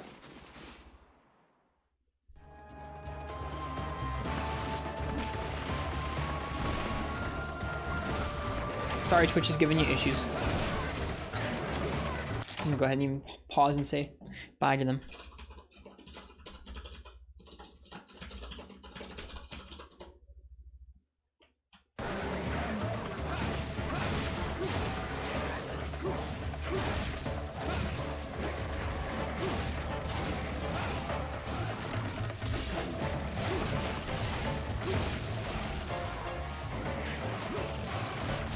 Gosh darn it. We're gonna get hit again by that dung. That was so bad. We got flinched several times. I was on the outside of him where I might have been able to get away, and we got flinched to be closer to him. And I was gonna try and get away even again, and we got flinched to be even closer to him and even more in the corner, where we were just gonna get screwed.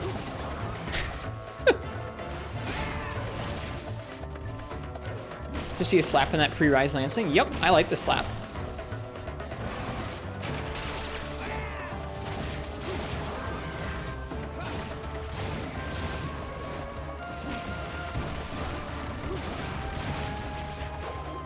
I like that lance design. It's a cool one.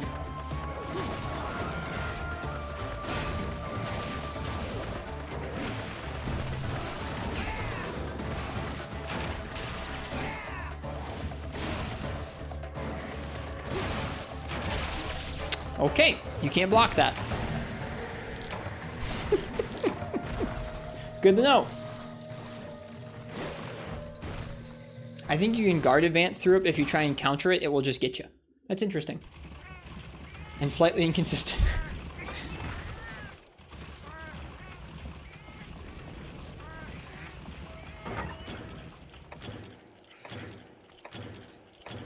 Oh well.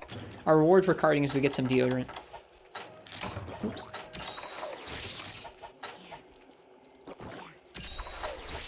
After that, Dawn. Not Tetranodon, but Volvidon.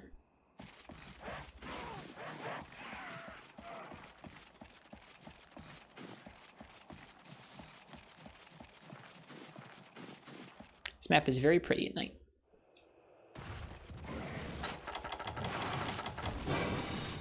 Alright, here's the second Volvidon. Hello.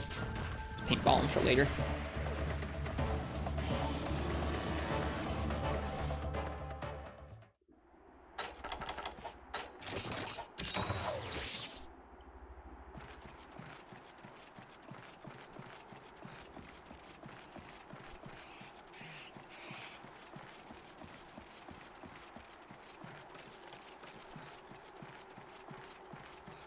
Back on out to the desert where that Volvidon's at.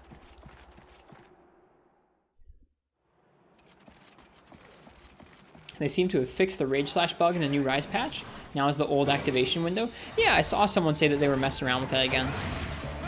It's interesting. As not the hot button issue I thought they would be working at so far after the game's release.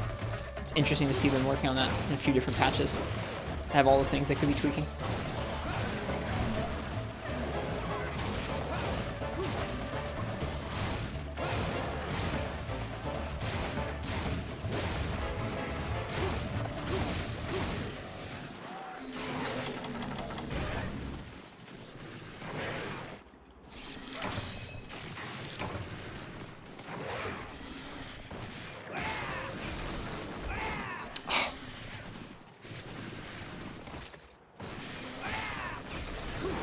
Oh.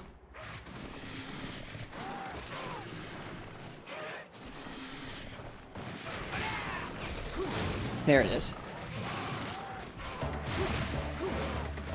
They also patched a specific hairstyle clip. I saw that too. I saw the patch notes. Neat to see that.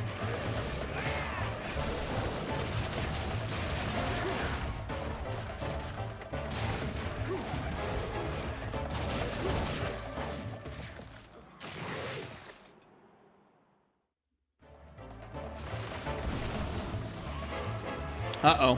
They're both here.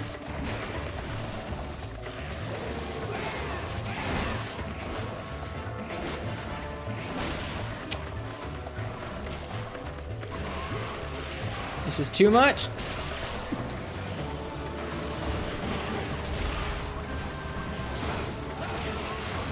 Hope this one dies soon.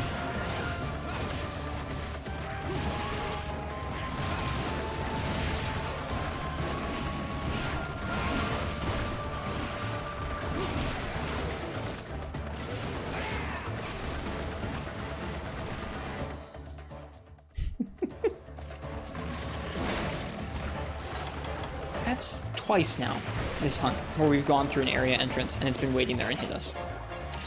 Not into that.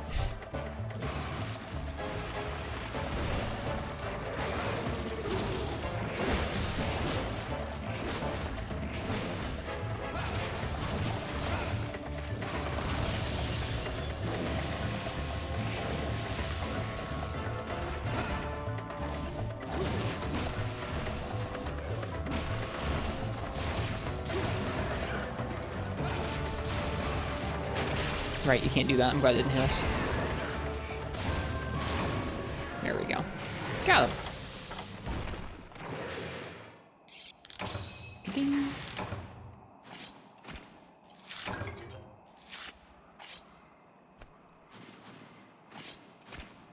Is it possible to guard through the stinky? You can guard it and not get hit, but you'll still get stinky. Still get the soiled status effect.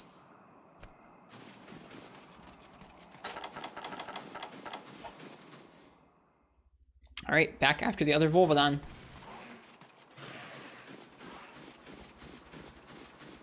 Right around 10 minutes isn't bad for the first one.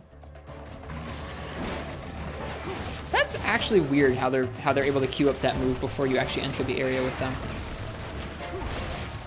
We traded.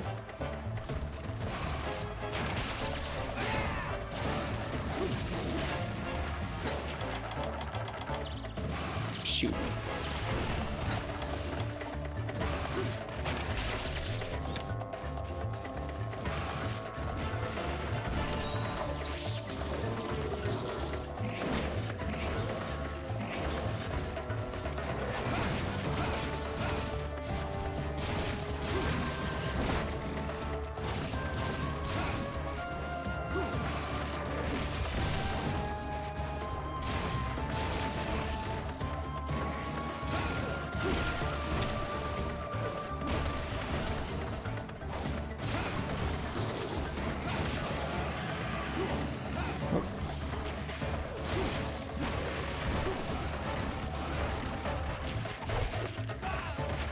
I tried to iframe it.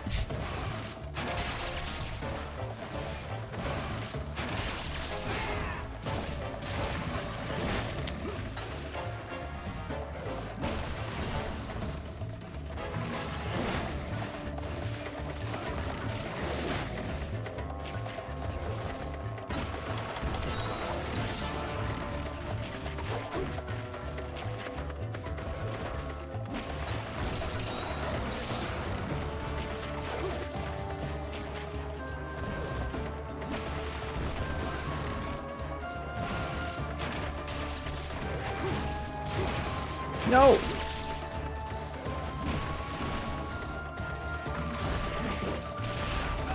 At least the Jaggy got rocked too. Makes it more funny.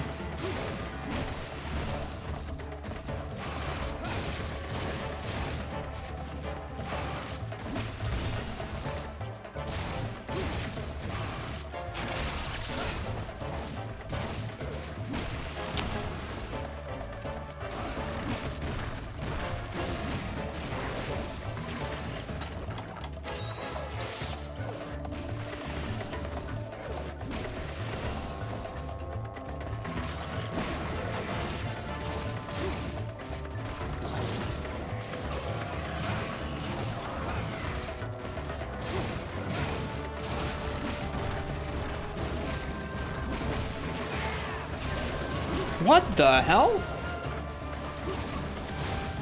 I think he must have still been in that previous move's animation somehow. That didn't make any sense. I've never seen the animation.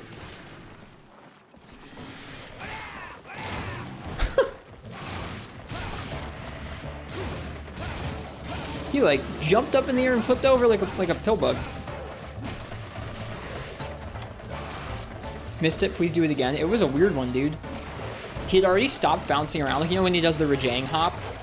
He was in that animation. He'd already stopped, like he had ceased. He had ceased to move. And we came along and hit him with a lance charge, and he like hopped up in the air, flipped over, fell down. It was bizarre. Caught up to it before the animation ended. He didn't really keep moving though. It was weird. It must have been him in that move, and like you can knock him out of that move. I know when he's in his ball form, he has a huge. He's very weak. His hit zone is quite weak there, so it's very easy to actually go ahead and hit him out of that form. But it was pretty weird. Yeah, when he is in his roll attack, he's an 80 hit zone, so he's pretty good for damage when he's in that move. I've just never seen that.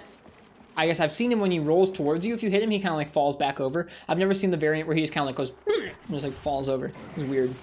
Especially because he was all the way stationary. It would have made more sense if he was in the air. A little bit. Unless you're a gunner, yeah. If you're a gunner... Oh, if you're a gunner, get wrecked. It's 10. I never noticed that detail before.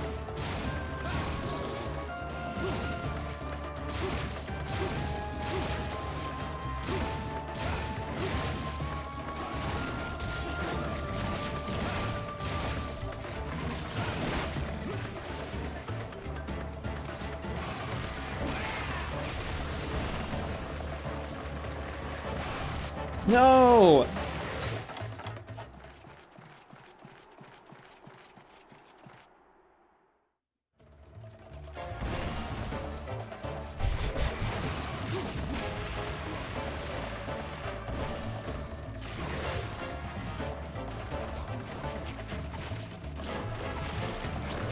God, that's a gross noise, isn't it?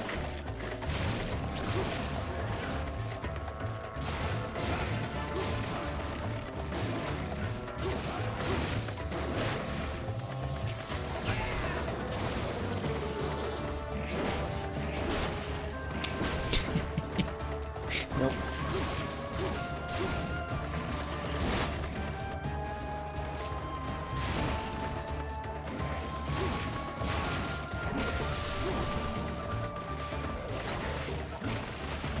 That was well aimed, Volvidon.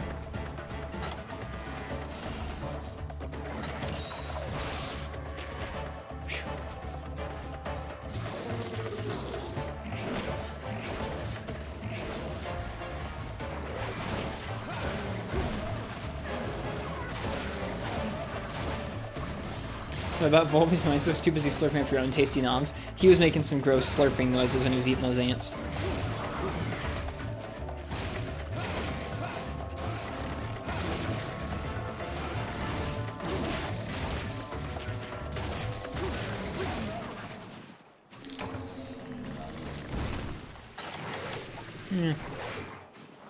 We probably got him on the ropes. That's 2 times now we've done the lance charge and it's knocked our sharpness down.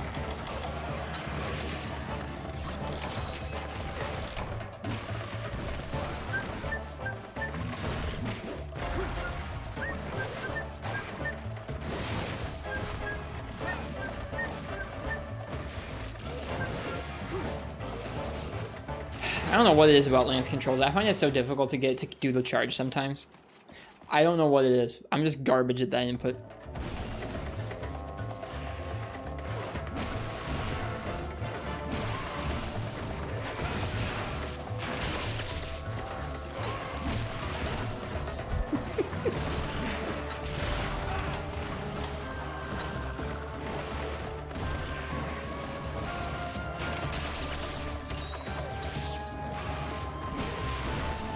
Before you just use the touchscreen. I think something about how they've coded it to like look for that input must be kind of janky with how it interacts with guard, advance, counters, slap, like a bunch of the other, and just guard. A lot of the other inputs that are on R, X, and A. Feels like they have too many things that are kind of looking for similar inputs to the point where like you have to do it a very specific way in order to get RXA to actually come out and not RA, RX, just R, that kind of thing. It's kind of how it feels to me. I'm also just bad at it.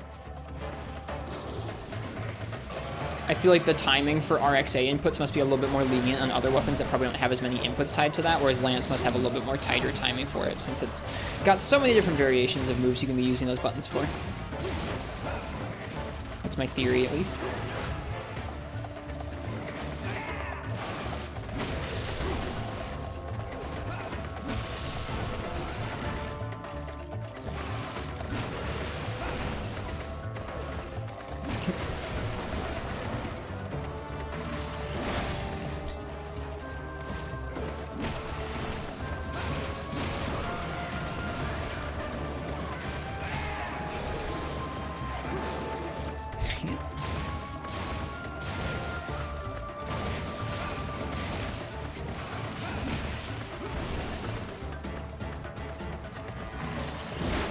Kind of, Marts. Can we not spam your attack with the most knockback Volvidon? That'd be nice.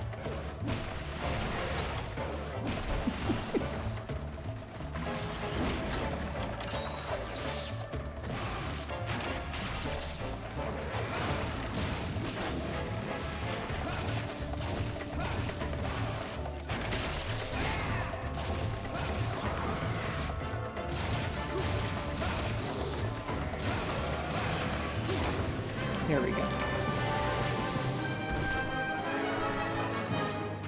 2 Volvidon. All done.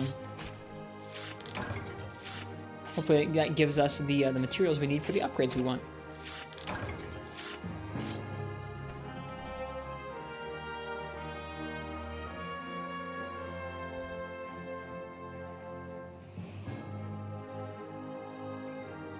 That was for the Barroth hammer, and we also needed some for the hunting horn upgrade too.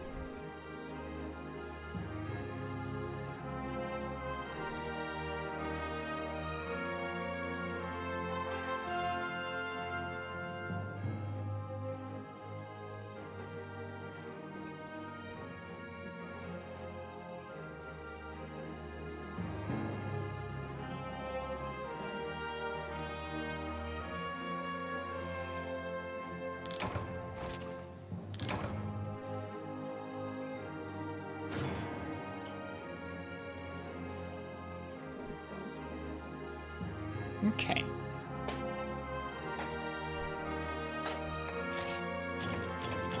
Plenty of Volvidon materials. Silver Crown large there. I actually don't know which one of them was large. Neither of them felt particularly large to me.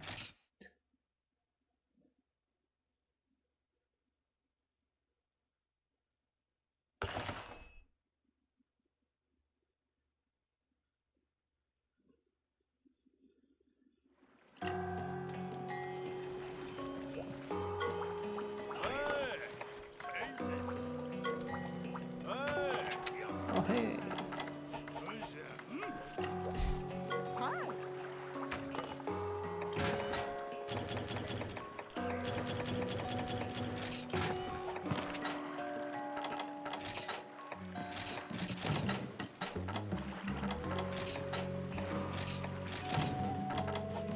Okay.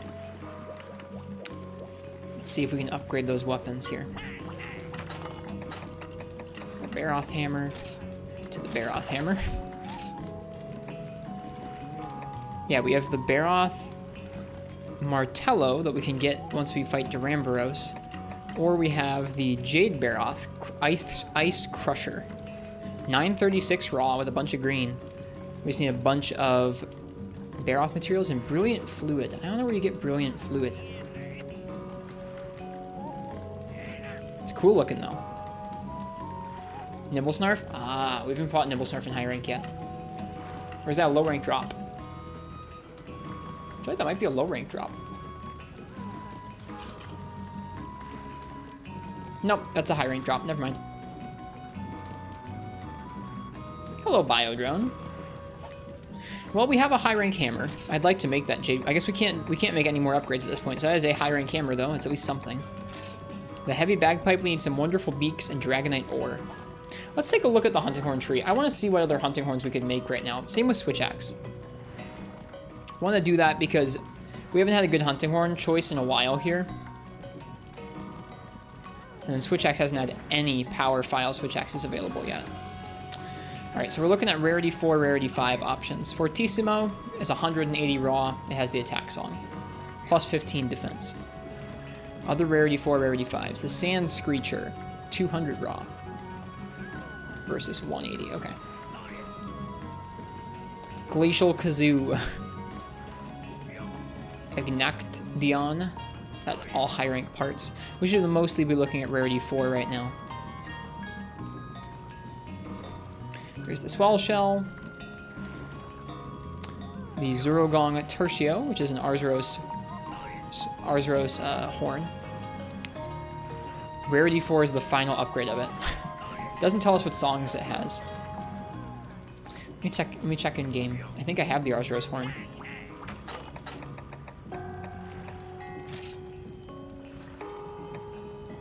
Yeah, it's attack boost. That's pretty decent, isn't it? 874 with green and blue and attack boost small. Compared to the heavy bagpipe, which is 782. That's pretty good. It'd be fun to get to use it while it's relevant. You just need Arzuros, Volvidon, and Avian Finebones. I'd be into that. Let's see if there's anything else we can make, though. An Arzuros weapon? Decent? I know. Crazy, right?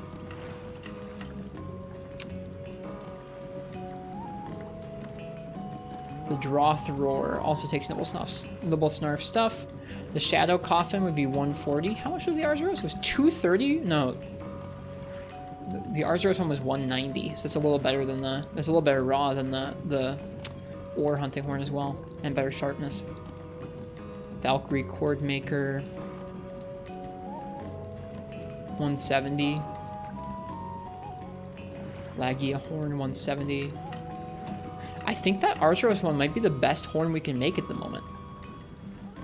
Which is kind of crazy. I'm so into that, though. I'm very, very into that option. What site am I looking at this weapon tree? This is Kiraniko. No more inner demons. Here you go.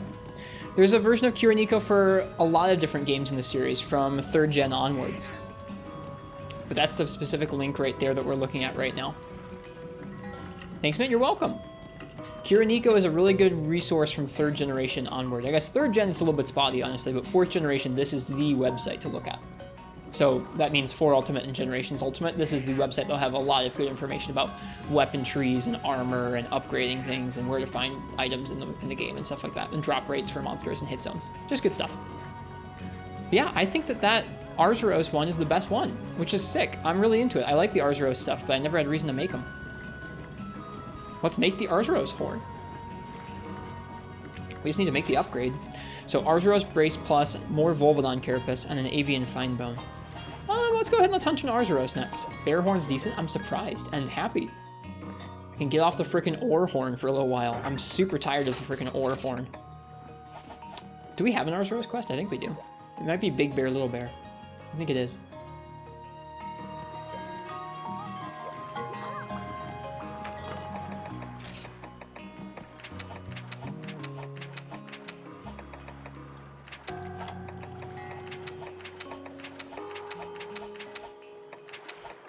Yeah, double Jeopardy, hunt 2 Arzuros. Yeah, I'll let you guys pick my weapon for a double bear hunt. Get some more Arzuros materials here.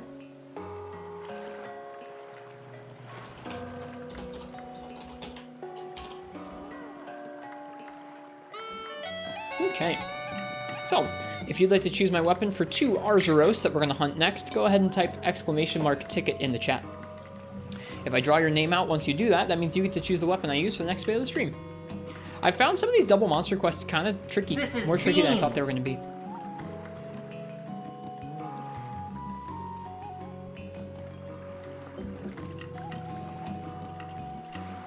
Do you mind when a chat member like you gushes or nerds out about a random game in chat? As long as you're describing well what you're talking about, it's fine. If you are saying random things and not including the context and not really making it a good discussion, that's not particularly appreciated. Same songs as in GU, basically, had a feeling it was.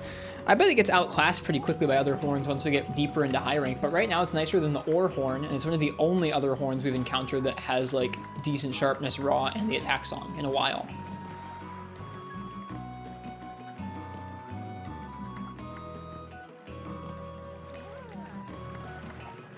I'm just thankful it's not the Ore Horn. I'm sick of that bagpipe. All right, I'm gonna go grab some more water because my voice is getting a little hoarse here, and then we'll go ahead and draw this weapon raffle for the Arzuros hunt. So, yeah, if you want to choose my weapon for Arzuros, go ahead and type !ticket. Have you ever done an elaborate plan to get out of school when you were young? I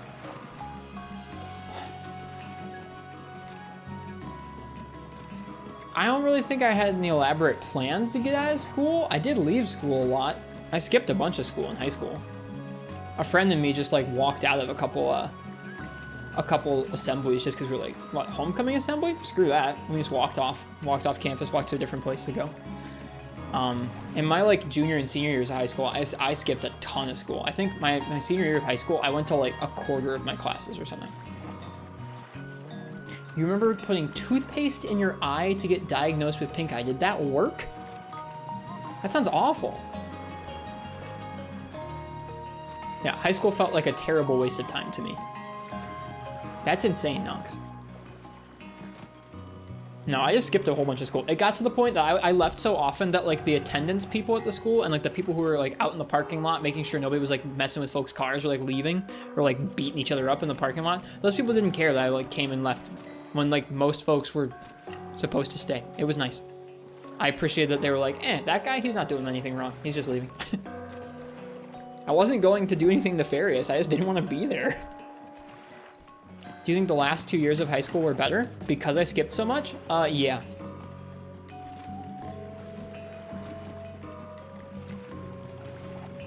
I don't know. I wouldn't do it very differently. Like, there's a couple teachers that would probably give a little bit more effort to their class, but in general, no. Oh, did I think my last 2 years of high school were better than the first 2 years of high school? No, they all felt about the same amount of useless, to be honest. I don't know. I think it depends.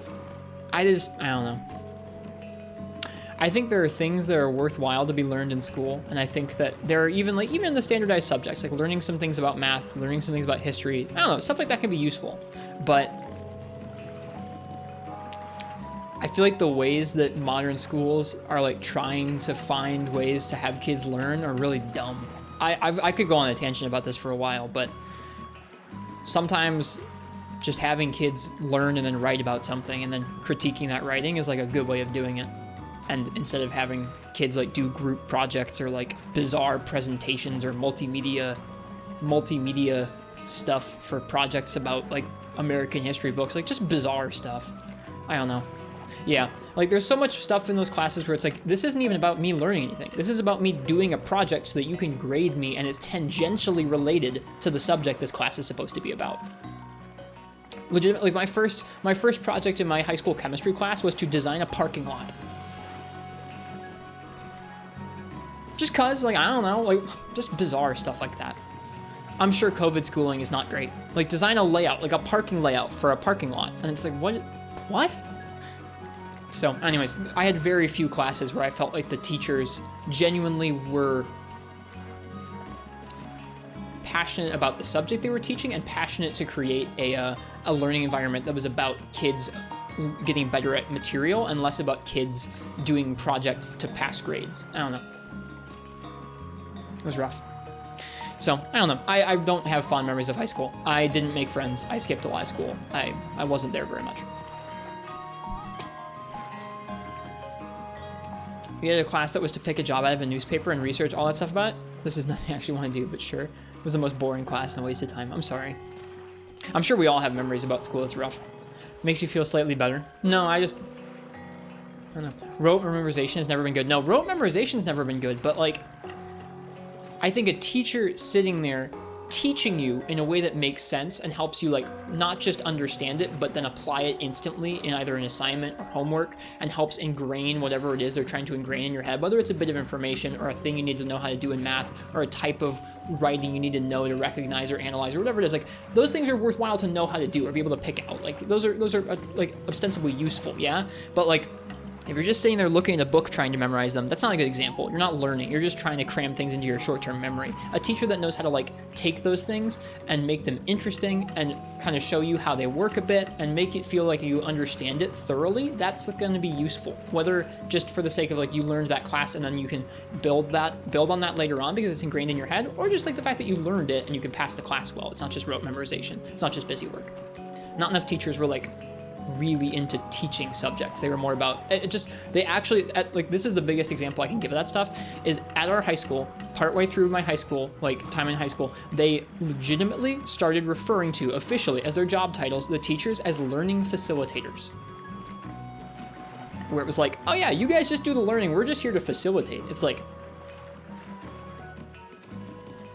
what? It was bizarre. Anyways, I'll be right back. I'm gonna get water. I'll come back and we'll do some hunting. Stop ranting about school.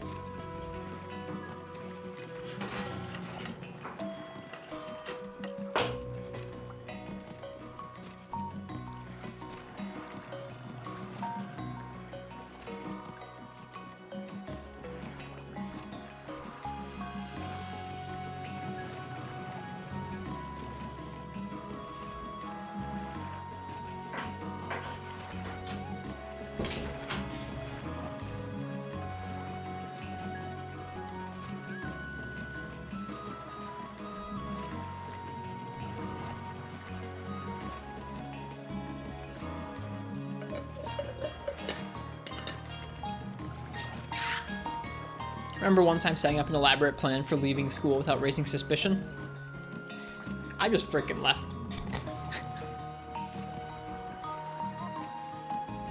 Yeah, it was really rough, Marths, because they were, like, not only that, but the teachers who were there who were invested in, like, explaining things and actually teaching things in a way that was interactive and helped you learn and helped you think through stuff were being actively discouraged, to the point where several of the teachers that I had who were, like, old school teachers who were teaching a subject, and you had to stop and listen to them explain a lecture and then kind of, like, apply it in an assignment or a homework assignment and you could talk with them about it afterwards, like that kind of thing. Those people were being actively dissuaded from teaching like that. And a lot of it was in the name of, like, technology and, like, collaboration. Like, it was like, we're gonna have you guys do group projects. Okay, instead of us having you learn this, like, let's say, instead of you having you learn this this unit on an American history book, like this book that's like whether it was like American literature or history or whatever, we're gonna have you do a project with several other people, and your job is to research this on your own without any explanation from the teacher. Your job is to then put it into a multimedia presentation. This is legitimately how screwed up this got, where it was like, if you do a PowerPoint, you can get the maximum of a C.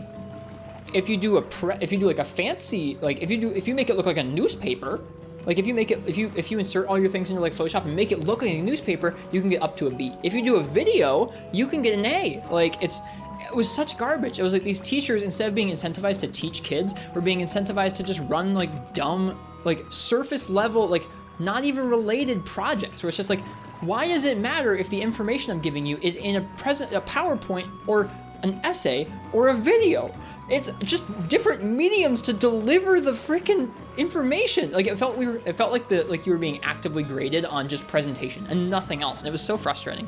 And it was like that was pervading around the entire school, multiple different subjects in the name of like technology and collaboration. And like legitimately there were good teachers there who were just like, nah, I'm good. I can't, like, I don't want to derail my class with that stuff, or I don't want to have to teach that. Bye. And they left the school. It sucked. Struck a nerve. It's something I'm really passionate about. I haven't thought about it in a while, because I really think, like, I don't know, too much of that was like, but there's technology involved, it must be better. It's like, no, this isn't better. This sucks. You can't just say, hey, look, this person made a Prezi instead of a PowerPoint. Look at them, they're learning better. It's like, no, you just use a stupid flash-laden website.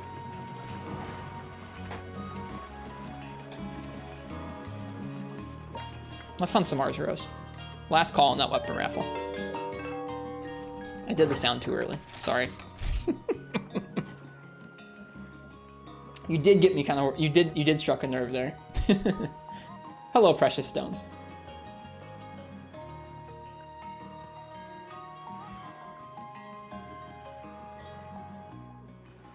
Yeah, it's true, Marks. A lot of teachers don't feel like they're really passionate about teaching, which sucks. And like, I can't blame them, because it sounds like they're not being paid well and not given the supplies they need, and also having stuff like that crammed down their throats. Like, it feels like the spot the teachers are in is rough too, but a lot of those teachers out there felt like they were just kind of like, yeah, I'm here to sit back, have you guys make some PowerPoints, kick my feet up, tell you not to be on your phone, and you hand that stuff in to me. I don't have to teach you about that book. Hell no, you read the book, you make the PowerPoint, I'm just here to sit. Like, it felt like that. And like, I couldn't blame them. Or I can't blame them totally, because it sounds like they don't have great working conditions either. But it's just like, that sucks. That really sucks. All right, Arzuros. Grim, what would you like me to use for a pair of Arzuros?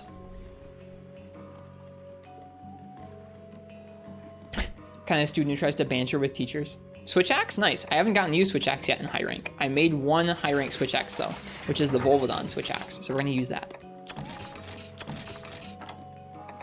Anyways, I apologize. If you didn't care about that if you didn't care about the topic I was just talking about, if you don't like hearing me yell about stuff like that, I apologize. But I don't know. At one point in my life, I probably ranted about that most days of the week in one way or another, to myself, to other students, to, I don't know. Just that meant a lot to me at one point in my life. This part's definitely gonna get cut out of the VOD. I'm not gonna cut it out. There's gonna be chapter markers, so you can skip past it if you want to. Very fun of making, or you're very passionate about making fun of America. That's fair. I'm not gonna tell you no.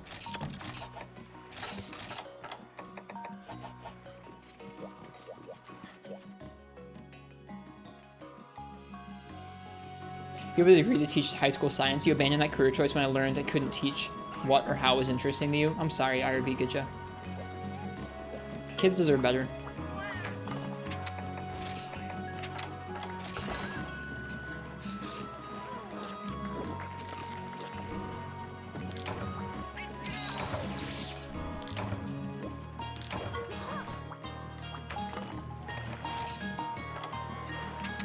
Okay.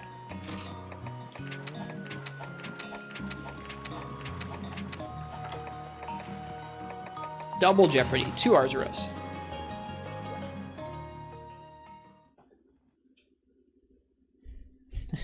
$4.28 rants about education system. I'm not going to put a timestamp on the rant about the education system. There'll be another timestamp that says he actually starts the Arzuros hunt, and you can skip it if you want to.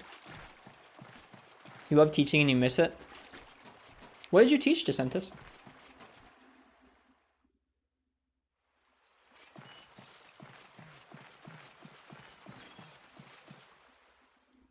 Folks make fun of me when I start passionately talking about something like that because they're like, your voice just went up 2 octaves. It's like, yeah, so what? What of it?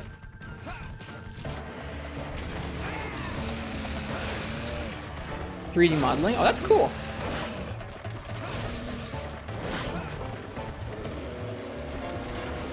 What subject, Nox?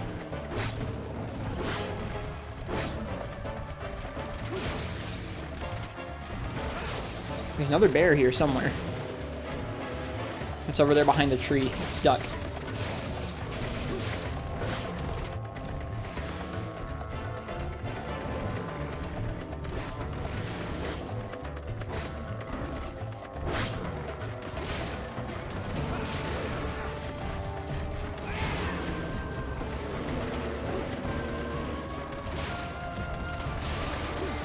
Streamers Thanksgiving rant about the failure of the American education system.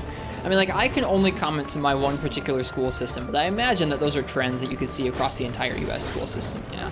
It would probably differ a bit from area to area and from, like, I don't know, school system to school system, what exactly they were pushing and what the actual situation and state of their teachers were, whether they had, like, long-standing, good quality teachers who were being weeded out by, like, modern stuff or just retiring or what, but I don't know.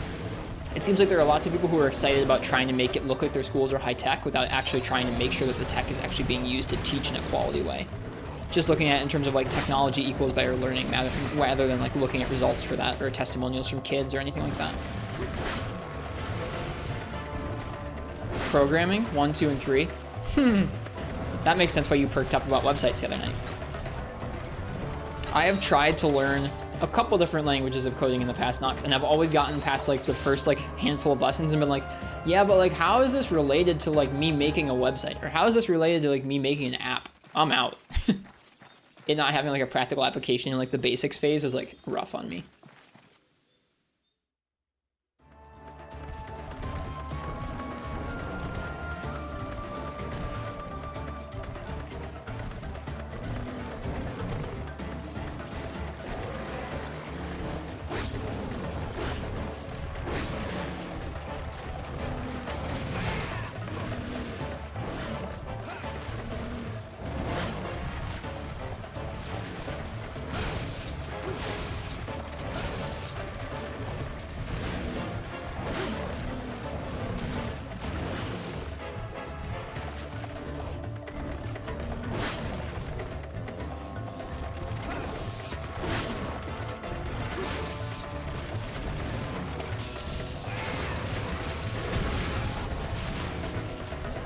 What is happening to me?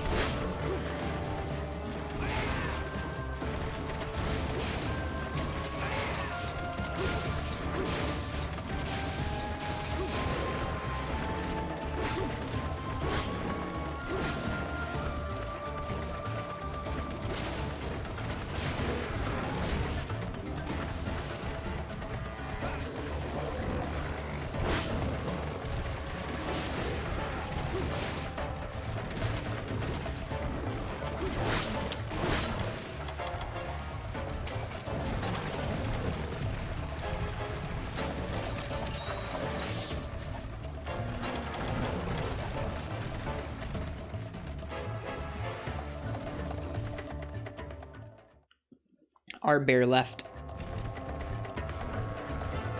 hoping I actually get a para.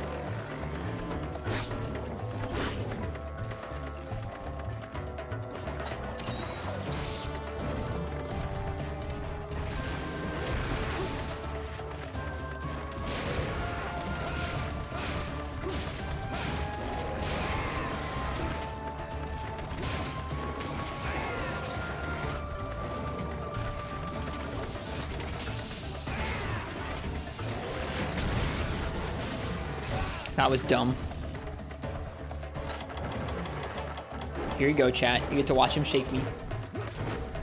Hello, Slow Hunter.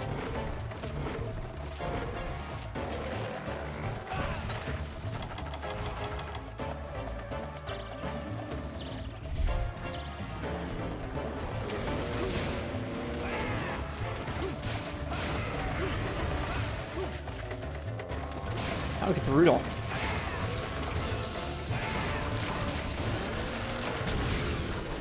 That was brutal.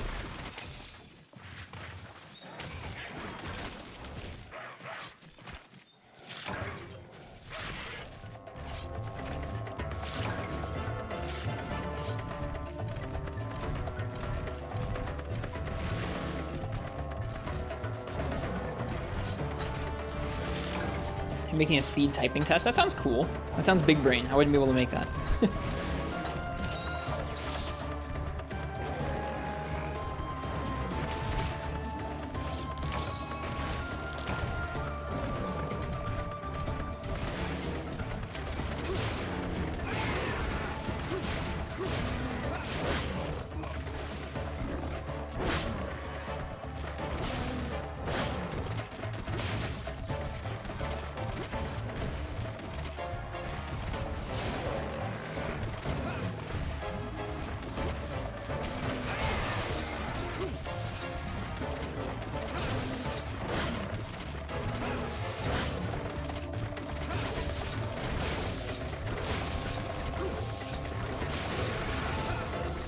How on earth did I para this one but not the other one? That's bizarre.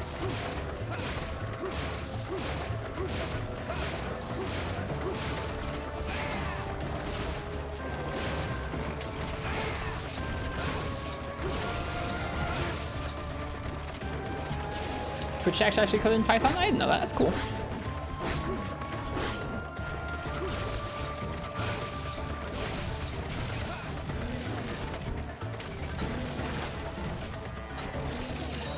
Sword mode, you guys? I just didn't feel like I attacked this one very much. Like, I attacked the other one the whole time we were fighting it before it died and it never got parried. Whereas if we just started fighting this one, it got parried. So weird.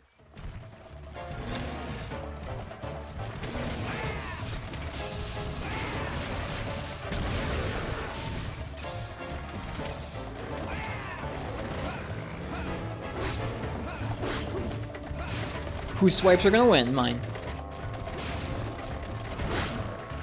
Now yours.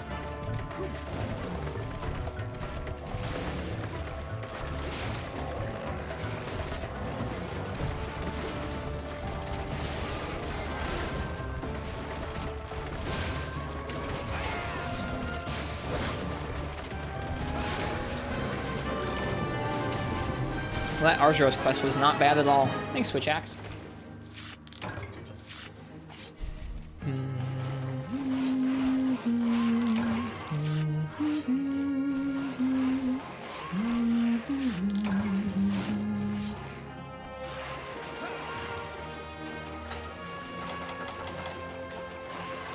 Gone for like a minute and they're dead? Yeah, they didn't last very long. Unlike the multi-monster quests in 7-star, 6-star, not too bad. I just downloaded VS Code for the other day for the first time, Nox. Need it for some of the website stuff. It's nice that on Linux you just get quality text editors built into the operating system. On Windows you have to like go out of your way. Although VS Code's quite nice.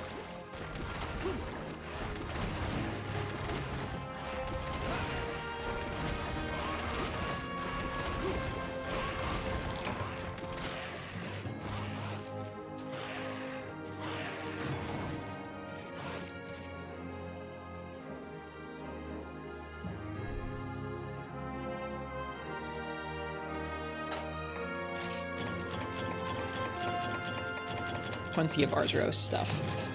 Ta-da! It was an even bigger bear.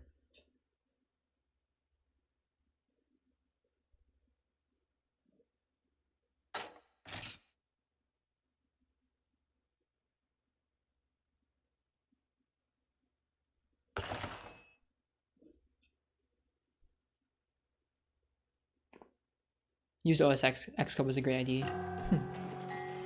Thank you guys for sharing.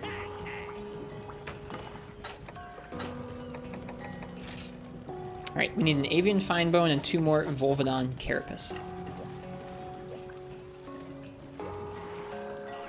The sad part is I don't feel like doing that double Volvidon quest again.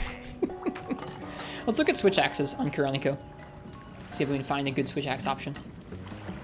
A power file switch axe option.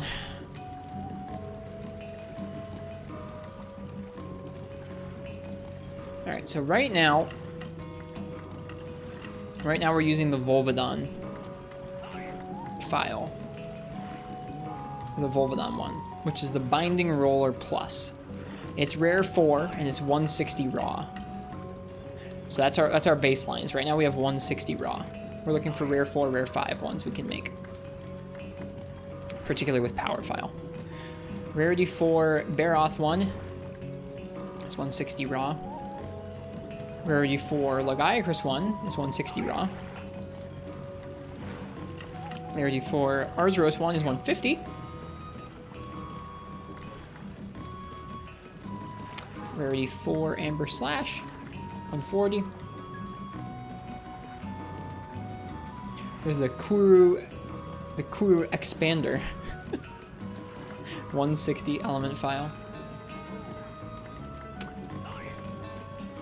Sparkle Peko and the Peko Volt. That's cool. 150 raw. Exhaust file. Under Amberos.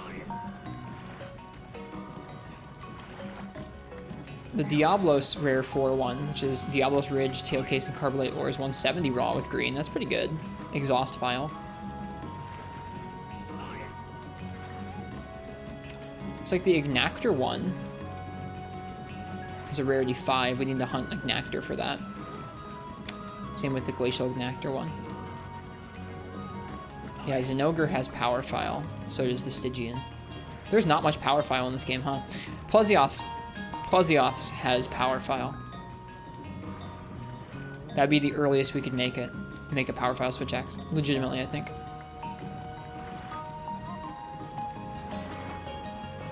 I guess the Grim Cat is also a power file switch axe, but it's not very strong. Oh, we could have made the Insidious by now, and that's 150 with green.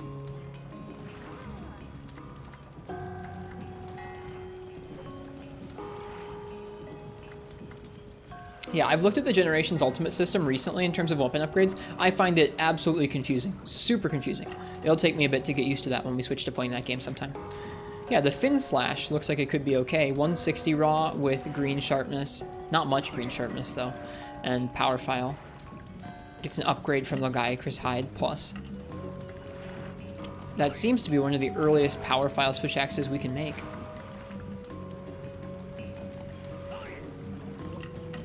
The Brachydios ones, of course. Have you made any Sideus weapons? No. I have not.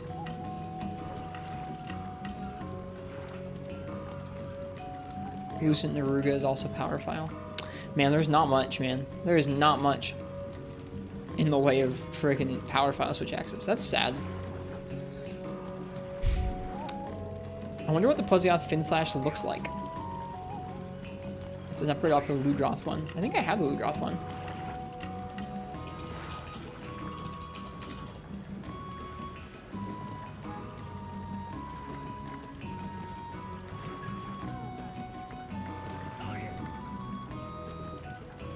That looks pretty cool.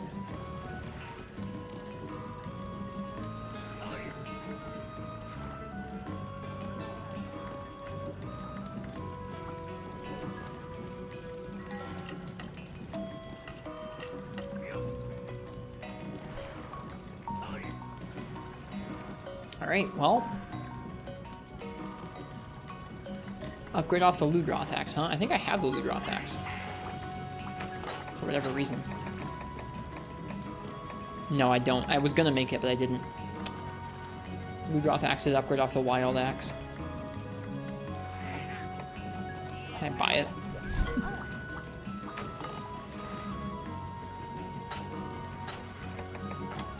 That's okay, we're not just...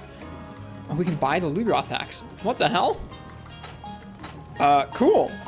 Wait, what?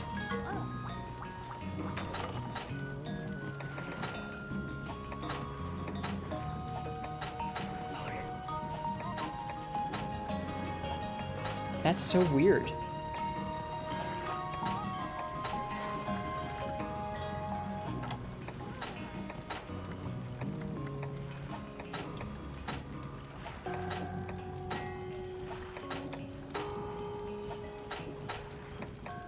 You can buy the Jaggy and Ludroth light bowguns.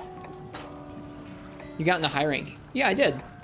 It's just odd to be able to see those things. You can just buy them straight up.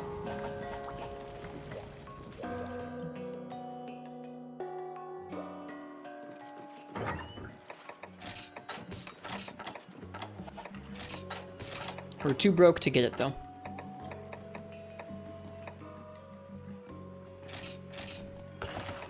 No, we're not.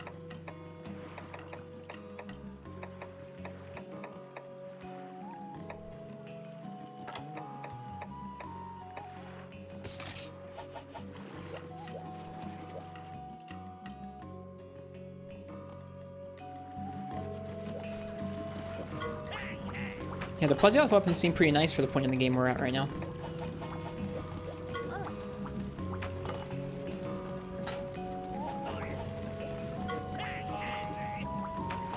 For some reason in Kiriniko, you see all the weapons and info, but you don't see the tree. You know those lines? Weird. Are you saying you don't see... Here. Are you saying you don't see... Hang on, my Firefox is being... Or my OBS is being dumb. Are you saying you don't see that part right right here? Or are you saying you don't see when you go up to the weapons portion? You should see the tree here. In the entire list, you don't see these lines and stuff? Are you looking at the 3 ultimate one, or are you looking at a different game?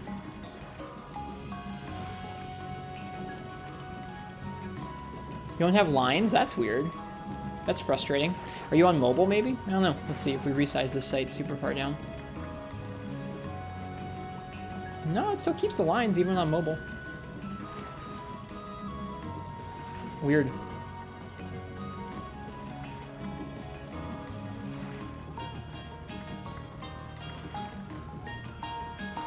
On PC? Huh. I have no idea. I'm in Firefox. Maybe it's your browser being a little odd. I can't think of what would make it do that, though.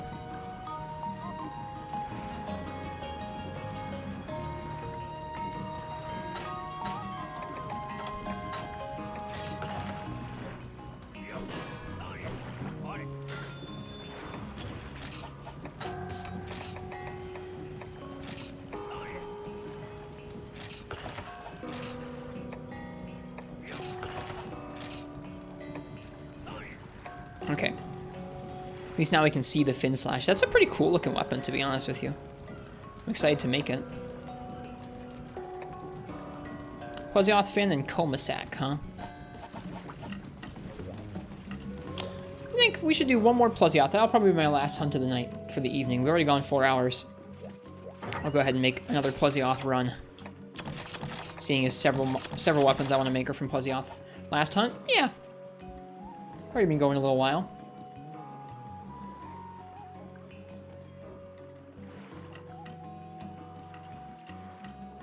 I'll let you guys pick my weapon for it, though. Whoops, that's the wrong button. Sorry. There we go. So, if you would like to choose my weapon for a Plesioth, go ahead and type !ticket in the chat. Have you told me about the time you almost lost your eye? Was it the time you tried to get out of school by putting toothpaste in your eye, by any chance? Was that the time you almost lost your eye?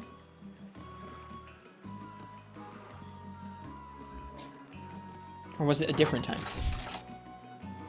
Ah, it was a different time.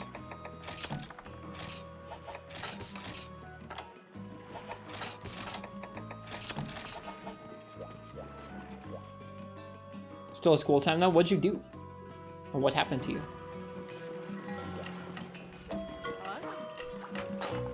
Playing street hockey.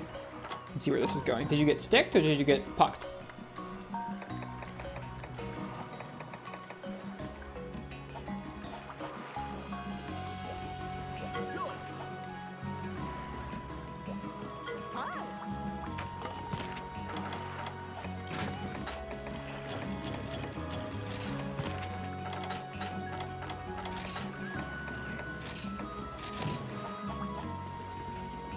Someone stick so hard, part of your eyelid was cut? Ooh. I'm glad your eye was okay.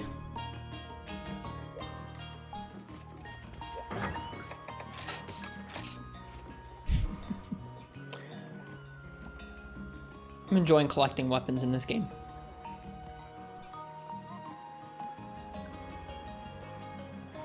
Oh. You had to stitch the eyelid back on? Nobody else did? You did? That's gnarly. In any case, I'm gonna go ahead and say last call for that weapon raffle. If you want to pick my weapon for the last hunt of the night, which is going to be Plesioth, a Plesioth hunt here, we're going to try and get better at that monster. Go ahead and type ! ticket in the chat. Okay, I'm glad somebody else did that, Nox. It'd be screwed up if you had to try and stitch back on your own eyelid. Do I have any heavy-duty normal 3 or pierce guns yet? No. Our setup on bow guns is pretty lackluster. I mean, like, we have some guns that'll fire normal 2. I don't have any guns that'll fire that much normal 2 or 3, and I don't have any sets that will allow us to really take advantage of it. Also, why normal 3? Normal 3 isn't very good in this game. I mean, I guess this gun fires a lot of it. The Tropico Flambo gun has a normal 3 on it pretty well.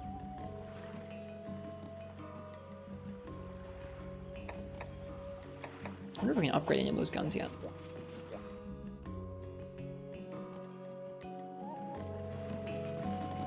Pecco heavy bowgun carrying again. It looks like it.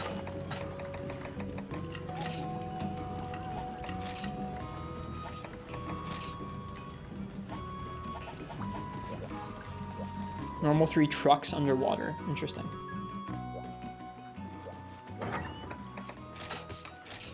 Alright. Let's see what I'm going to use for Plesioth. Come on, Scream Elements, you can do it. There you go. Marth's tip. Marth's, what would you like me to use for Plesioth? For our last hunt this evening. Switch axe, alright. I can't use the Plesioth one, so we'll use the good old Volvidon one we've got on our back right now. And we're going to go give it a shot.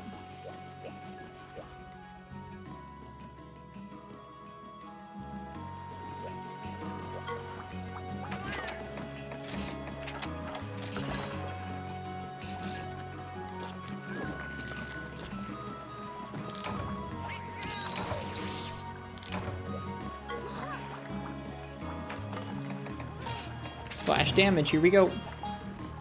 Repeat switch axe, it's okay.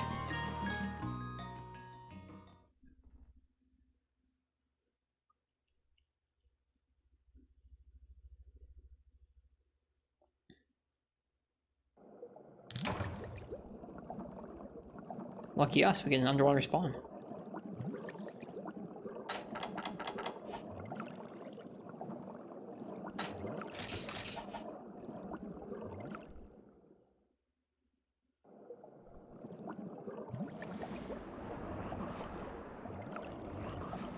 That sounds pretty scary, Nox.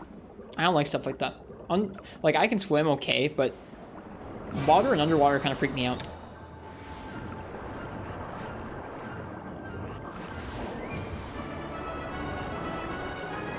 We got it with that first paintball. That's crazy.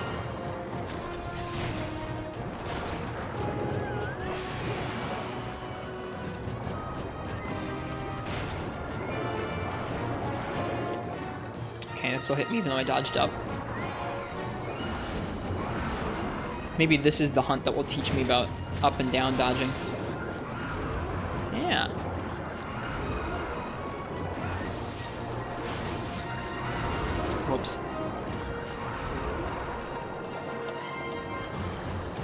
That's pretty screwed up, Nox.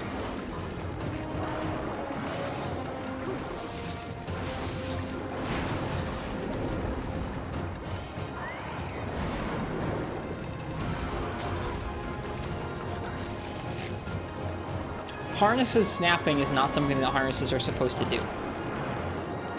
So gonna do your birthday challenge? Would you remind me what day it was, Kazuki? Or what day it is?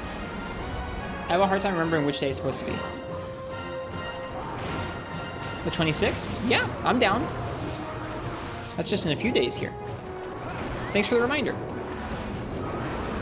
A Hyper Kezu. I forget if you said which weapon to use. This guy seems kind of fun underwater. I'm still getting used to dodging his moves underwater. But he's kind of fast and neat. It's nice you get to fight him instead of just waiting.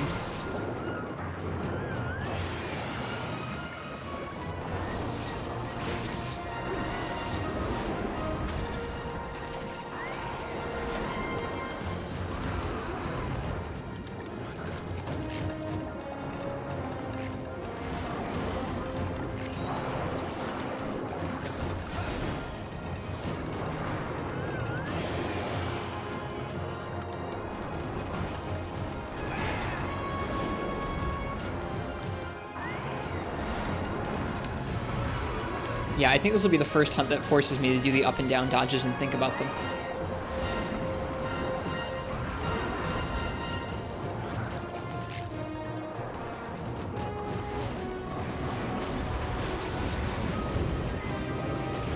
Still got hit by that even though I dodged twice. That's gnarly.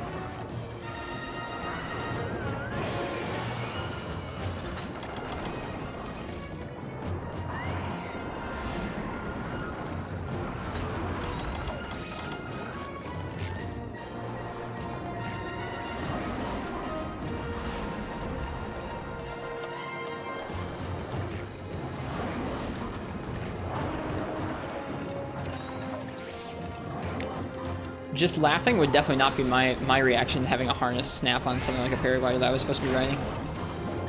Definitely not.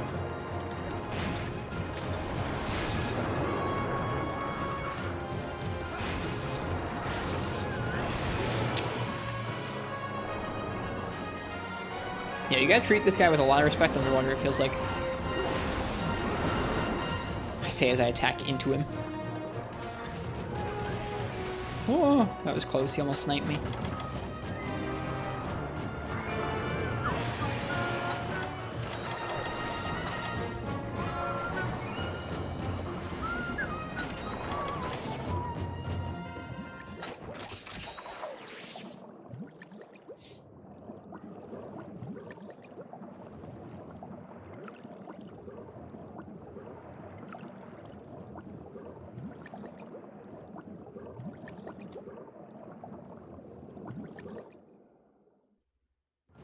If you know how to dodge up and down, Marth, that is.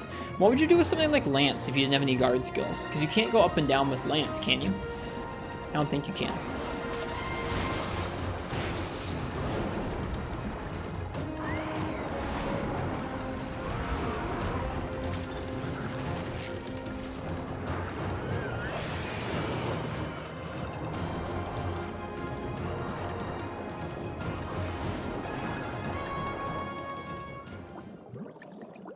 You can go up and down with Lance? Okay. I clearly didn't try hard enough with that.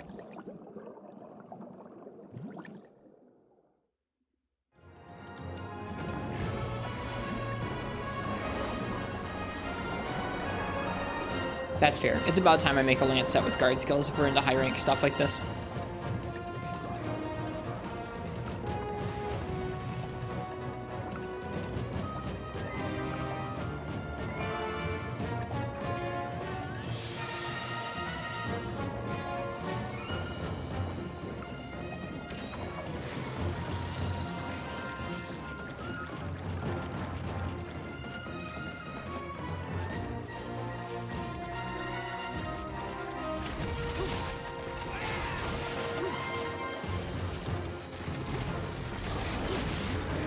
Lucky that.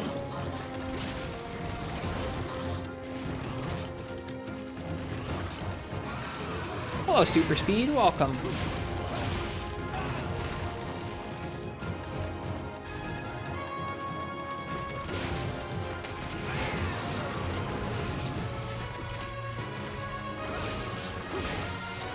How we all doing? Pretty well. Making some decent progress into high rank here.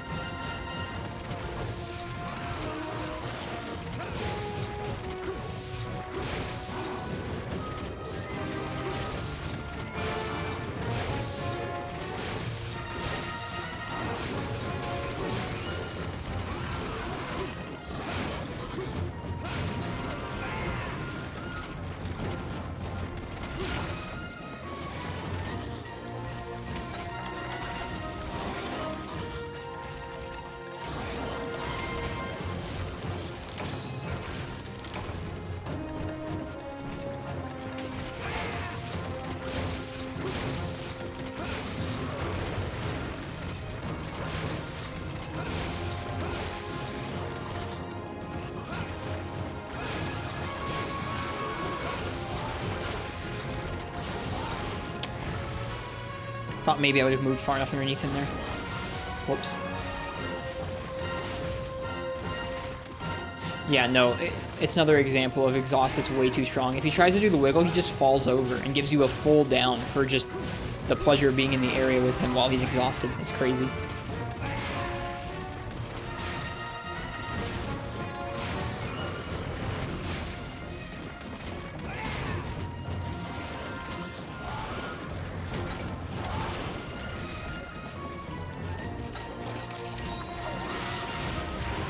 Watch. Here's our... Oh, never mind. He must have... Yeah, he just came out of exhaust. Otherwise, he was about to give us a free down. Instead, we're getting downed.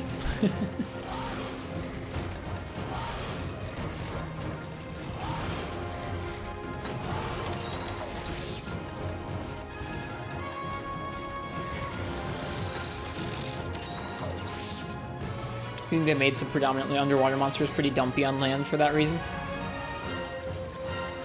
We always have dumpy exhausts on land. Because they have so much advantage underwater. Oh, that's going to hit us. Or we came close.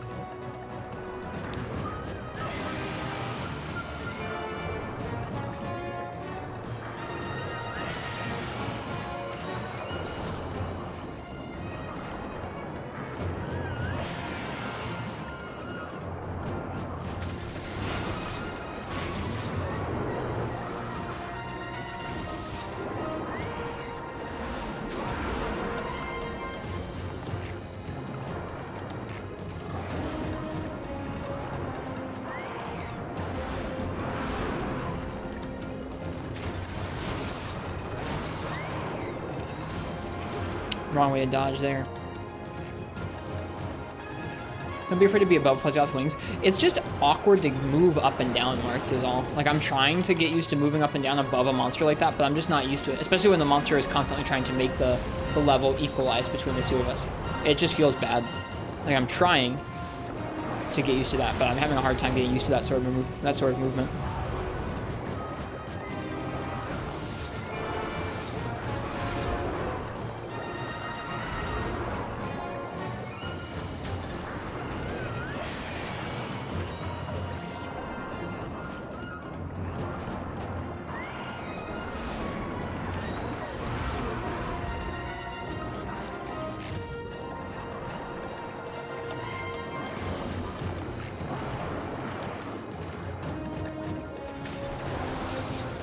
Yeah.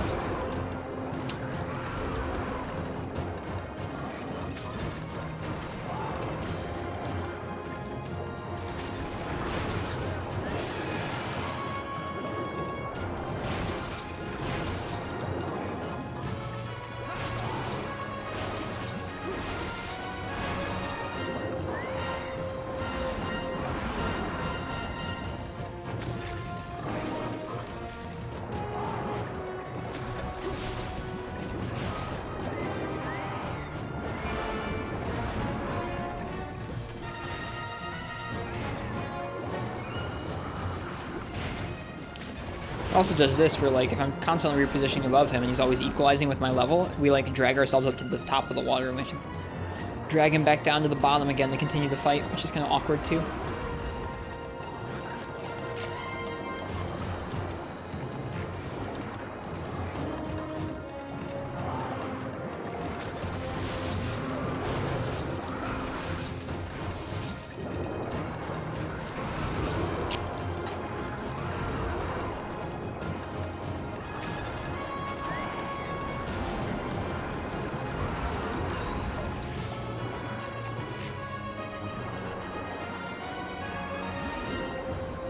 Bye-bye.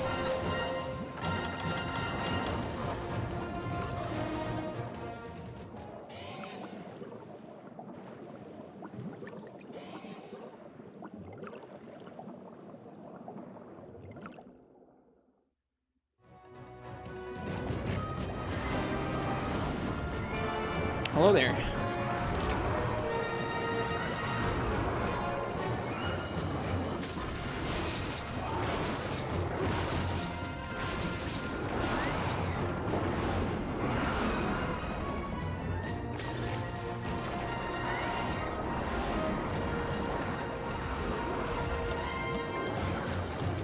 Yeah, it's like you have to aim up and then aim down. It's just, that doesn't feel like a great movement mechanic to me, unfortunately. I wish it felt better to move up and down. It just kind of feels bad. It's like, I don't mind doing it when the moveset doesn't require it often, but like if you're constantly having to move up and down above Plesioth, it feels pretty rough.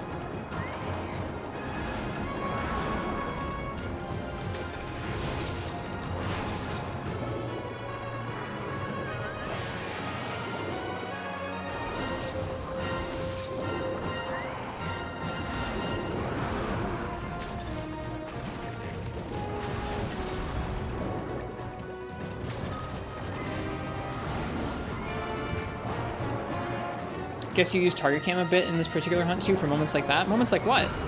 How do you use the target camera to steer up and down? I'm confused. Like, yeah, you scroll up, but then like I don't know, I guess you can use it to point it at him so you're not manually steering it up and down. To me, it just feels like, I understand using that to move up and down sometimes around the monster, but having to do it between almost every interaction makes it pretty tedious.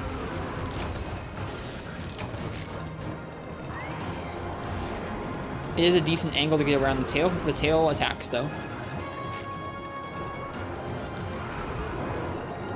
As is iframing them, if you can have the timing down. Which is kind of rough if you're attacking, because most attacks underwater are pretty slow.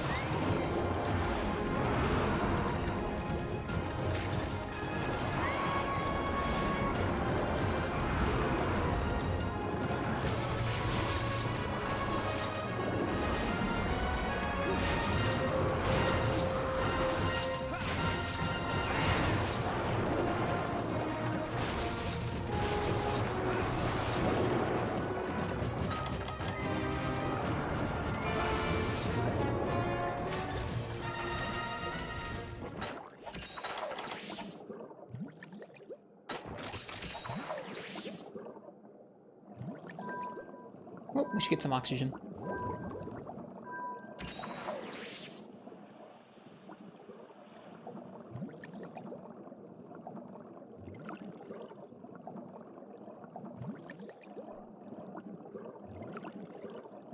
I think I'm probably just going to try and do the fight and get better about dodging up and down rather than trying to reposition above him each time. It feels too tedious.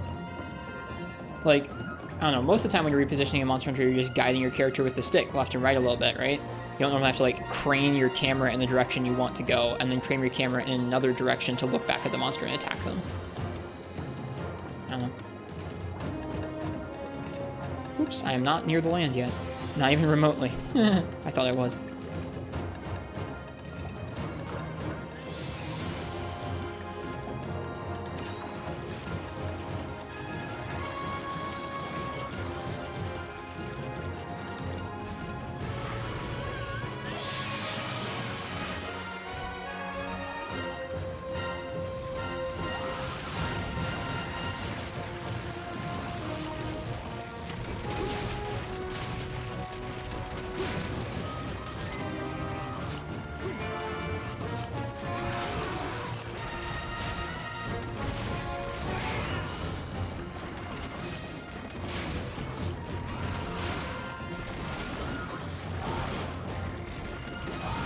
Nope, too slow. I thought I was gonna be able to attack and then roll.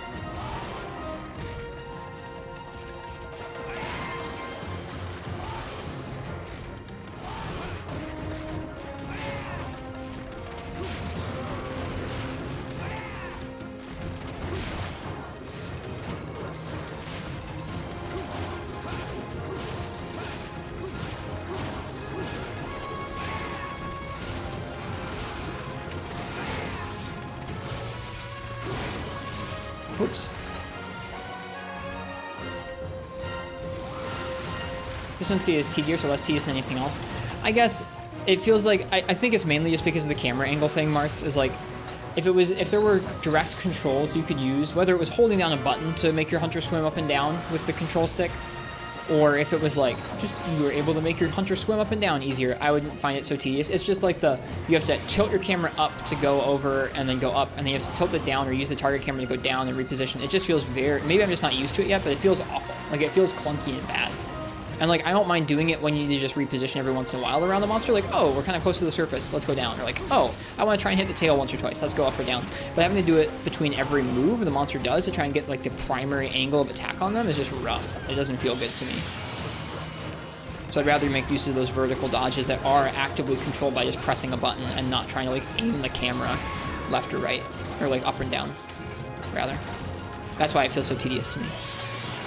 Add in the monster actively trying to like equalize the verticality that they're at with you, and it just makes it way bad feeling. Like, it doesn't feel good to steer your hunter up and down like that, and then you have to do it constantly if that's your goal. And it's like, I don't think I'm gonna make that my goal.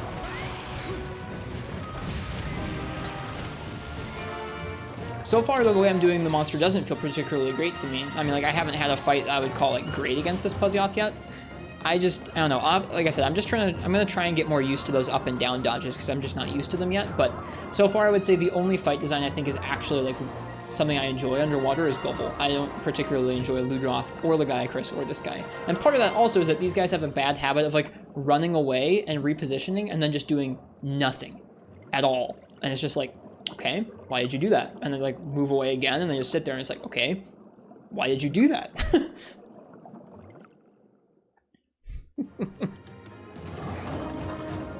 Yeah, to me it feels like, I guess I'm fine with dodging up and using that. That seems like a better way of doing it, Marks, rather than using the camera to constantly reposition. That's what I thought you were telling me to do. Yeah, that feels better to me, is attacking once or twice, then going up, and then attacking again. That feels fine. That seems like absolutely a fine way to do it. Like I said, I just want to practice with those up and down dodges. This is the first hunt, like I said, that I've actually tried to use them properly. Because up until now, there hasn't been a monster that's forced me to fight vertically so much.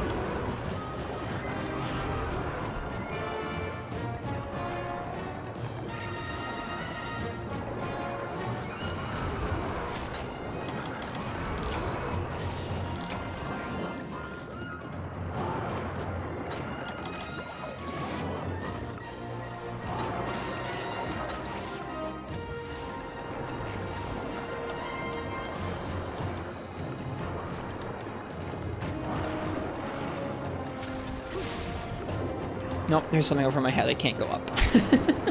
Okay.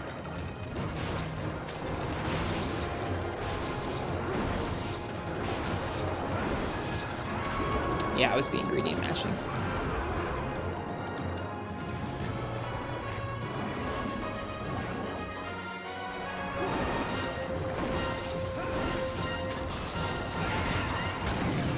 Missed and got tail spiked. Or no, he missed with his tail spike. That's nice.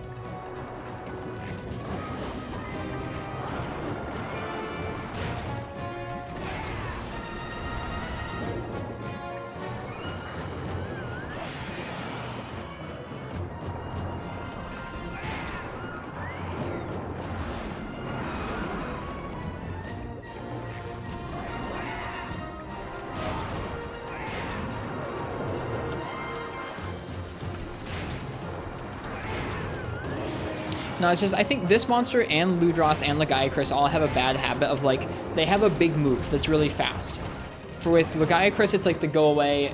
He swims far away and then he spirals at you in a couple different ways, or he can charge at you. But it's mainly he'll swim away and then he'll spiral at you.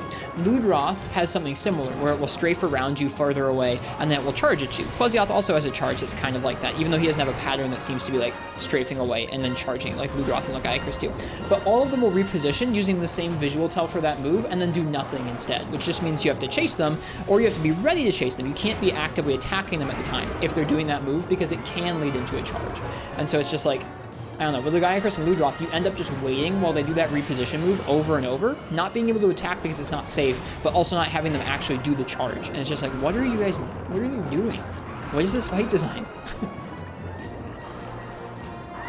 It just ends up making them feel like they're running away a lot, where you can't safely attack because they could do the charge right after they reposition.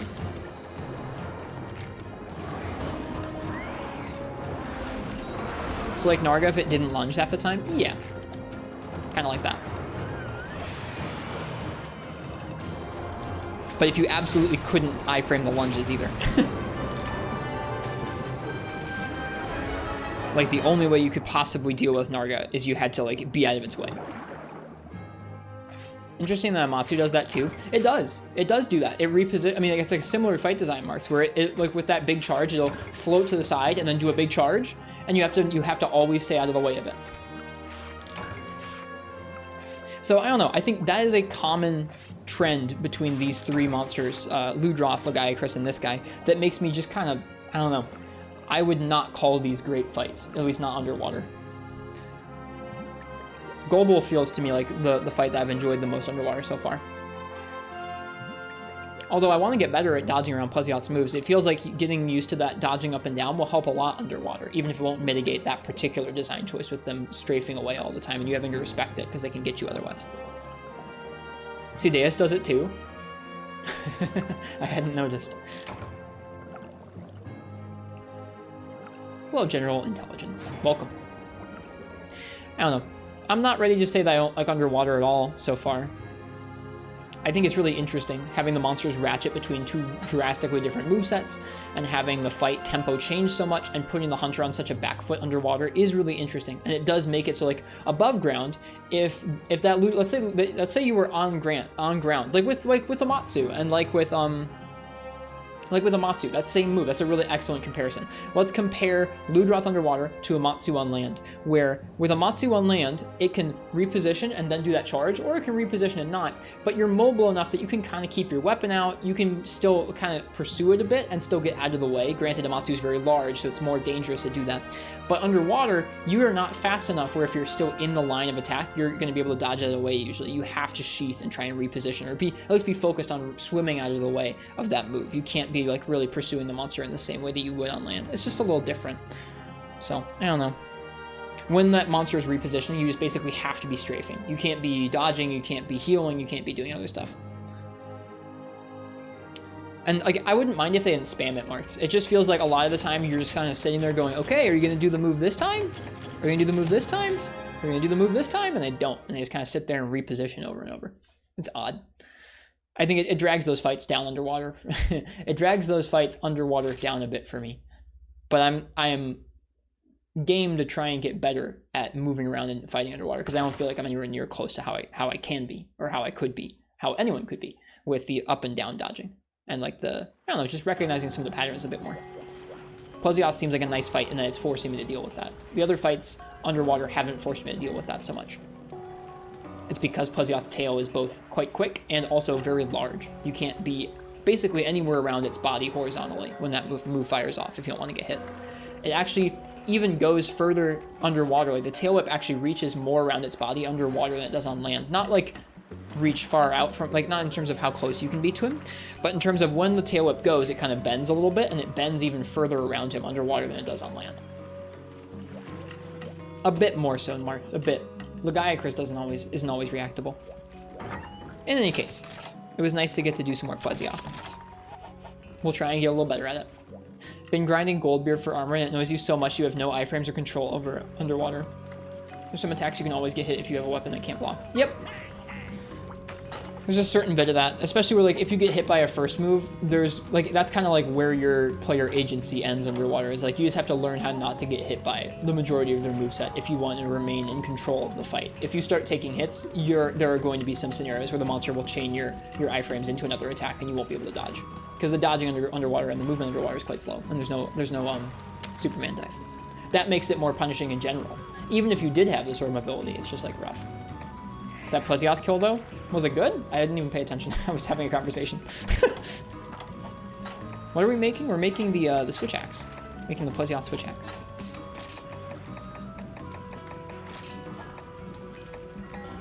Ludroth, Fin Slash. We need 2 more Coma Sacks. That's from Baggi, I think. Nice. Well. Yeah, what the hell. We'll do the Baggi quest again.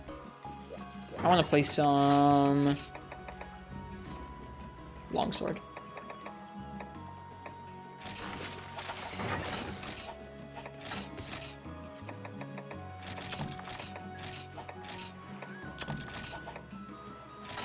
Oh, you just found it good because less Plesioth exists now? Hello, Blackie, welcome.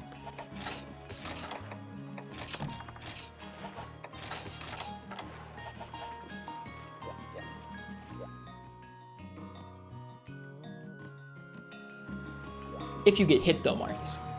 I think that's what they were saying.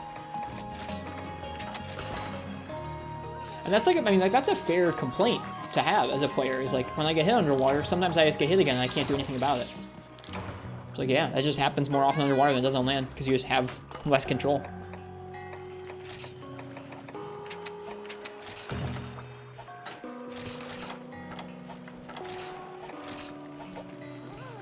It doesn't bother me as much because that happens a lot in the older Monster Hunter games, like the ones that are even older than this, like Free Me Night and First Gen, certainly.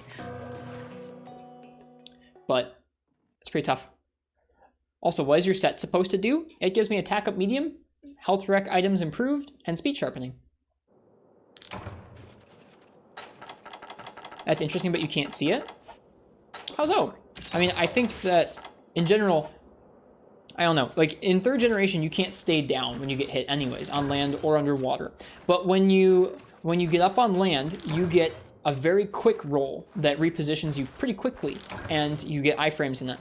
Underwater, your roll is even slower to come out when you get hit. There's nothing guaranteed, Marks. I'm saying that when you get hit, there is a good, like there's a decent chance that if a monster buffers out a move on you, you'll get hit again. I'm not saying there's something where like every time Plesioth hits you with this move, he's going to hit you with this other move. But a lot more often than on land, you'll get hit by a secondary follow-up move, just due to the lack of mobility and how slow your getting hit animation is, and how much faster monsters are underwater. It adds to the challenge feeling pretty, it adds to like my comparison, for me at least, of how it feels like you're going back in time to an older Monster Hunter combat dynamic where the monsters are a lot more advantageous than you, and when you get hit, they can and will chain combo you. Not guaranteed each time, but like there's the possibility they can do that. And you won't have much of a chance to really react. Okay. Baggy time.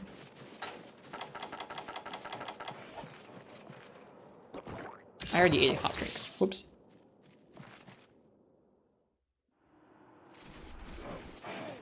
Anyways, here's the set if you wanted to see it. Attack up medium, recovery up, speed sharpening, and here are the pieces with just a talisman with a slot and some decos. There are better damage sets you could have in the middle of high rank or like towards the middle of high rank, but I'm not too worried about it. We're already killing things quickly enough for the most part.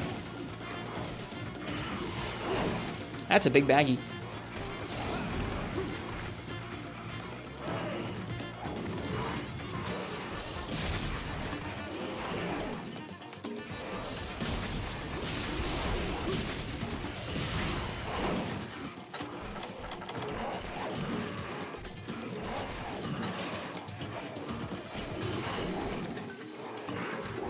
What did we do this quest with earlier? I think Sword and Shield.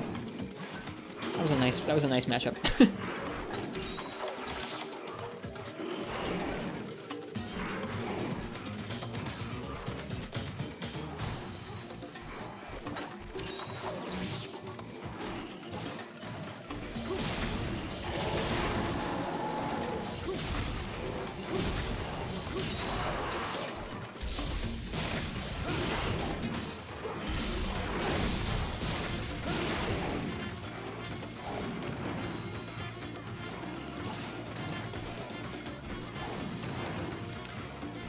On paper, it sounds like it would happen more often, but there are way fewer underwater hunts than grounded ones in the series. Pretty much all of them are on the slower side. I mean, like, compared to some of the fastest monsters on land, sure, but I mean, like, you are slower underwater too, to the point where even though the monsters are quite slow, when you get hit, it is slow, and the monsters are suddenly comparatively quite quick. And combined with your ability to, like, your lack thereof, like, your ability or lack thereof to reposition after getting hit, it's like, yeah. None of them are suspect monsters. I don't think it's really any monsters there particularly suspect. Like, yeah, yo, that monster hits that combo on me all the time. It's just like, it is inherent to how the underwater is in this game.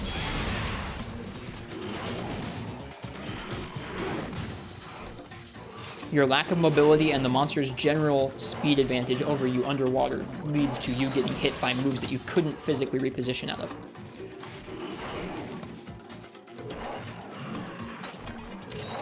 After being hit by a preceding attack, or not understanding a tell beforehand.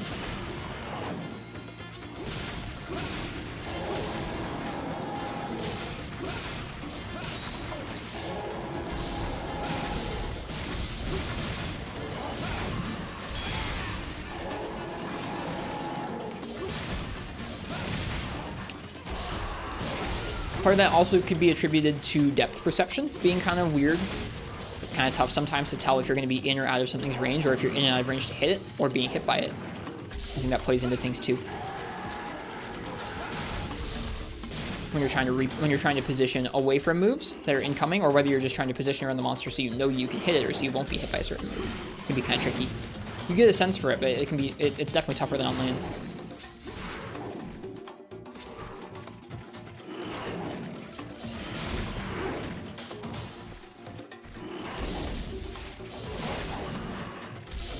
What does Olympic Swimmer do again? It makes you swim faster.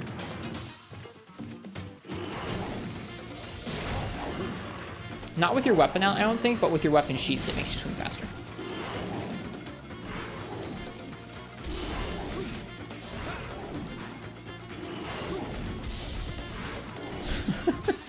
Get back here.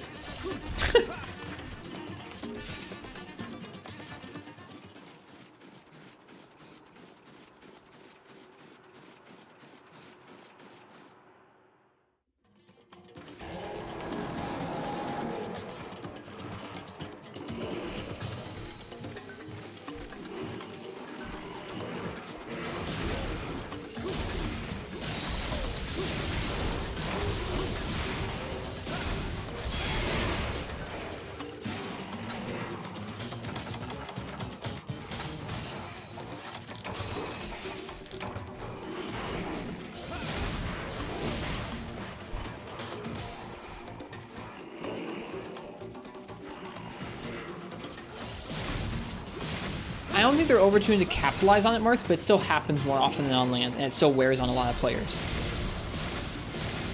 It is a common complaint of folks that I've talked to about this game, or people who have poked in chat so far. It's like, dude, I get hit so often underwater after I've already been hit, or like I get comboed so often underwater.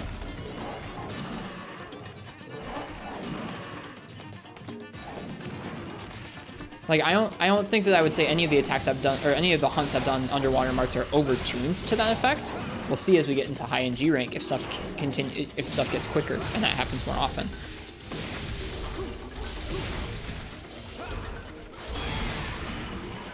But in general, it does feel like that just happens more often underwater, just due to your lower mobility, and monsters being generally quite quick, and not having overly small move hitboxes underwater. They generally have pretty decent sized hitboxes.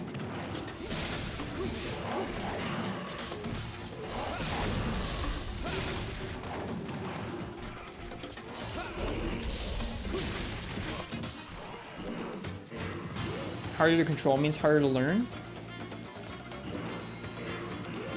I mean, sure, yeah. I do think it's harder to learn to position safely around the monsters. I think, like, I don't know. I'm not sure what you're referencing with that.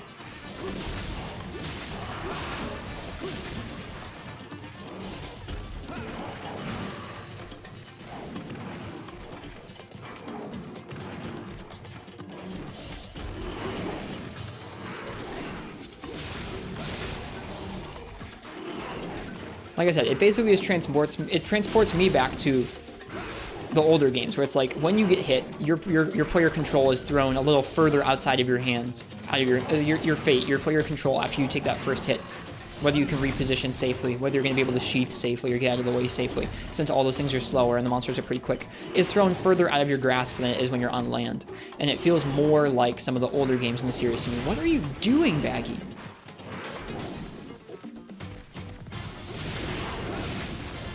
Which I don't particularly mind.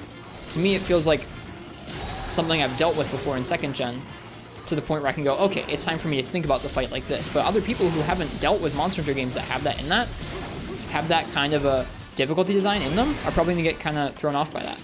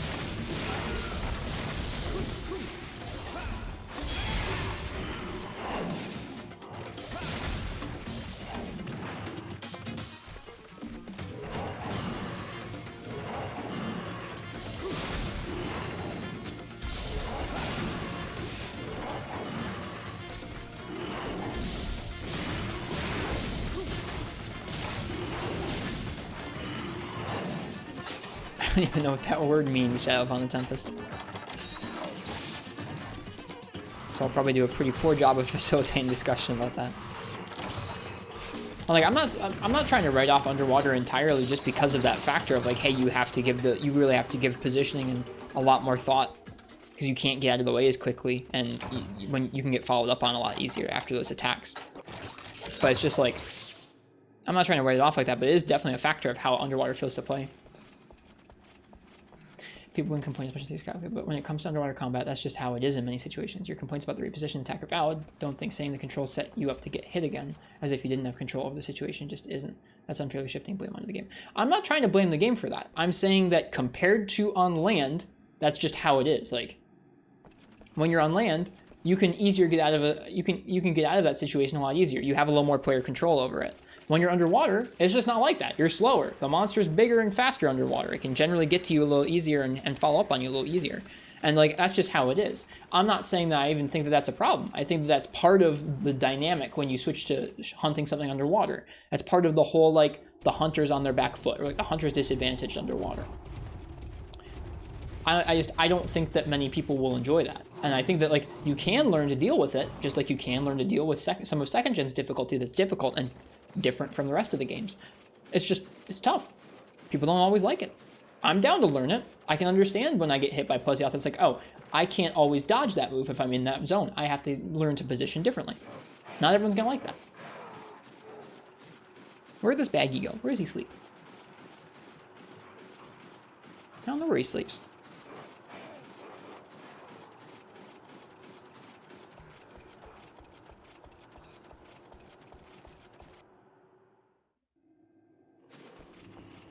He sleeps where he limped away from. Okay, game.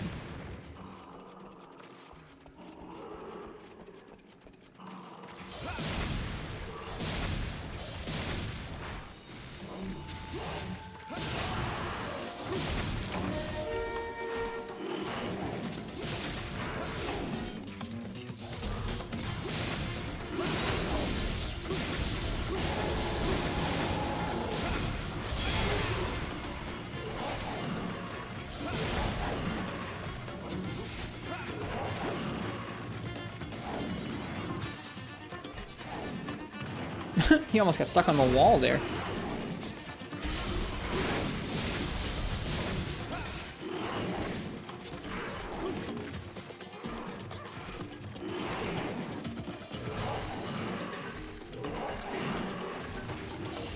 I don't really mind the C6 too much, general intelligence. I don't really feel like it's that much worse than the Wii U stick, but I am using a PSP stick on top of it rather than the regular nub. It's trickier to get out of the way, not harder. How are those not the same thing?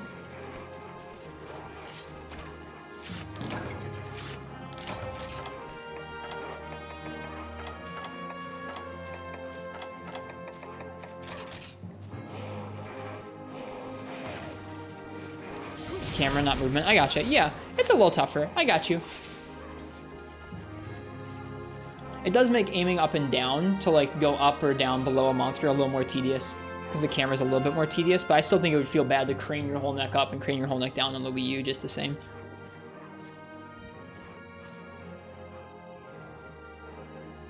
And yeah, you'd be scared. You'd be more afraid of getting up after getting hit by a second-gen Tigrex than try Lagombi because like Tigrex is a very big threat.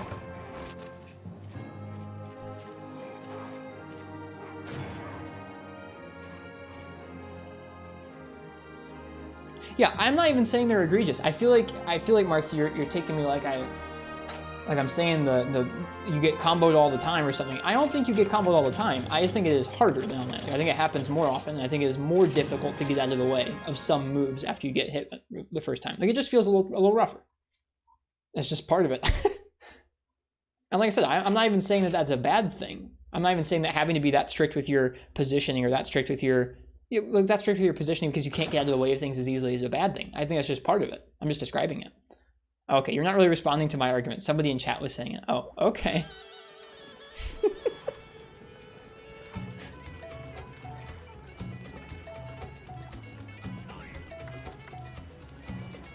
Oh, there's some. He wants the captain of the Argosy wants to talk to us.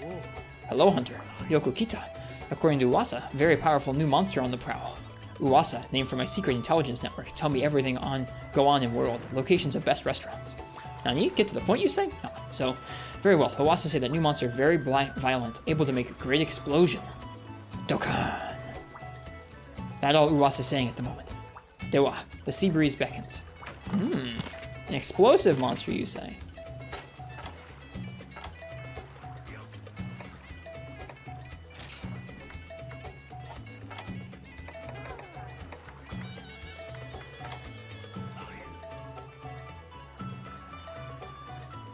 Nice FPS.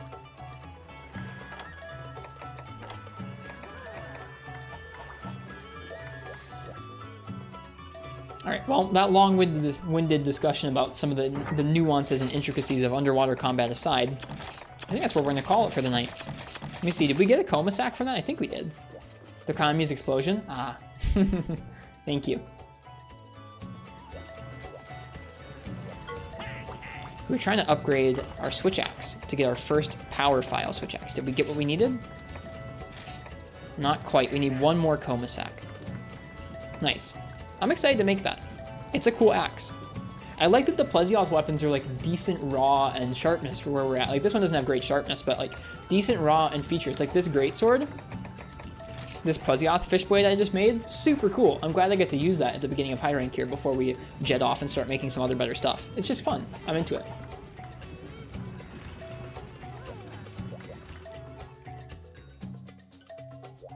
I wonder what language the Argosy captain speaks in the Japanese games. I wondered that too. Like, is he some American trader, or like some like Western trader in the Japanese games? Folks said he still had like, so every time last year you were telling you 3 Plesioth with the Nargacuga of the sea. I don't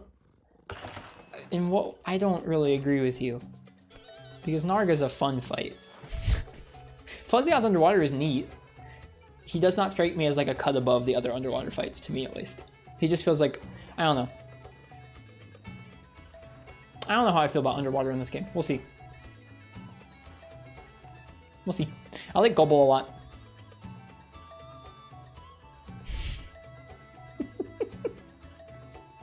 I don't know. So far, I think I would say that like Lagombi and Ludroth and Plesioth all just feel like okay. And Gobble feels like actually fun. But that's just me. That word is subjective? Yeah, I'm speaking from my subjective experience. I'm not trying to tell you what you can think about it or not. I think I will have some more opinions about underwater as we go, but so far I'm just kind of up in the air about it. Some stuff, like the repositioning emptily, seems like really obnoxious, but most of it just feels like I need to get better at the game, so I'm going to try. But in any case, I think this has been our stream. I'm going to go ahead and end things there on that precipitous note.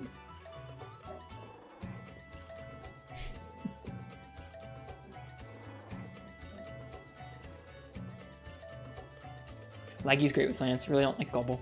That's fair. He's tricky. I hope you guys enjoyed the stream. If it was anyone's first time here, I hope you guys enjoyed coming by. I'm going to be slowly playing through this game and slowly getting better at it and forming some opinions about it as we go through. If you guys like that, feel free and stick around. We're going to be playing 3U for quite a while longer still. I'm going to go ahead and give you guys some links in the chat there to our Discord and our YouTube and our Twitter. The Discord especially is a nice cozy spot. So if you need a cozy Discord to hang out in, there's one for you.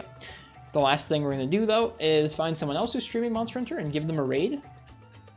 I'm going to chill out for a little while. So, by chill out, I mean I'm going to go sleep for a little while. Our friend HyperRay is streaming 3 Ultimate with the stream title, PC Might Crash, I Don't Care. So let's go ahead and raid them. That sounds like a good time. Hope you guys enjoy the 3U over at their stream. I think they're well into G rank, so you might get to watch some more advanced stuff on their stream than my stream. Hope you guys have a nice time over there, and I hope you guys have a nice holiday tomorrow. I'll probably be on the stream sometime tomorrow evening. Give you guys some kind of Thanksgiving stream to watch, but until then, I hope you guys have a nice night or a good day, whatever time it is where you guys are. Cheers, happy hunting, and I'll see you guys next time. Enjoy HyperRay stream. Bye now.